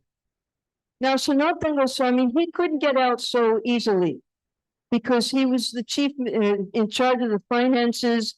The Nawab considered him to be like his younger brother. And he realized psychologically that the Nawab will never let me go because I serve him so nicely. So he loves me because of the service that I do. So if I do something to displease him, then he will reject me. So he turned in a leave of absence. He said that he was sick and he stayed home. And of course, this is Sanatana Goswami. We all know that story. Eventually, with the help of the 10,000 coins, he got his freedom. In the meantime, while Rupa and Anupam were in Jasur, they sent 2 messengers to find out where Chaitanya Mahaprabhu was. And they found out that Mahaprabhu had already left Puri and he was on his way to Vrindavan. So immediately they left and started for Vrindavan as well. So Mahaprabhu, he reached Mathura, and because of his ecstatic symptoms, Upadesamrita was very worried for his health, whether he would even be able to make it back to Puri. So by some ploy, he took Chaitanya Mahaprabhu from Vrindavan, and they were on their way back to Puri. As Rupa and Anupam were coming, they stopped in Prayagraj, and they met Chaitanya Mahaprabhu there. Now, even in Prayagraj, Mahaprabhu had a great following. This was the second time he had come. By that time, the people had become very attracted to him. So he was going to a more solitary place because of the crowds at Dasashramedha Ghat, where the Bindu Madhava temple is. And it was there that Anupam and Rupa again met Chaitanya Mahaprabhu. And they made beautiful prayers again. And one of those prayers is the famous one that we offer to Chaitanya Mahaprabhu. Namo Mahabharanyaya Krishna Prema Pradayate Krishnaya Krishna Chaitanya Namane Gora Tvishe Namaha. O most merciful incarnation, you are Krishna himself appearing as Sri Krishna Chaitanya Mahaprabhu. You have assumed the golden color of Srimati Radharani, and you are widely distributing pure love of Krishna. We offer our respectful obeisances to you. They offered many other prayers, but we only have 15 minutes, so we'll just go on with the life history. So in the 10 days that Mahaprabhu instructed Rupa and Anupam, he began at the very beginning of the 84 lakh species, and how if one is very fortunate, they come in contact with the Guru by the grace of Krishna, and within their heart is implanted the Bhakti Lata Bij. And then Mahaprabhu described how this Bhakti Lata Bij is nourished. It finally crosses Viraja River. It entangles itself at the lotus feet of Krishna. And at that place, because it has shelter, the gardener, that's us, still in the material world, is watering the roots of the Bhakti Lata. And the fruits and the flowers are falling down at the gardener that we can then enjoy, the fruits of love. And then Mahaprabhu went on to discuss the Kramapant of love of God, how one begins with Shraddha, goes all the way up to Prema. So within 10 days, he infused within Rupa Goswami all of the principal teachings of Gaudiya Vaishnavism. And then Mahaprabhu, as we just heard from Prashanta Mataji, then embraced Rupa, and Rupa did not want to leave the association of Mahaprabhu, but Mahaprabhu explained to him, you are now my disciple, and I'm giving you instructions, what I want you to do. So these instructions, he gave 3. One is to find and establish the lost, ancient, and original deities of Lord Chaitanya. 2, to rediscover and restore the holy places associated with his leela in Vrindavan. And 3, to write and preach Gaudiya Vaishnava theology. So after Mahaprabhu left on his way, he went into a boat to go to Varanasi, and Rupa Goswami fainted at that place. They then proceeded to Vrindavan to fulfill the desires of Chaitanya Mahaprabhu. And Rupa Goswami, in his humility, he gave one sloka. Although I am the lowest of men and have no knowledge, the inspiration to write transcendental literatures about devotional service has been mercifully bestowed upon me. Therefore, I am offering my obeisances at the lotus feet of Sri Chaitanya Mahaprabhu, the Supreme Personality of Godhead, who has given me the chance to write these books. Now, Prabhupada's comment to this prayer is, we always request members of the International Society for Krishna Consciousness to publish as many books as possible and distribute them widely throughout the world. By thus following in the footsteps of Srila Rupa Goswami, one can become a Rupa Nuga devotee. So this is Prabhupada's definition of Rupa Nuga, to publish and distribute the transcendental literature, particularly the literature written by Rupa Goswami. So now, after a few months, Rupa and Anupam, because Chaitanya Mahaprabhu gave permission that you can come and see me later in Puri. So they were waiting for Sanatana Goswami to arrive, because Mahaprabhu had told Rupa, when they first met in Prayag, he asked, where is Sanatan? And Rupa explained what had happened. And Mahaprabhu immediately said, he's already freed. He will be coming very soon. So as was described by Prashanta, there are 2 paths. And Sanatan, he was told by Mahaprabhu to take the main road, the public road. And Rupa and Anupam, they took the Ganga path. So they crossed paths and they didn't meet each other. When they reached Bengal, the entire history has been given already. Anupam there left his body, and it took some time for Rupa Goswami to placate the family and make all the arrangements after the demise of his brother. Then he wanted to meet up with the Bengali devotees who also were coming at that time to Puri. But by the time he was finished taking care of Anupam, they had already left for Puri. So he had to travel alone. And on the way, he went to Satyabhamapura and he got the inspiration there by Satyabhama Devi herself. And he decided at that time that the work that he was doing, because his literature, we have Sambandha, Avideya, and Prayojana. So some of the works of Rupa Goswami, they are in Sambandha. They're about Krishna Tattva. And some of his works, such as Bhakti Rasamrita Sindhu, they are in Bhakti Tattva. They describe the process of Bhakti Yoga. And most of Rupa Goswami's works are in the Sambandha Avideya Prayojana, and that is the Rasa Tattva. Because the majority of Rupa Goswami's works, because he was one of the eternal associates of the Supreme Lord, Rupa Manjari, who was the foremost assistant to Lalita Devi. Lalita Devi being a gopi, she would not be present when Radha and Krishna were having their pastimes, intimate pastimes. But the Manjaris would be present and would assist Radha and Krishna.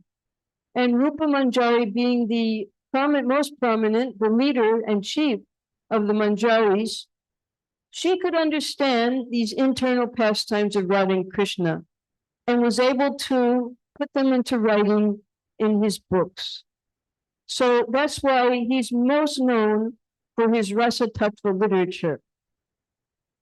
When later,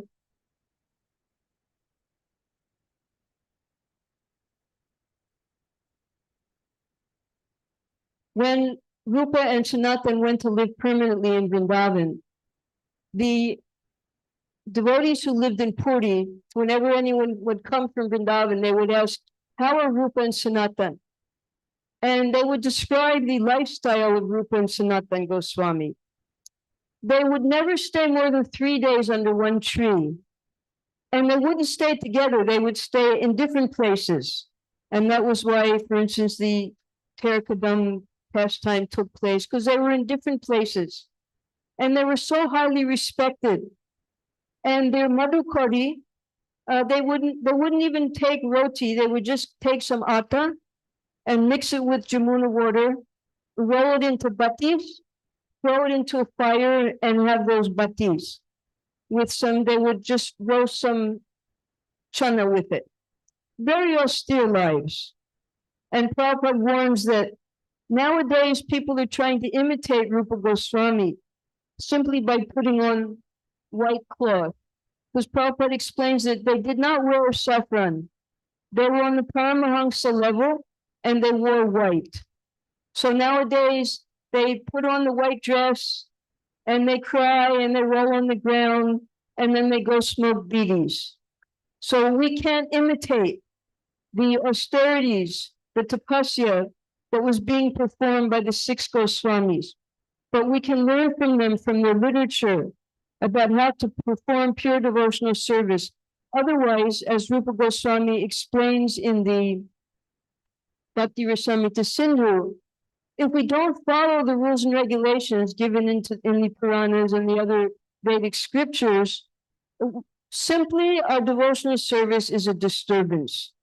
So therefore, Rupa Goswami, he set the foundation for all of the coming generations of the Gaudiya Vaishnava Sampradaya. And for that reason, we are all called to this day Rupanugas. Because Chaitanya Mahaprabhu, he infused First of all, he gave his full mercy to Rupa Goswami. And because he was the recipient of the mercy of Mahaprabhu, therefore he received the potency of Sri Chaitanya Mahaprabhu to write these books. So those are the two most important things that we receive from our Guru, his mercy and his potency to preach. Nowadays, no one can live, if they come here to Vrindavan, who here, raise your hand if anyone is living under a different tree every night. Anyone is living like that? No. No. So Prabhupada explains that we can't imitate their activities, nor can we even imitate their process of devotional service.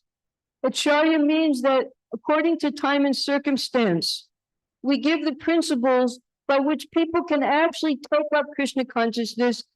And the main principle is always remember Krishna and never forget him. So Prabhupada gives the example of Srila Bhaktisiddhanta Saraswati Thakur, how although his disciple wanted to build a palatial temple for him at Bag Bazar, he agreed to live in that temple because according to time and place, the devotees can only accept a certain amount of austerity. So Srila Prabhupada also, as Founder-Acharya of ISKCON, he was able to ascertain how much austerity we can accept. And therefore, very gradually, Prabhupada introduced the regulative principles in Krishna consciousness. So when Rupa arrived in Puri, by that time it was the Rath-yatra time, and Mahaprabhu, he was chanting a very esoteric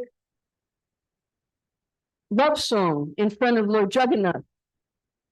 And only Sri Damodar could understand the internal meaning of that song that he was singing, because it sounded like an ordinary love song. But Rupa Goswami, he was able to understand what the meaning of that was. So the original song translation, that very personality who stole my heart during my youth is now again my master. These are the same moonlit nights of the month of Chaitra. The same fragrance of malati flowers is there, and the same sweet breezes are blowing from the Kadamba forest. In our intimate relationship, I am also the same lover, yet still my mind is not happy here. I am eager to go back to that place on the bank of the Reva River under the Vitasi tree. That is my desire. So Rupa Goswami, understanding the internal meaning of this sloka, he rewrote it and he put it on a palm leaf, and in the kutir where he was staying with Haridas Thakur, he stuck it in the roof. When he went to take his bath, Mahaprabhu came to see Rupa and Haridas Thakur, and he saw the palm leaf in the roof and read it. My dear friend, now I have met my very old and dear friend Krishna on this field of Kurukshetra. I am the same Radharani, and now we are meeting together. It is very pleasant, but I would still like to go to the bank of the Jamuna, beneath the trees of the forest there. I wish to hear the vibration of his sweet flute playing, the fifth note, within that forest of Vrindavan. So because Rath-yatra is a representation of the inhabitants of Vrindavan, bringing Krishna back to Vrindavan from Kurukshetra, Rupa Goswami could understand all of this, and therefore he wrote this sloka. And when Mahaprabhu read this sloka, he exclaimed to Swarup Damodar, how could Rupa understand my heart? And Sanatana Goswami, he said, you must have infused him with this understanding. By your mercy, he can understand. So therefore, we sing that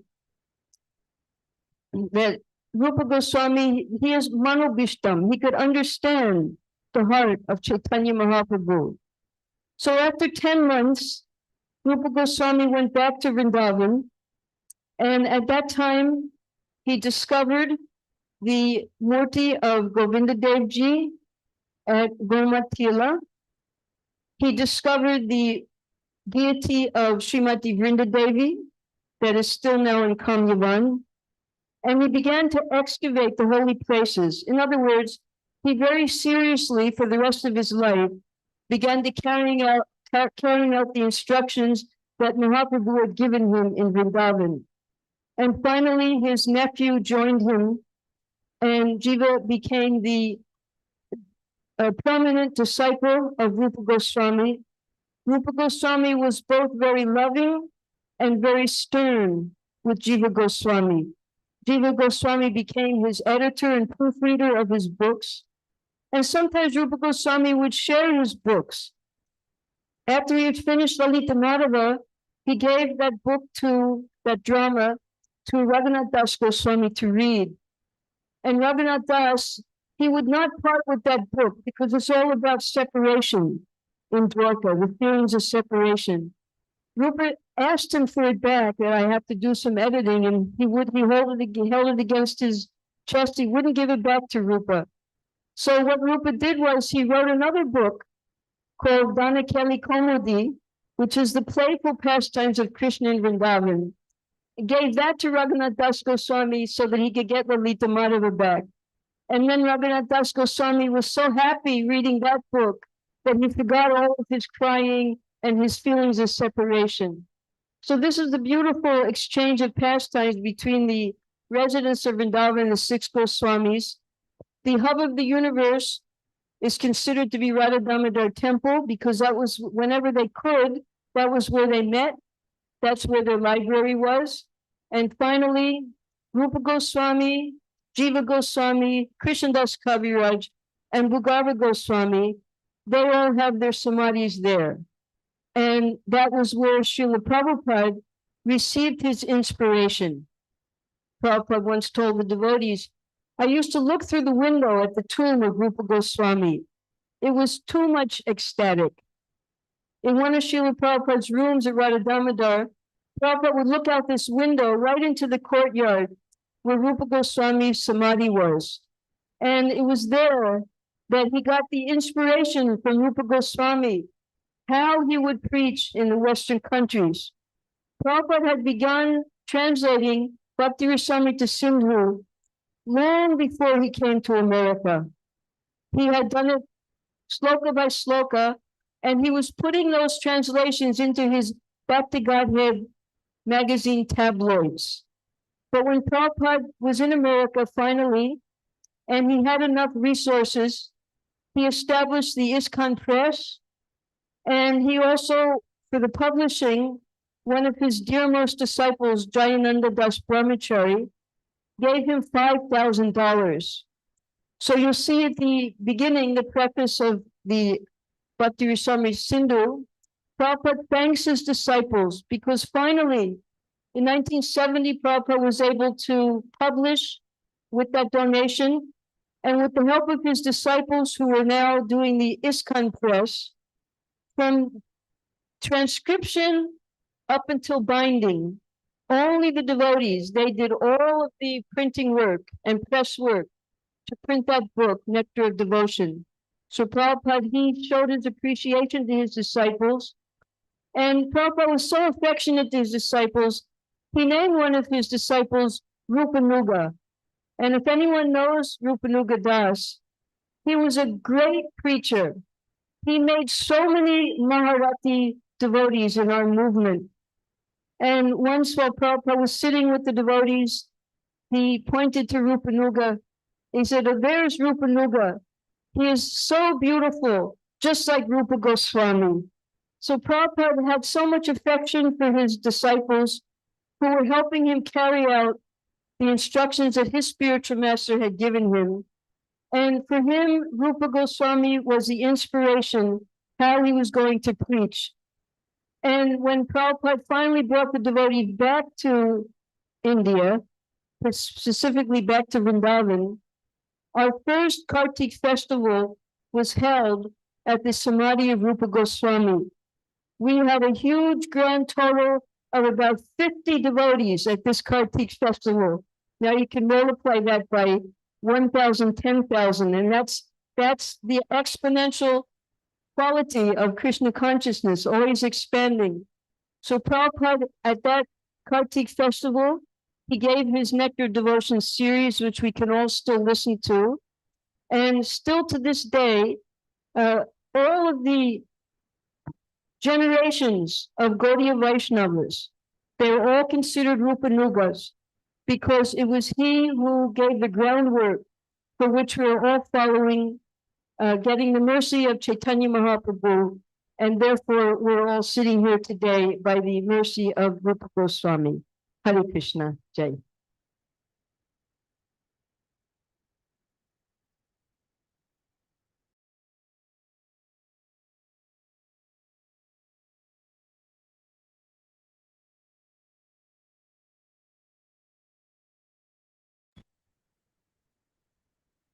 Thank you very much, Devi Shakti Mataji, for this beautiful presentation, the life of Srila Rupa Goswami, which was easy to follow with the slides. I would like to welcome two honorable devotees who have just arrived. We have Panchagoda Prabhu, Temple President of ISKCON Vrindavan, and Mukunda Prabhu, Head Pujari of ISKCON Vrindavan. No one can think who he is for taking care of Krishna Balaram and Radha Shamsundara, Nita Vishakar, Gora, Nita, Prabhupada.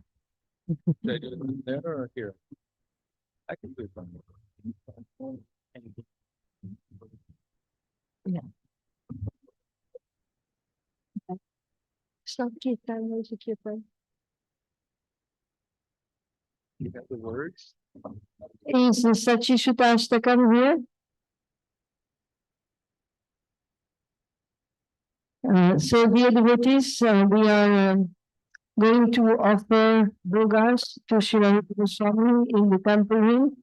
So he is going to go back to where he came from the temple. So we are sending him back here. And because they want to get up for just 1 minute, as we take Srila Rupa Goswami.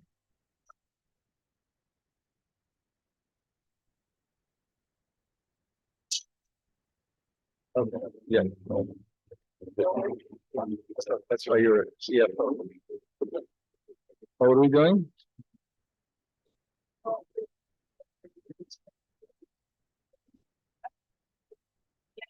Huh?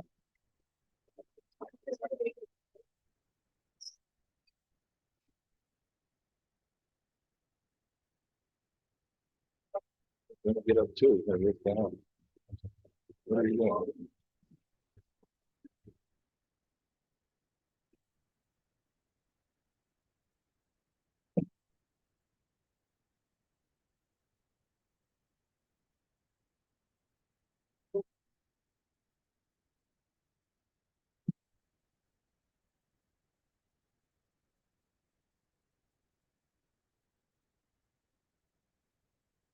Something on it. Hare Krishna.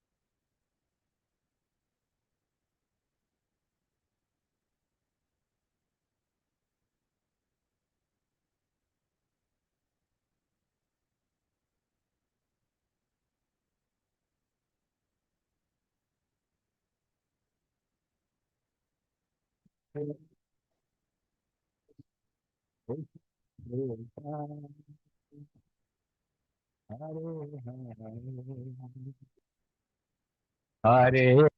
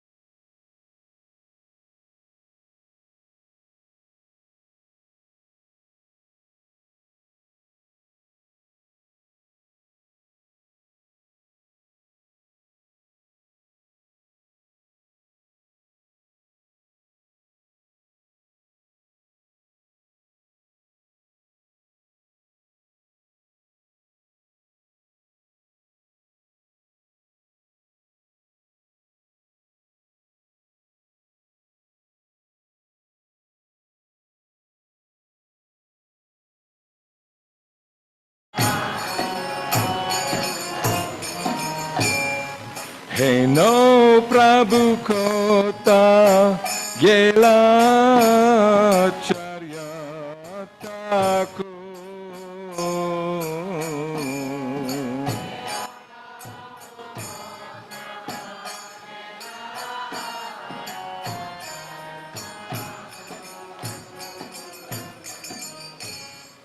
Kamora Swarup Rupam Kaha Sanatam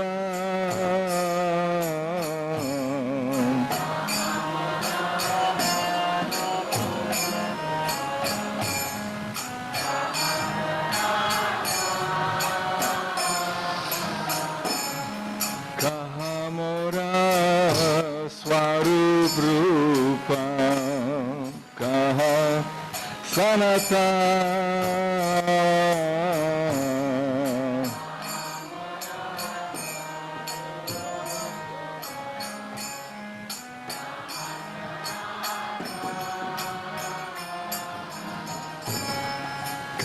Kahadasa Raghunata Patita Bhava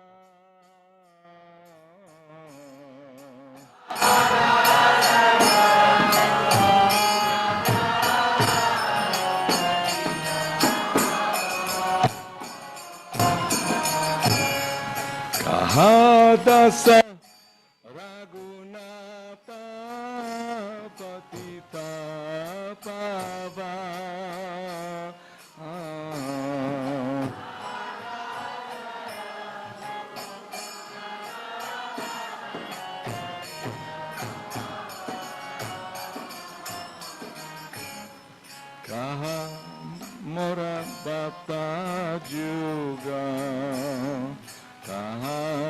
Kavira.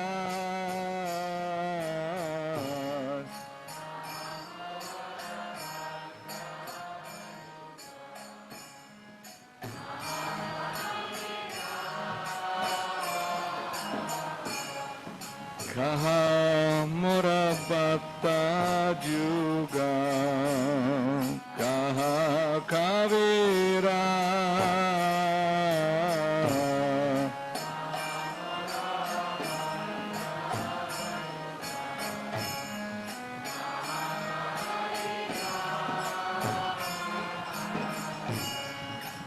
Eka Kale Kota Gela Gaura Natara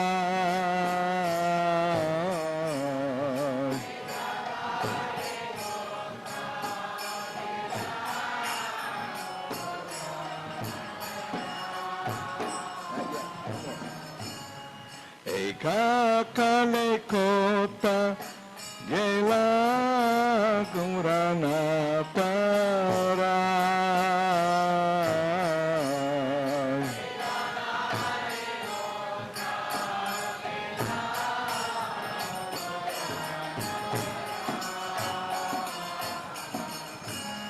Shane Kutibo Mata Anale Pashibo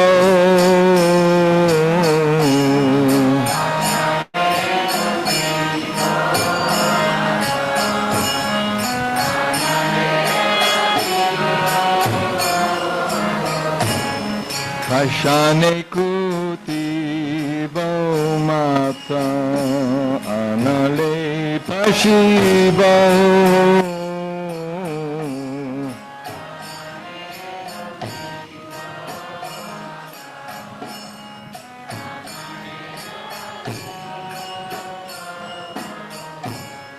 Gauranga Gunera Nidhi Kota Gele Pavo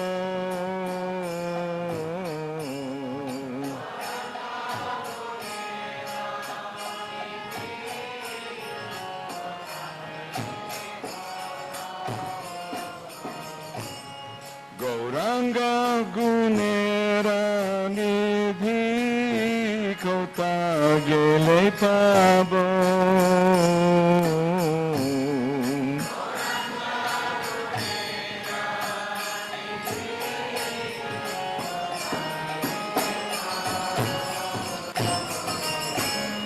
Se Sabasangira Sangye Jai Koilo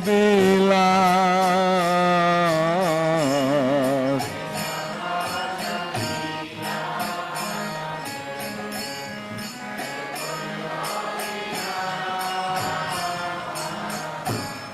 Se Sabasangira Sangye Jai Koilo Vilas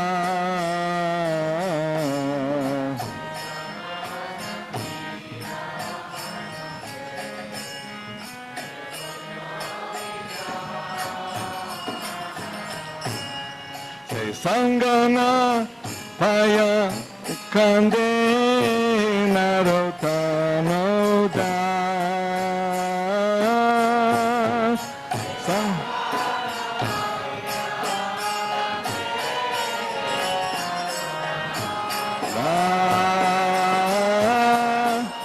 Se Sangapatna Paya Kande Narotano Das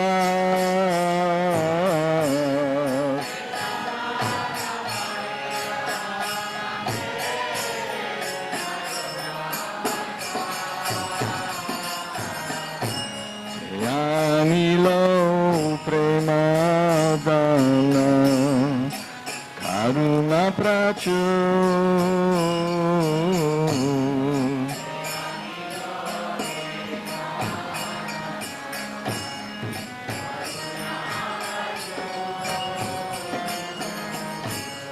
Heno Prabhu Kota Gela Charya Thakur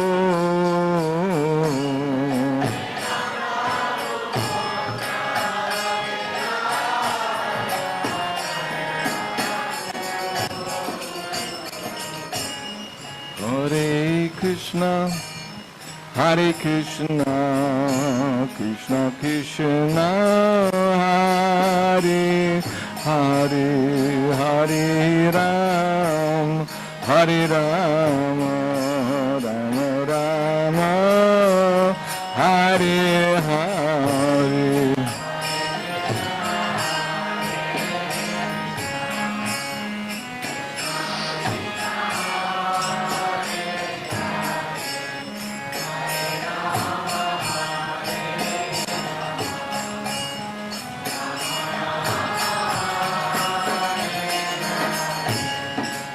Hare Krishna,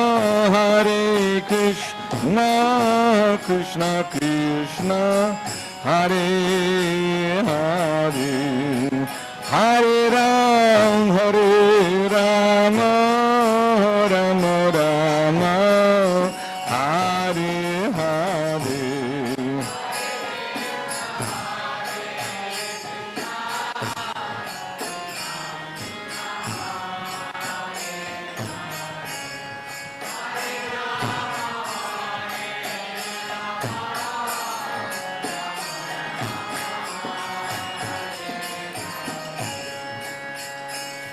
Hare Krishna, Krishna Krishna, Hare Hare, Hare Rama, Rama Ram, Hare Hare.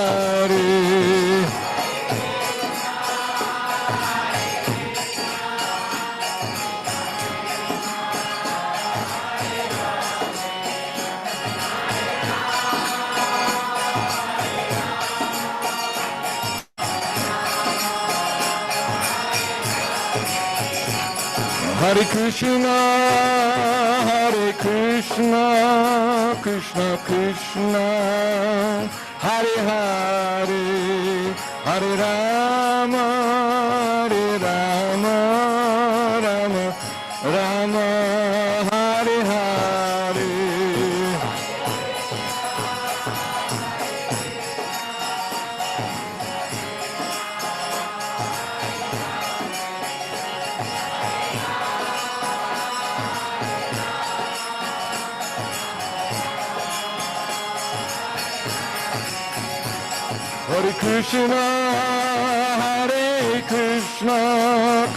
Krishna, Hare Hare, Hare Rama, Rama Rama,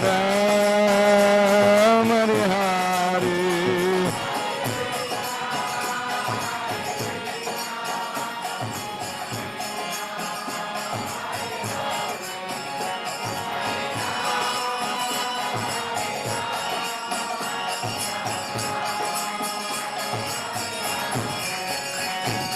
Hare Krishna, Krishna Krishna, Hare Hare, Hare Rama, Rama Hare Hare.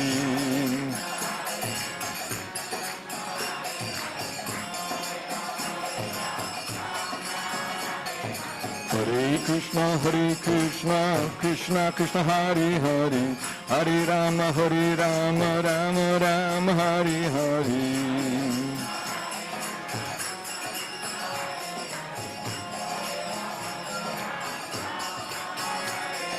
Hare Krishna, Krishna Krishna, Hare Hare, Hare Rama, Rama Hare Hare.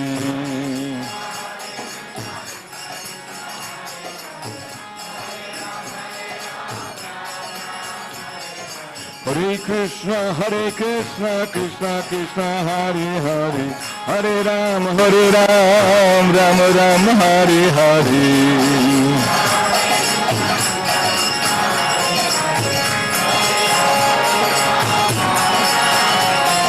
Hare Krishna, Krishna Krishna, Hare Hare, Hare Rama, Rama Hare Hare.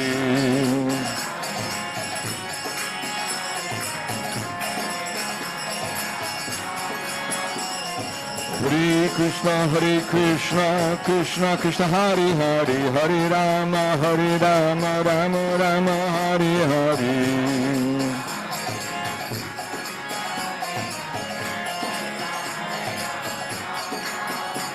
Oh, Hare Krishna, Krishna Krishna, Hare Hare, Hare Ram, Ram Ram, Hare Hare.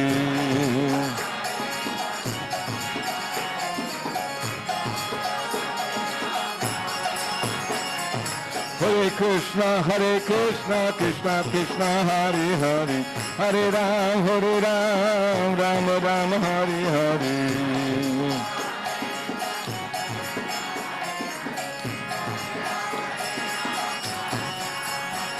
Hare Krishna, Krishna Krishna, Hare Hare, Hare Rama, Rama Ram, Hare Hare.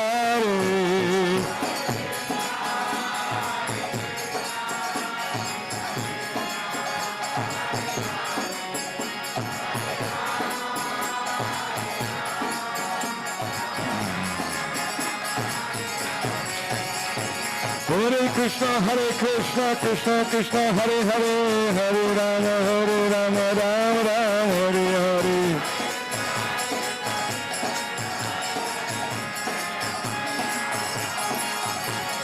Hare Krishna, Krishna Krishna, Hare Hare, Hare Rama, Ram, Hare Hare.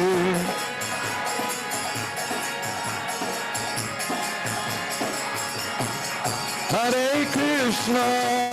Krishna, Krishna Krishna, Hare Hare, Hare Rama, Rama Ram, Hare Hare.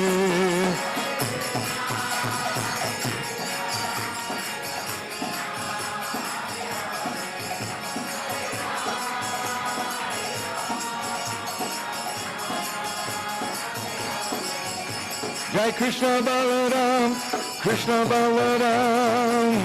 Balaram, Jaya Krishna Balaram.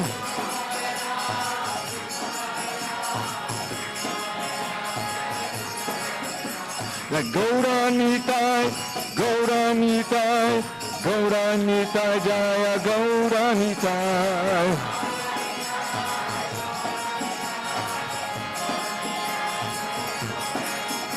Radha Shama Sundaradha, Shama Sundaradhi.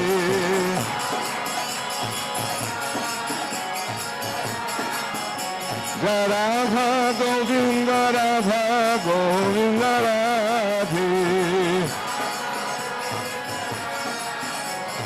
Madhava? Jaya Radha Madhava Radha, Madhava Radhi.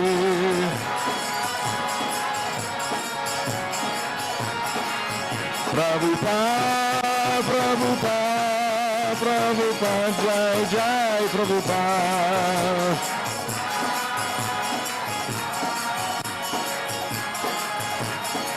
Jai Prabhupada, Jai Srila Prabhupada.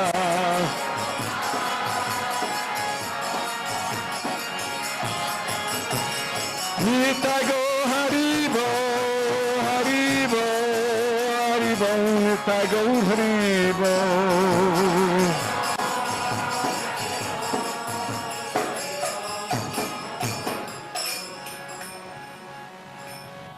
Srila Rupa Goswami ki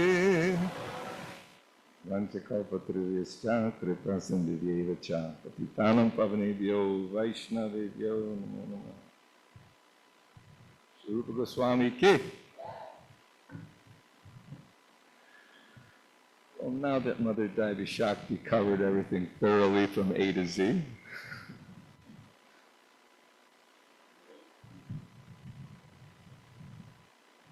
huh? No.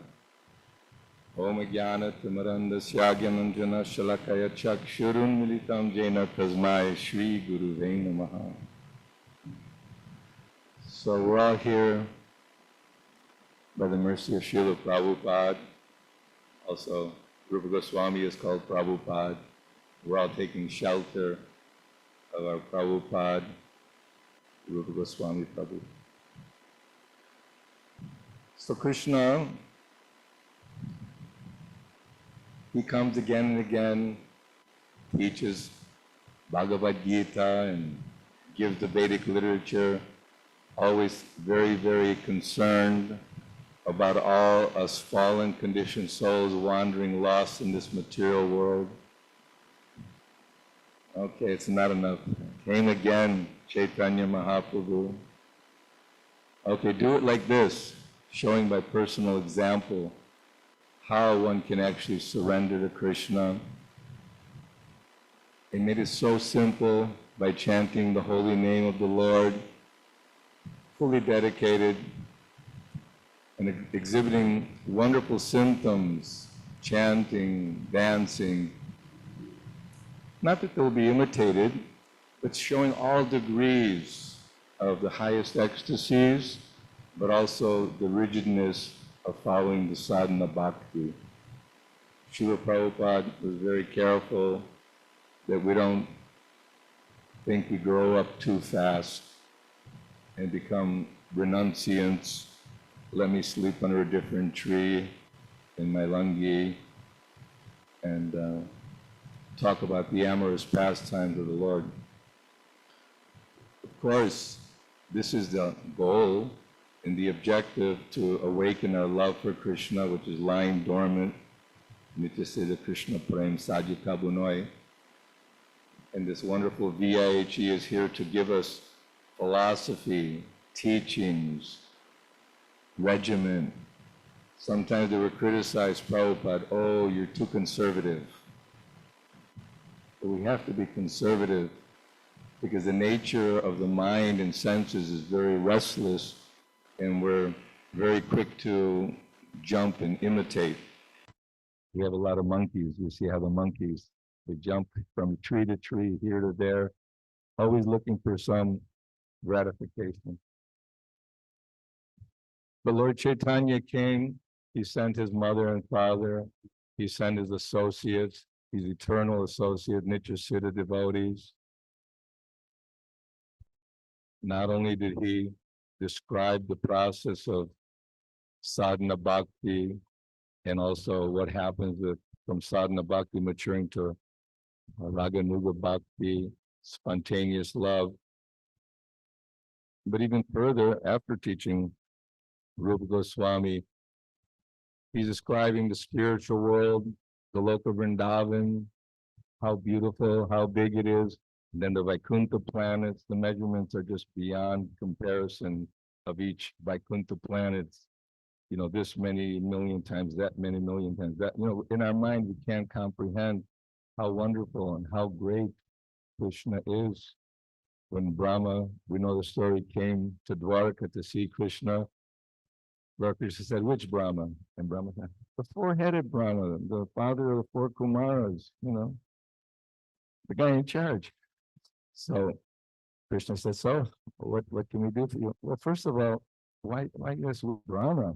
And then Lord Krishna meditated, and all the different Brahmas from all the different universes with many heads, hundreds, thousands, millions, tens of, who can imagine? Imagine you saw somebody with 10 million heads. I can't imagine. And Lord Shiva came, Indra came. Indra is not only one. These are titles. Brahma has a name. Shiva has a name. Indra has a name. So he told Rupa Goswami, it's just so vast and so the magnitude of spiritual life is so great. I'm just giving a little drop, a little hint of what is spiritual life. So Srila Prabhupada gave us everything, the ABCs and the XYZs and all in between. He set up the International Society for Krishna Consciousness so that we can be together. And as we're, imagine, hundreds, thousands studying, performing the yajna of following rules and regulations, chanting the holy name, wanting to come to Vrindavan, wanting to come to Mayapur Dham. Srila Prabhupada, he established these holy dhams, and just as Rupa Goswami, Sanatana Goswami, the 6 Goswamis were ordered by Chaitanya Mahaprabhu to revitalize Vrindavan Braj. So it's been overly revitalized. You can see the traffic out there. It's too much revitalization. But This is Prabhupada's mercy, and Srila Prabhupada, just like Rupa Goswami, Lord Chaitanya put his feet on the head of Rupa Goswami, empowered him to have the understanding and the potency to spread the message of Krishna consciousness, Krishna Shakti Vinana He Tara Pravartana, totally empowered. In the same way, Srila Prabhupada was empowered by Srila Bhakti Siddhanta Saraswati, blessed by the Goswamis, meditating on Rupa Goswami before venturing to cross the ocean at 70 years old and spread the message of Krishna consciousness in such a wonderful way. It almost seemed like he had no idea how would these people take up Krishna consciousness. They're so immersed in passion and ignorance. The beautiful song he wrote to Krishna, devotees asked, what were you thinking when you first came? And he had a personal dream, not only a dream, but conversation with Krishna, and feeling that missing the pastime of being with the cowherd boys and frolicking and playing. And then coming to the Lower East Side and to somehow or other, Krishna sent so many nice, sincere devotees, like you heard, Rupanuga, Ramananda Prabhu, many of the early devotees of Chitananda, miraculously Prabhupada, even after suffering so many heart attacks, suffering another heart attack in New York, leaving New York, everyone thought, that's it. Prabhupada came back revitalized and then brought everyone here to Vrindavan so we can see what Rupa Goswami and what Sanatana Goswami have not created, but revealed. It's a revelation. So their empowerment was meant for the purpose of spreading Krishna consciousness, and Chaitanya Mahaprabhu's mission will spread for the next 10,000 years. Kali Yuga is progressing very, very quickly. We can see how people are killing one another. People are just so unhappy and so much fearful and in distress, suffering. So Prabhupada came to free us from suffering, free us from the fear of rotting in this material world. And if we follow his instructions by reading Nectar of Devotion, Nectar of Instruction, Chaitanya Charitamrita, Krishna book, Srimad Bhagavatam, so many literatures are there. And even Prabhupada, he, just as the six Goswamis scrutinizingly studied all the revealed scriptures for the benefit of all mankind, for their understanding, Srila Prabhupada was empowered to actually give the essence from the Goswamis as well and put in his literature. I personally feel if you just read Prabhupada's books, keeping the association with devotees, and really, really enthusiastically study. Rupa Goswami had the quality of wanting to serve. He had a service attitude with no personal motivation. And so Krishna, in his heart, gave him the intelligence by which he can come to him, and also how he can instruct others. Because the more eager we are to serve Rupa Goswami, Srila Prabhupada, in the Society of International Society for Krishna Consciousness, then not only we benefit, but so many others benefit. So this is the mood of the Goswamis of Chaitanya Mahaprabhu.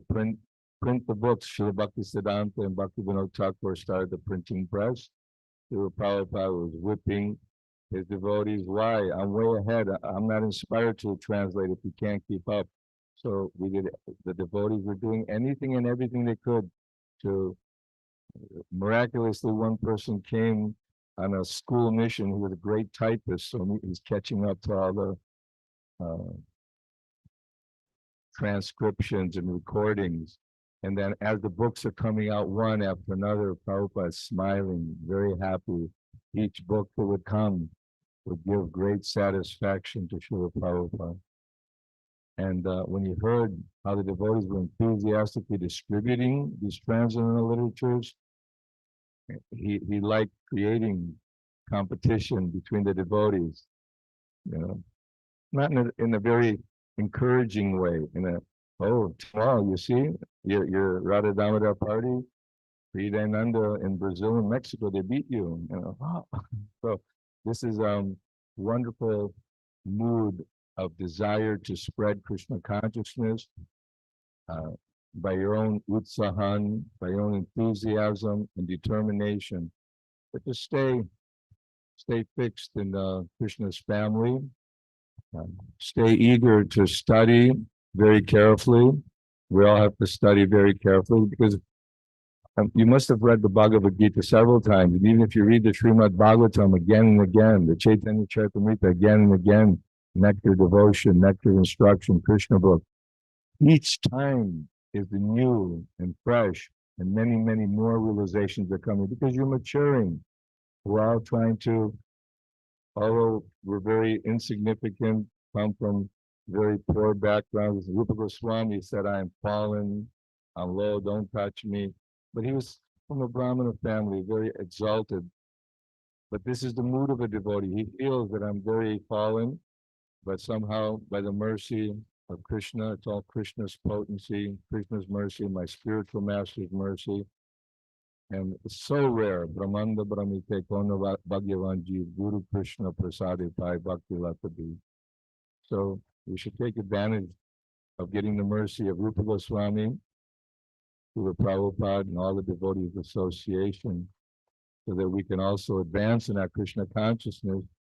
And not that we feel advanced, but it happens. It's a cleaning process. Chaito Darpana Marjana. Cleaning the heart, cleaning the mind by chanting Hare Krishna, Krishna Krishna, Hare Hare, Hare Rama, Rama Rama, Hare Hare. We're very fortunate, like hearing Mother Divi Shakti, the work that she put into compiling in a very concise way that you can, in a very, just what, half an hour, 20 minutes, you can get the whole life of Rupa, not the whole life, but an idea of how great and how wonderful this message of Krishna consciousness is being broadcast by Rupa Goswami. And even just by remembering and glorifying the Goswamis, one who's serving Goswami is very dear to all of Vaishnavas. So I feel very fortunate I had a chance to spend a few minutes to glorify Srila Rupa Goswami, Srila Prabhupada, and try to encourage that we all should chant enthusiastically and be very steady, very regulated. Srila Rupa Goswami ki. So I think I'm gonna, is that okay? Enough time? She's the boss, so I gotta.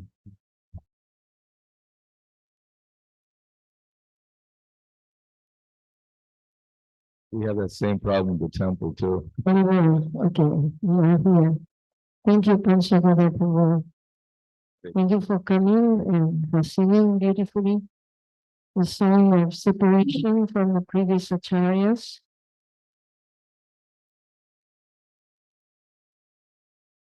We are going to conclude our Rupa Katha for today with His Grace Mukunda Prabhu.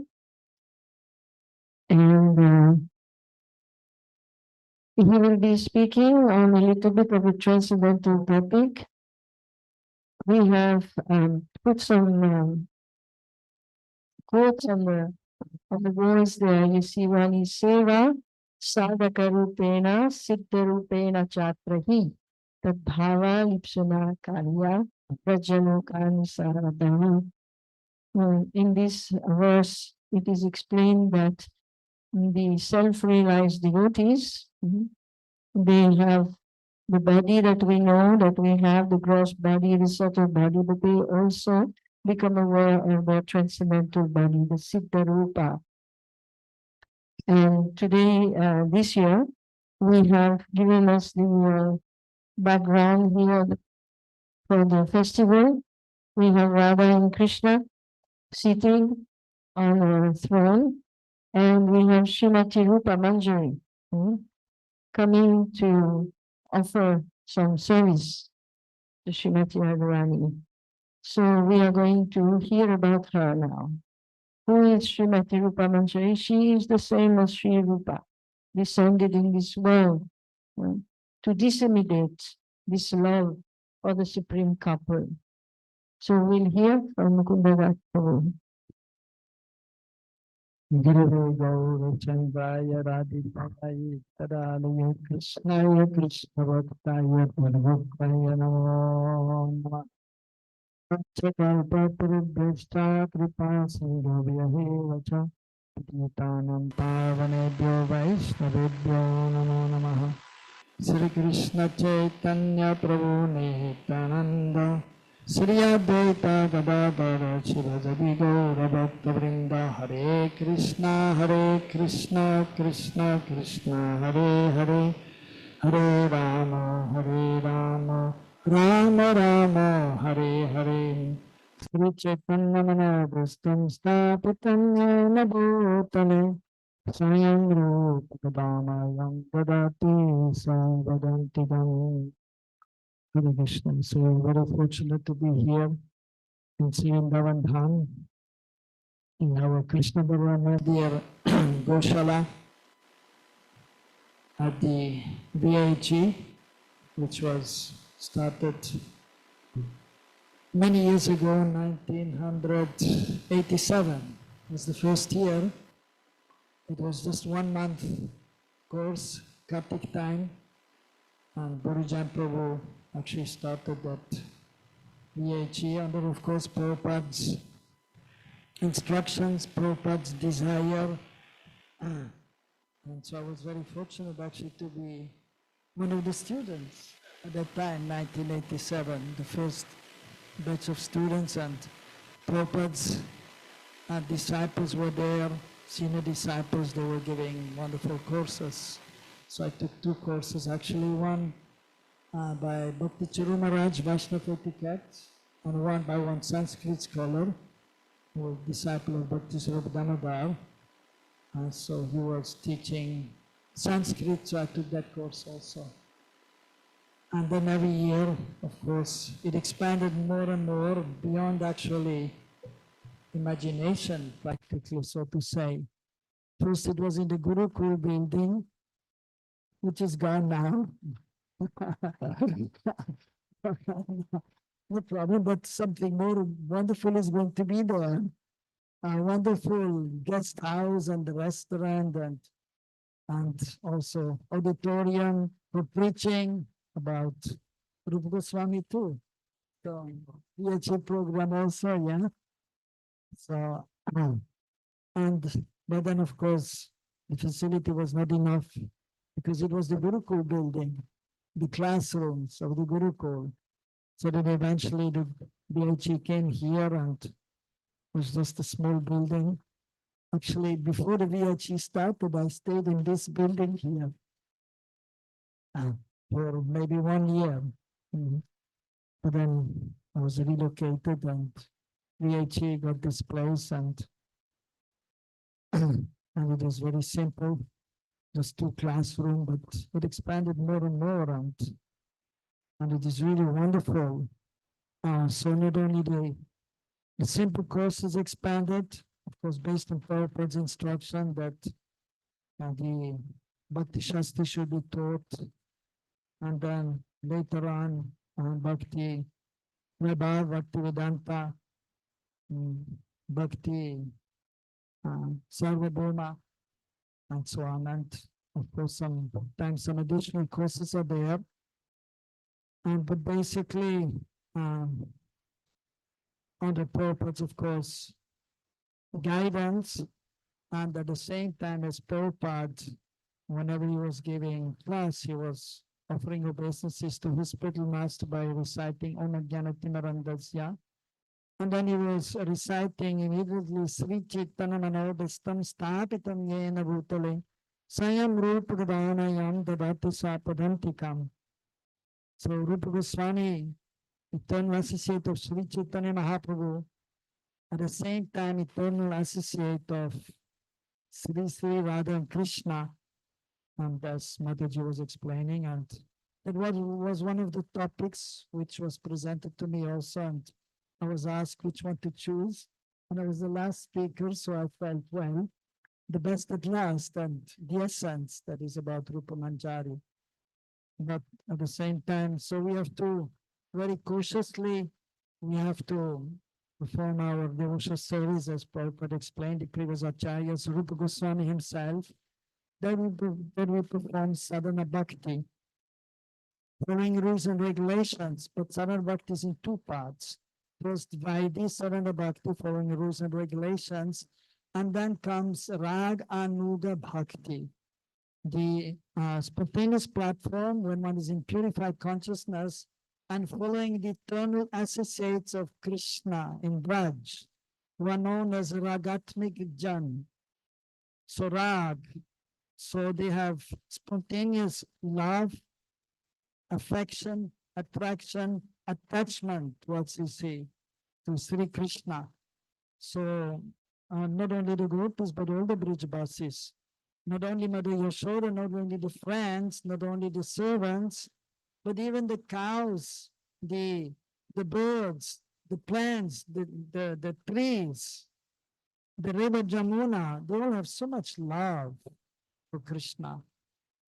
The eternal associates. And so different stages of prema there. Prem, sneha, man, rag, prem, sneha, man, pranay, rag, anurag, bhav, mahabhav. And even different category of mahabhavs are there. And so the highest transcendental emotions are found in the gopis. So mahabhav, that is only there found in the gopis and Krishna himself. Mahabhava Sarupa, Radha Thakurani, Sarva Gunakhani, Krishna, Kanta Shiromani.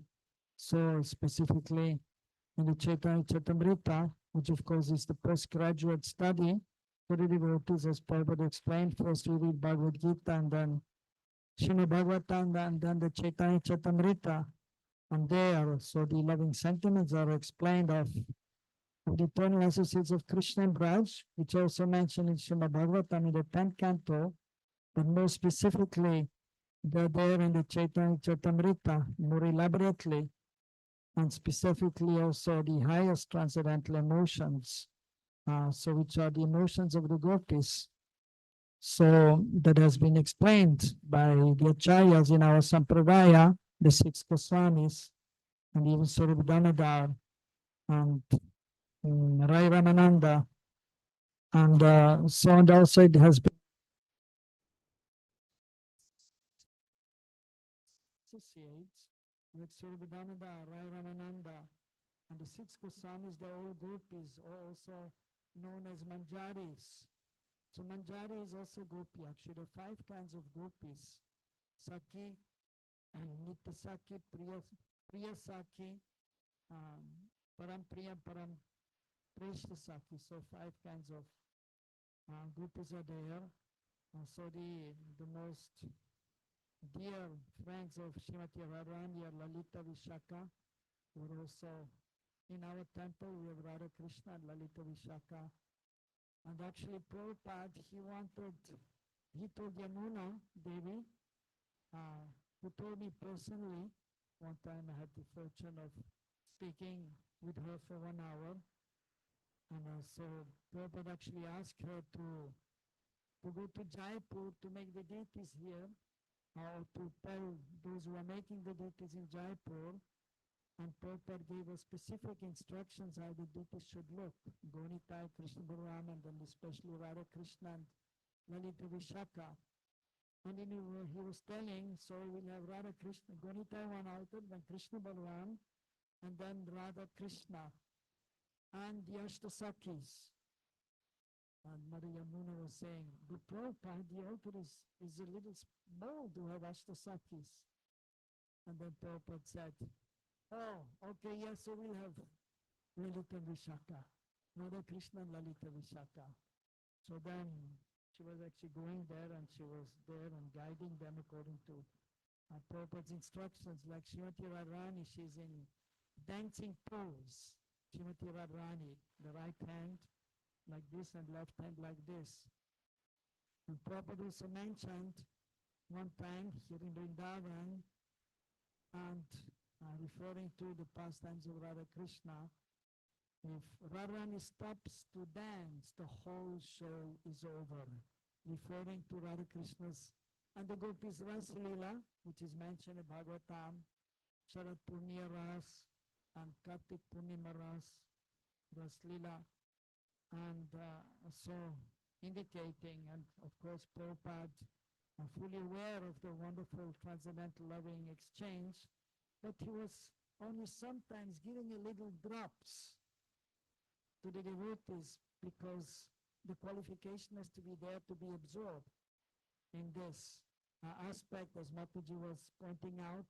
Seva sadhaka rupina, siddhi rupina chatrahit, tadbhava rupsana karya, vrajutana sarataha. The shlok is there at the entrance there. And so it is mentioned from C.C. Madhya Lila. But actually this shlok is from Rupa Goswami. This shlok is from the Bhakti Rasamrita Sindhu, from the Nectar of Devotion. And this shlok is also mentioned in the purport to the 8th verse of the Upadesamrita. Tannam Rupa Charitadi, Sukhin Tana Smiritana Kramena Rasana Manasini Yoja, Tistan Rajeta Danuragi, Jana Natami, Kalam Nayet, Akilam Itupurish Saram. The essence of all advice given by Rupa Goswami.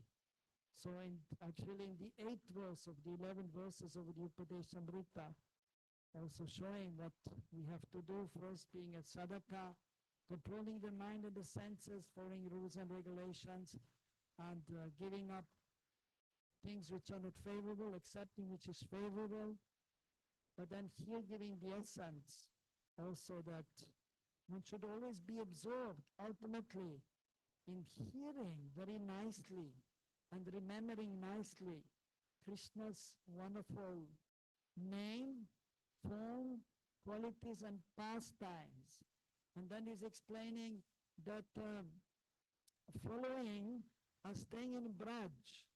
So, and then Prabhupada also in regards to this verse, and another verse which is also next to this verse in the Bhakti Rasamrita Sindhu, Krishna Smanam Janam Chasya Nija Pusham Samaitam Tattataparo Chastasya Kurya Bhajam Braja Sada.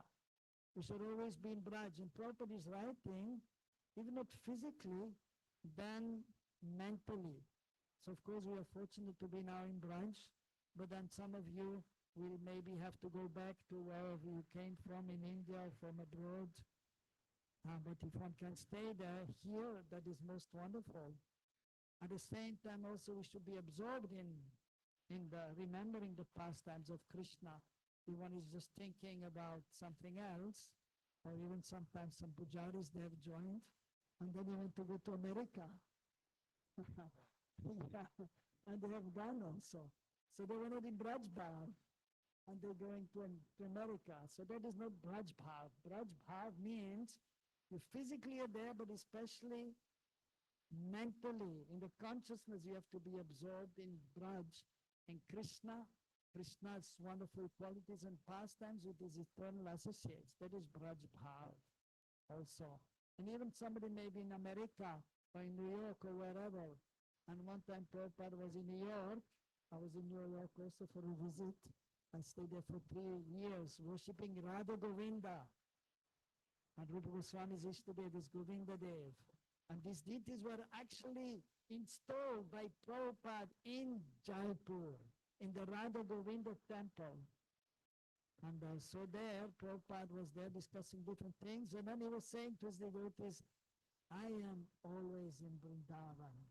So pure devotee, wherever he is, he's always in Vrindavan because he's thinking about Krishna.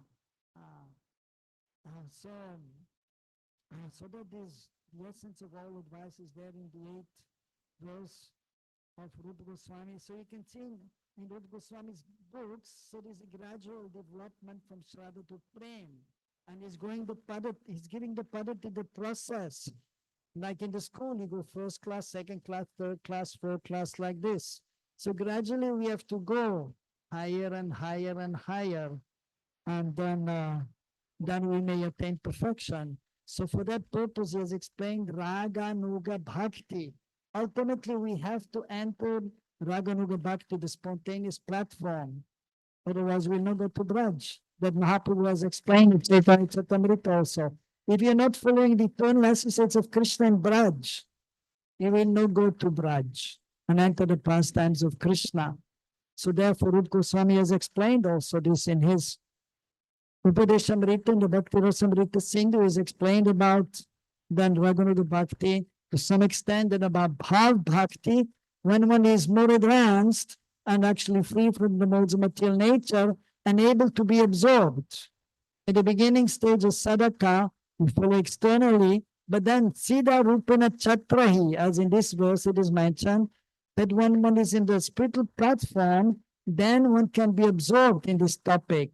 And then in remembrance of Krishna, Krishna's pastimes in Braj.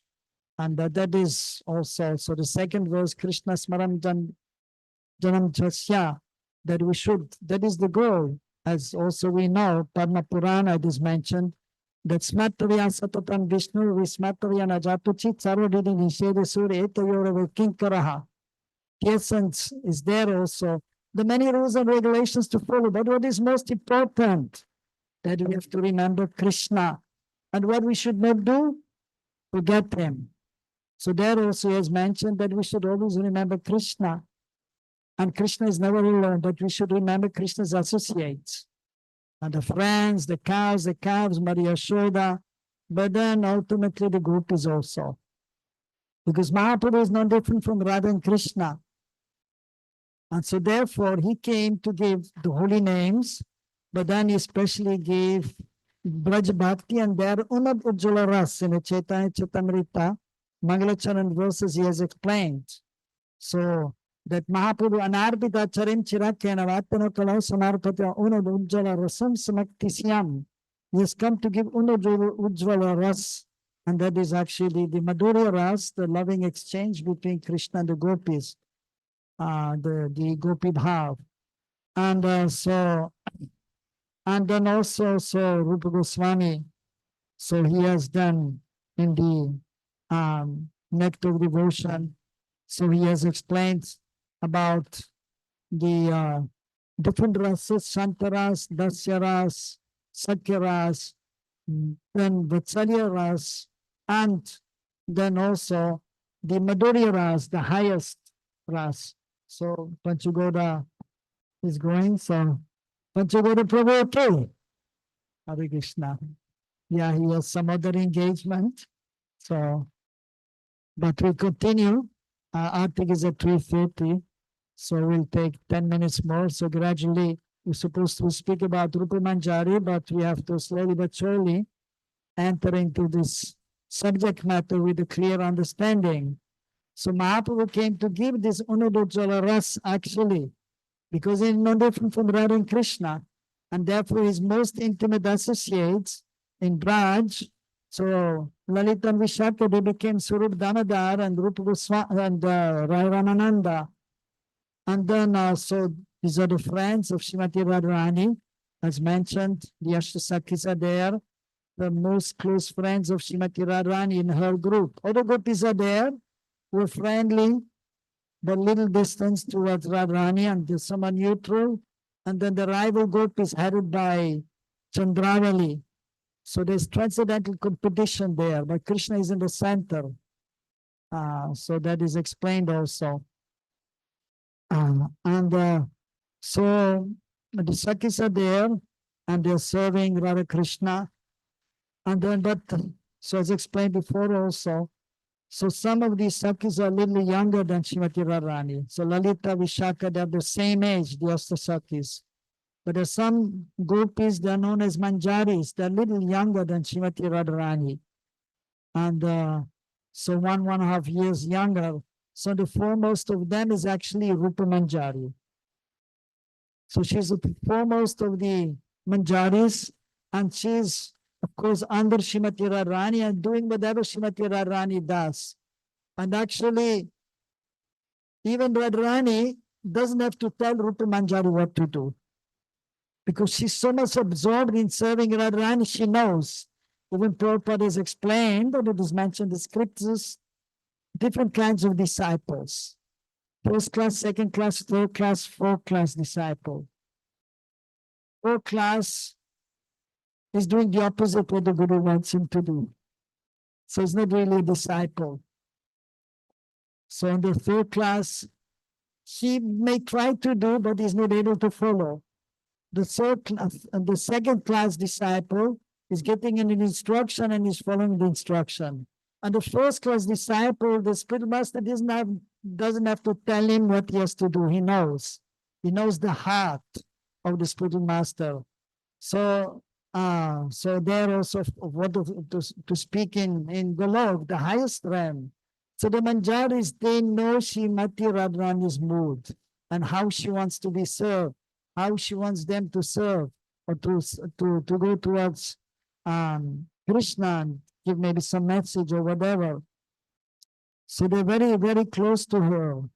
Although Srimati Radharani, she will call, because she's a Saki, she will call Rupa Saki, come here, as my good friend, although she's younger.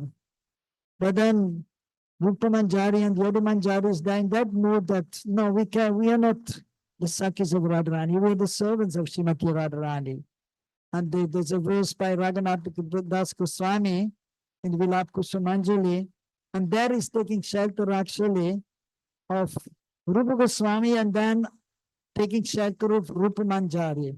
So of course these books, they are to be studied only later on, after having completed the Srimad Bhagavatam, Chaitanya-Rupa, attended Bhakti VIHE, Bhakti Vedanta, Bhakti Sarbhauma, then they can be studied also. But Prabhupada mentioned, because he read all these books, and he has mentioned in his purports.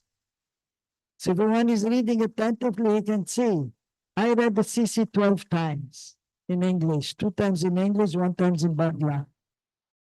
So there he has explained about Vilap Kusumanjali, and he has explained about Govinda Lilamrita, which is explaining about the moods of the gopis and which mood they are serving, or especially, of course, here Rupa Manjari.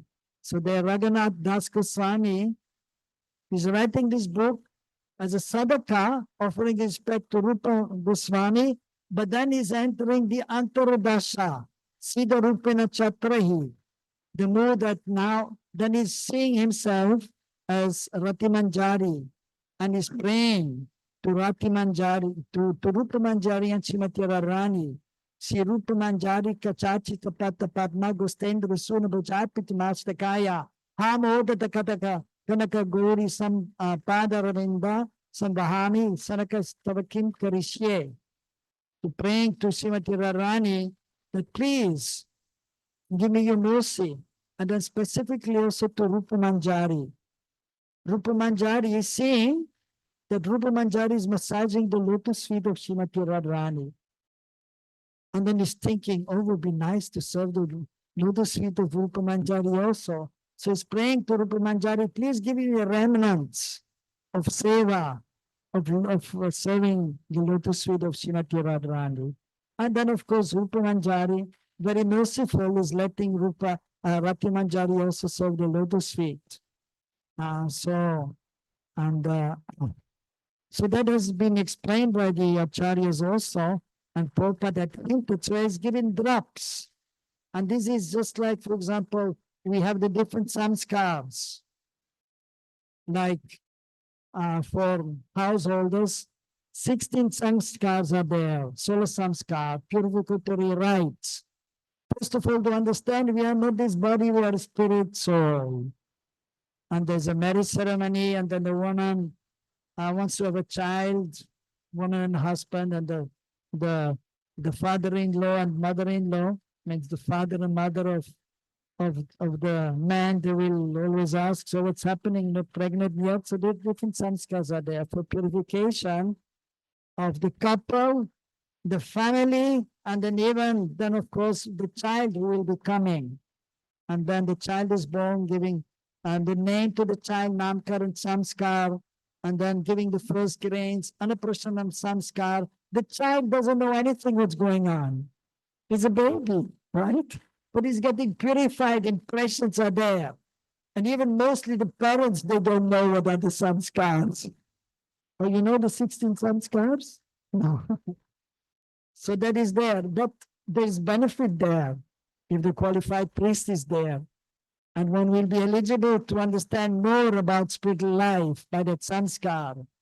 But then the other samskars are there that is given by the spiritual master, the Acharya, and which is in regards to making advancement in regards to our Swarup as spirit soul and our relationship with Krishna. These are like little drops inside the heart, as Prabhupada is also giving in his books, and those who are fortunate, they will understand.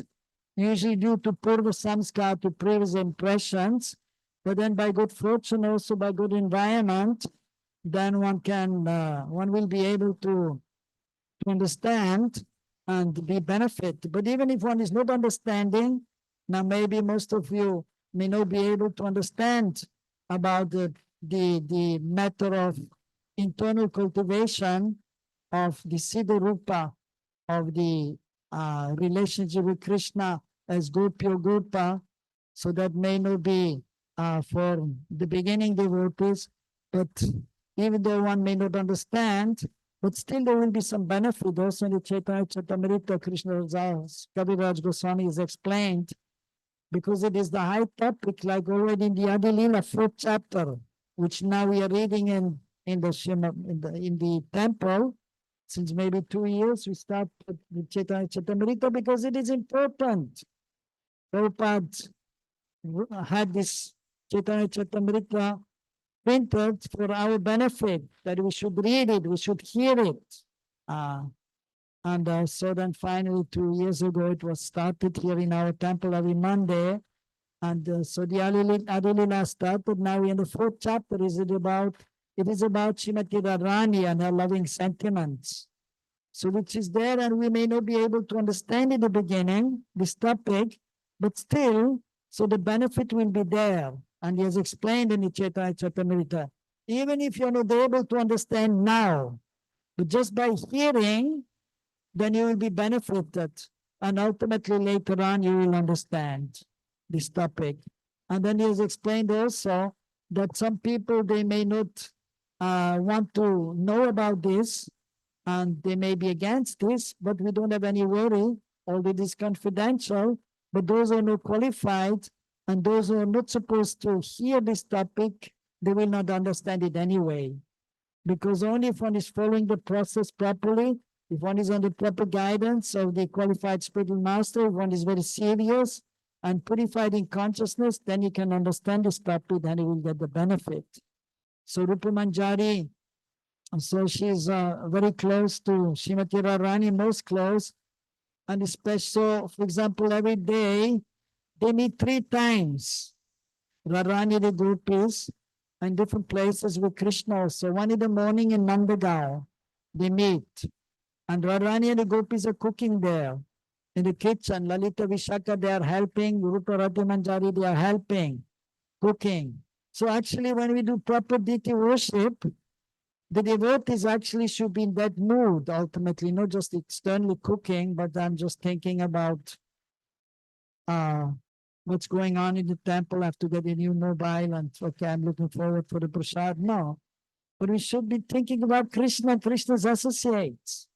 So therefore, sometimes we have to hear like what Radharani is cooking, and the gopis are helping there.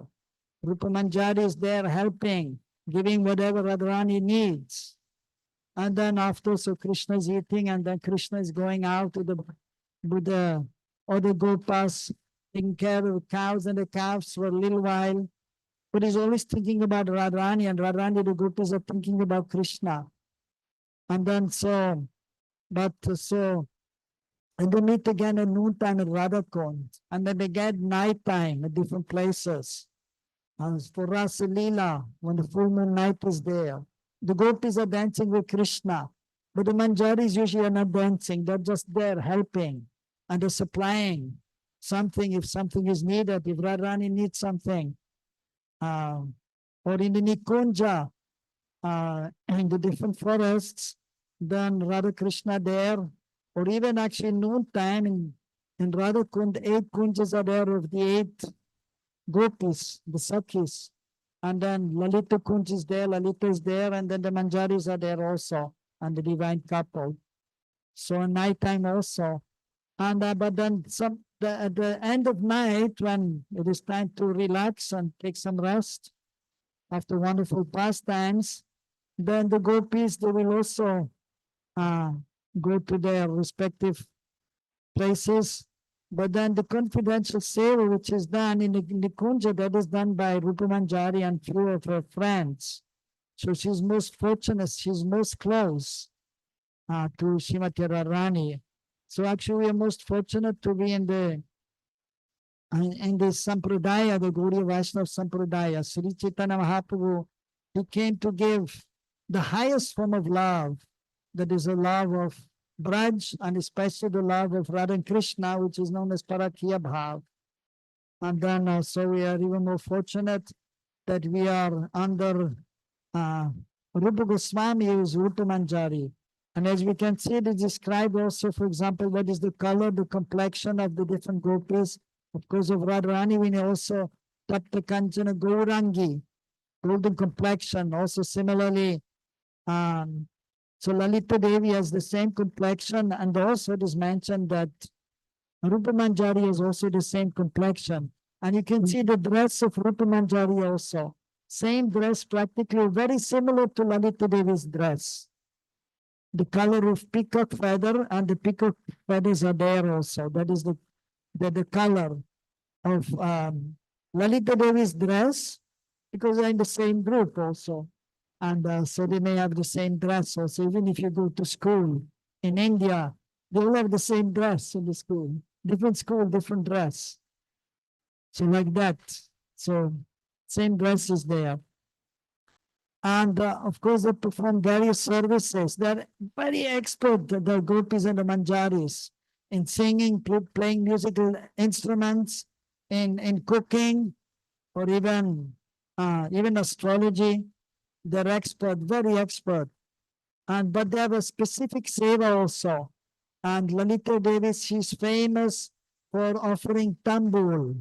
That is the pan leaves, and inside which they cut actually the betel nut, and they put some spices like elaichi and long and so on, and cumin, and so that is then prepared, and Krishna loves that actually. So, but they will not give directly to Krishna. They will give to Srimati Radharani, and then Srimati Radharani will give that to Krishna. So Lalita Devi, so she's making tambul, and many times, of course, then she will tell Rupa Manjari, you make the tambul, you make the pan with the pan leaves and inside the betel nut, and so that is one specific seva which is mentioned, which Lalita Devi is doing, and she's also giving that seva to Rupa Manjari. And many times in Nikunjan actually, so after performing pastimes, sometimes Radharani's necklace is breaking, and then Rupa Manjari is there, and she's collecting the pearls, like Radharani has a pearl necklace, even Krishna has a pearl necklace. And then sometimes it breaks, it happens. So even in the spiritual world, sometimes it breaks. And then, so Rupa Manjari usually she is always there, and she's collecting the beads and sometimes making the necklace again, or telling to other Manjaris which are there on their hair. So ultimately that is our destination, which is most wonderful. And so, but slowly but surely we should come to that. And Prabhupada, and even his spiritual master Bhakti Siddhanta Saraswati Thakur Prabhupada, a few weeks before he left, actually a few times he told one of his disciples, Bhakti Rakshak Shri Dev Goswami Maharaj, to chant a song which is by Narottam Das Goswami, in glorification of Rupa Manjari. Sri Rupa Manjari Pada Semora Saham Pada Semor Bhajana Pujana, and so on. That will be chanted day after tomorrow, right? Mataji, day after tomorrow we will chant the Ter Kadamba. So which also actually Rupa Goswami, he was also there in Ter Kadamba. Therefore Mataji is going there to Ter Kadamba also. And beautiful pastimes are there. And regards to Radha Krishna's pastimes and also in regards to Rupa Goswami or Rupa Manjari, so that you will hear day after tomorrow at Ter Kadamba. And so because that is ultimately the goal, to take shelter of Rupa Manjari and Sadhaka. And then also Prabhupada actually, he told Srimad Bhaktivedanta Narayana Maharaj a few weeks before he left to chant the same song, Sri Rupa Manjari Pada, actually to show us that is actually the essence. Ultimately, we have to take shelter of Rupa Manjari when we are more advanced in the spiritual understanding. So now we take shelter of our spiritual master, we take shelter of Prabhupada, we take shelter of the previous acharyas, but specifically Rupa Goswami also. We are known as Rupa Nuda Vaishnavas. We have to take shelter of Rupa Goswami. And then eventually when we are more advanced than Rupa Manjari. And that all our Goswamis have explained, not only Prabhupada, but then also Bhaktisiddhanta Prabhupada, Bhaktivinoda Thakur, Narottam Das Thakur, Vishwanath Chakravarti Thakur. They all explain that we have to take shelter of Rupa Goswami, and then later on we have to take shelter in more purified consciousness. We have to take shelter of Rupa Manjari. So that is the essence. So we have to stop here. It is 3:30. Hare Krishna. Srila Rupa Manjari ki. Srila Rupa Goswami ki. Srila Prabhupada ki. Hare Krishna. Hare Krishna, dear devotees. Thank you, Mukunda Prabhu, for giving us glimpses into the life of Radha and Krishna, the Sakhis and the Manjaris in the spiritual world.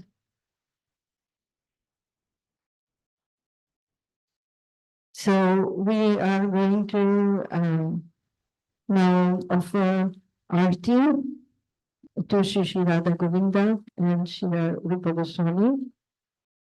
Our program for today is Arti and then Mahaprashadam. And that will conclude our celebration for today. I would like to invite you for tomorrow's continuous celebration. Tomorrow we are doing something which is rarely found. Srila Rupa Goswami, we said, is a poet, and he has written very, very beautifully all his books, including the Bhakti Rasamrita Sindhu, where he has composed very beautiful verses, and these are meant to be sung. And they are beautiful meditations, glories of the holy name, glories of Vrindavan Dham, glories of Govardhan, Jamuna, and the glories of Radha and Krishna. So I would like to invite you for tomorrow. Tomorrow program will be in the afternoon. We will be starting at 2:45. There will be more Katha. Tomorrow we are having speaking online, but we can hear them here. There will be Bhaktivinoda Swami from South India, and he will be speaking on Sri Namastakam.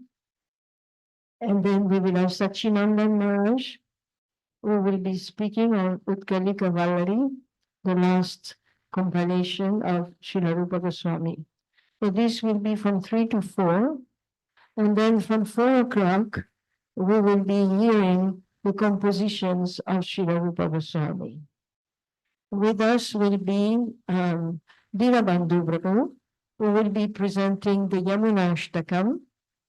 we will have virtually present with us Nityananda Prabhu, who will be presenting summaries of the pastimes of Krishna written by Rupa Goswami, Govardhan Uddhara, as well as the Kaliya Damana.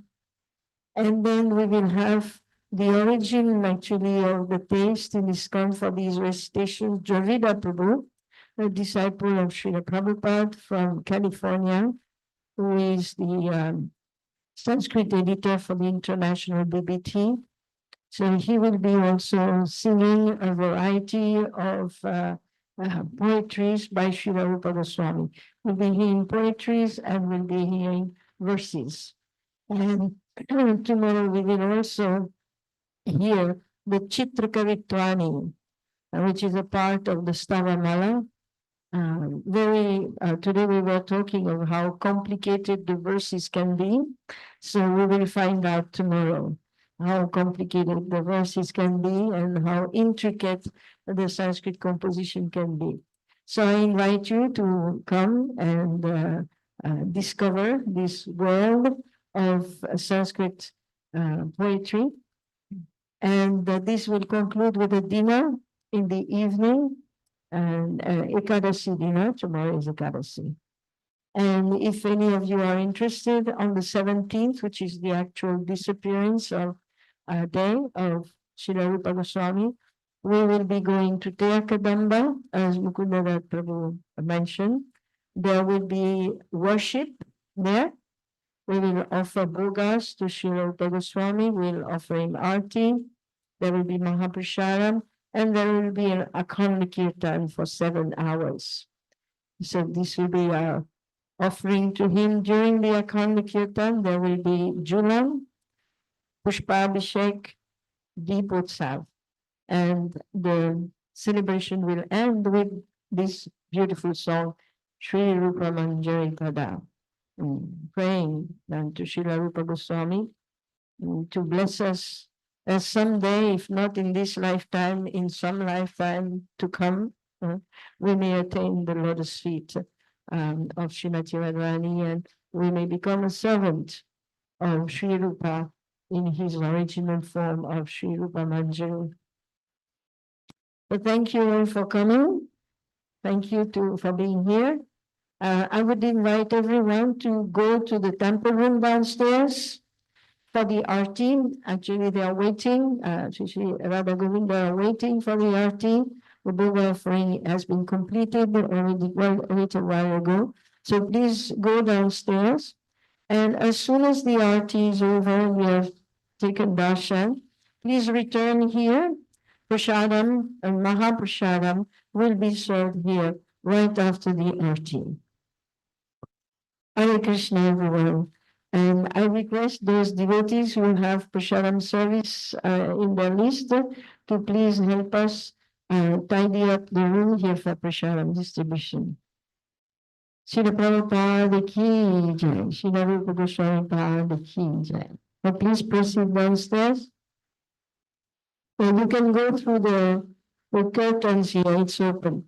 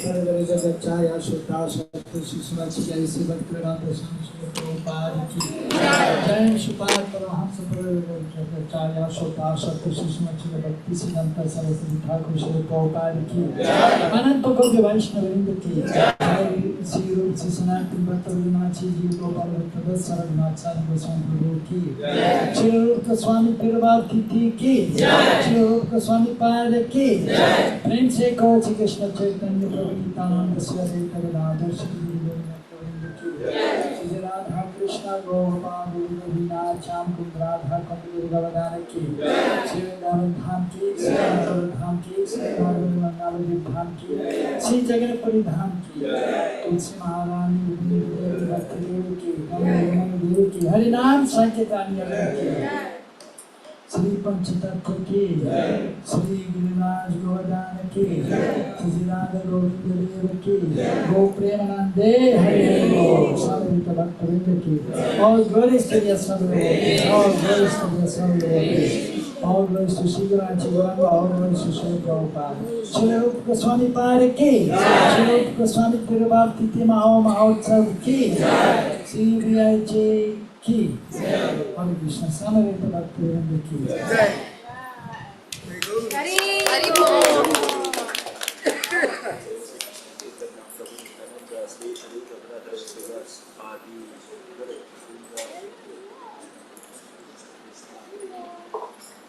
Hare Krishna devotees, Mahaprashadam waiting for you upstairs. You can go and take Prashadam.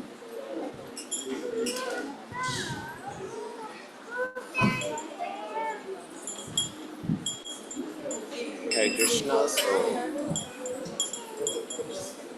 we are finishing study.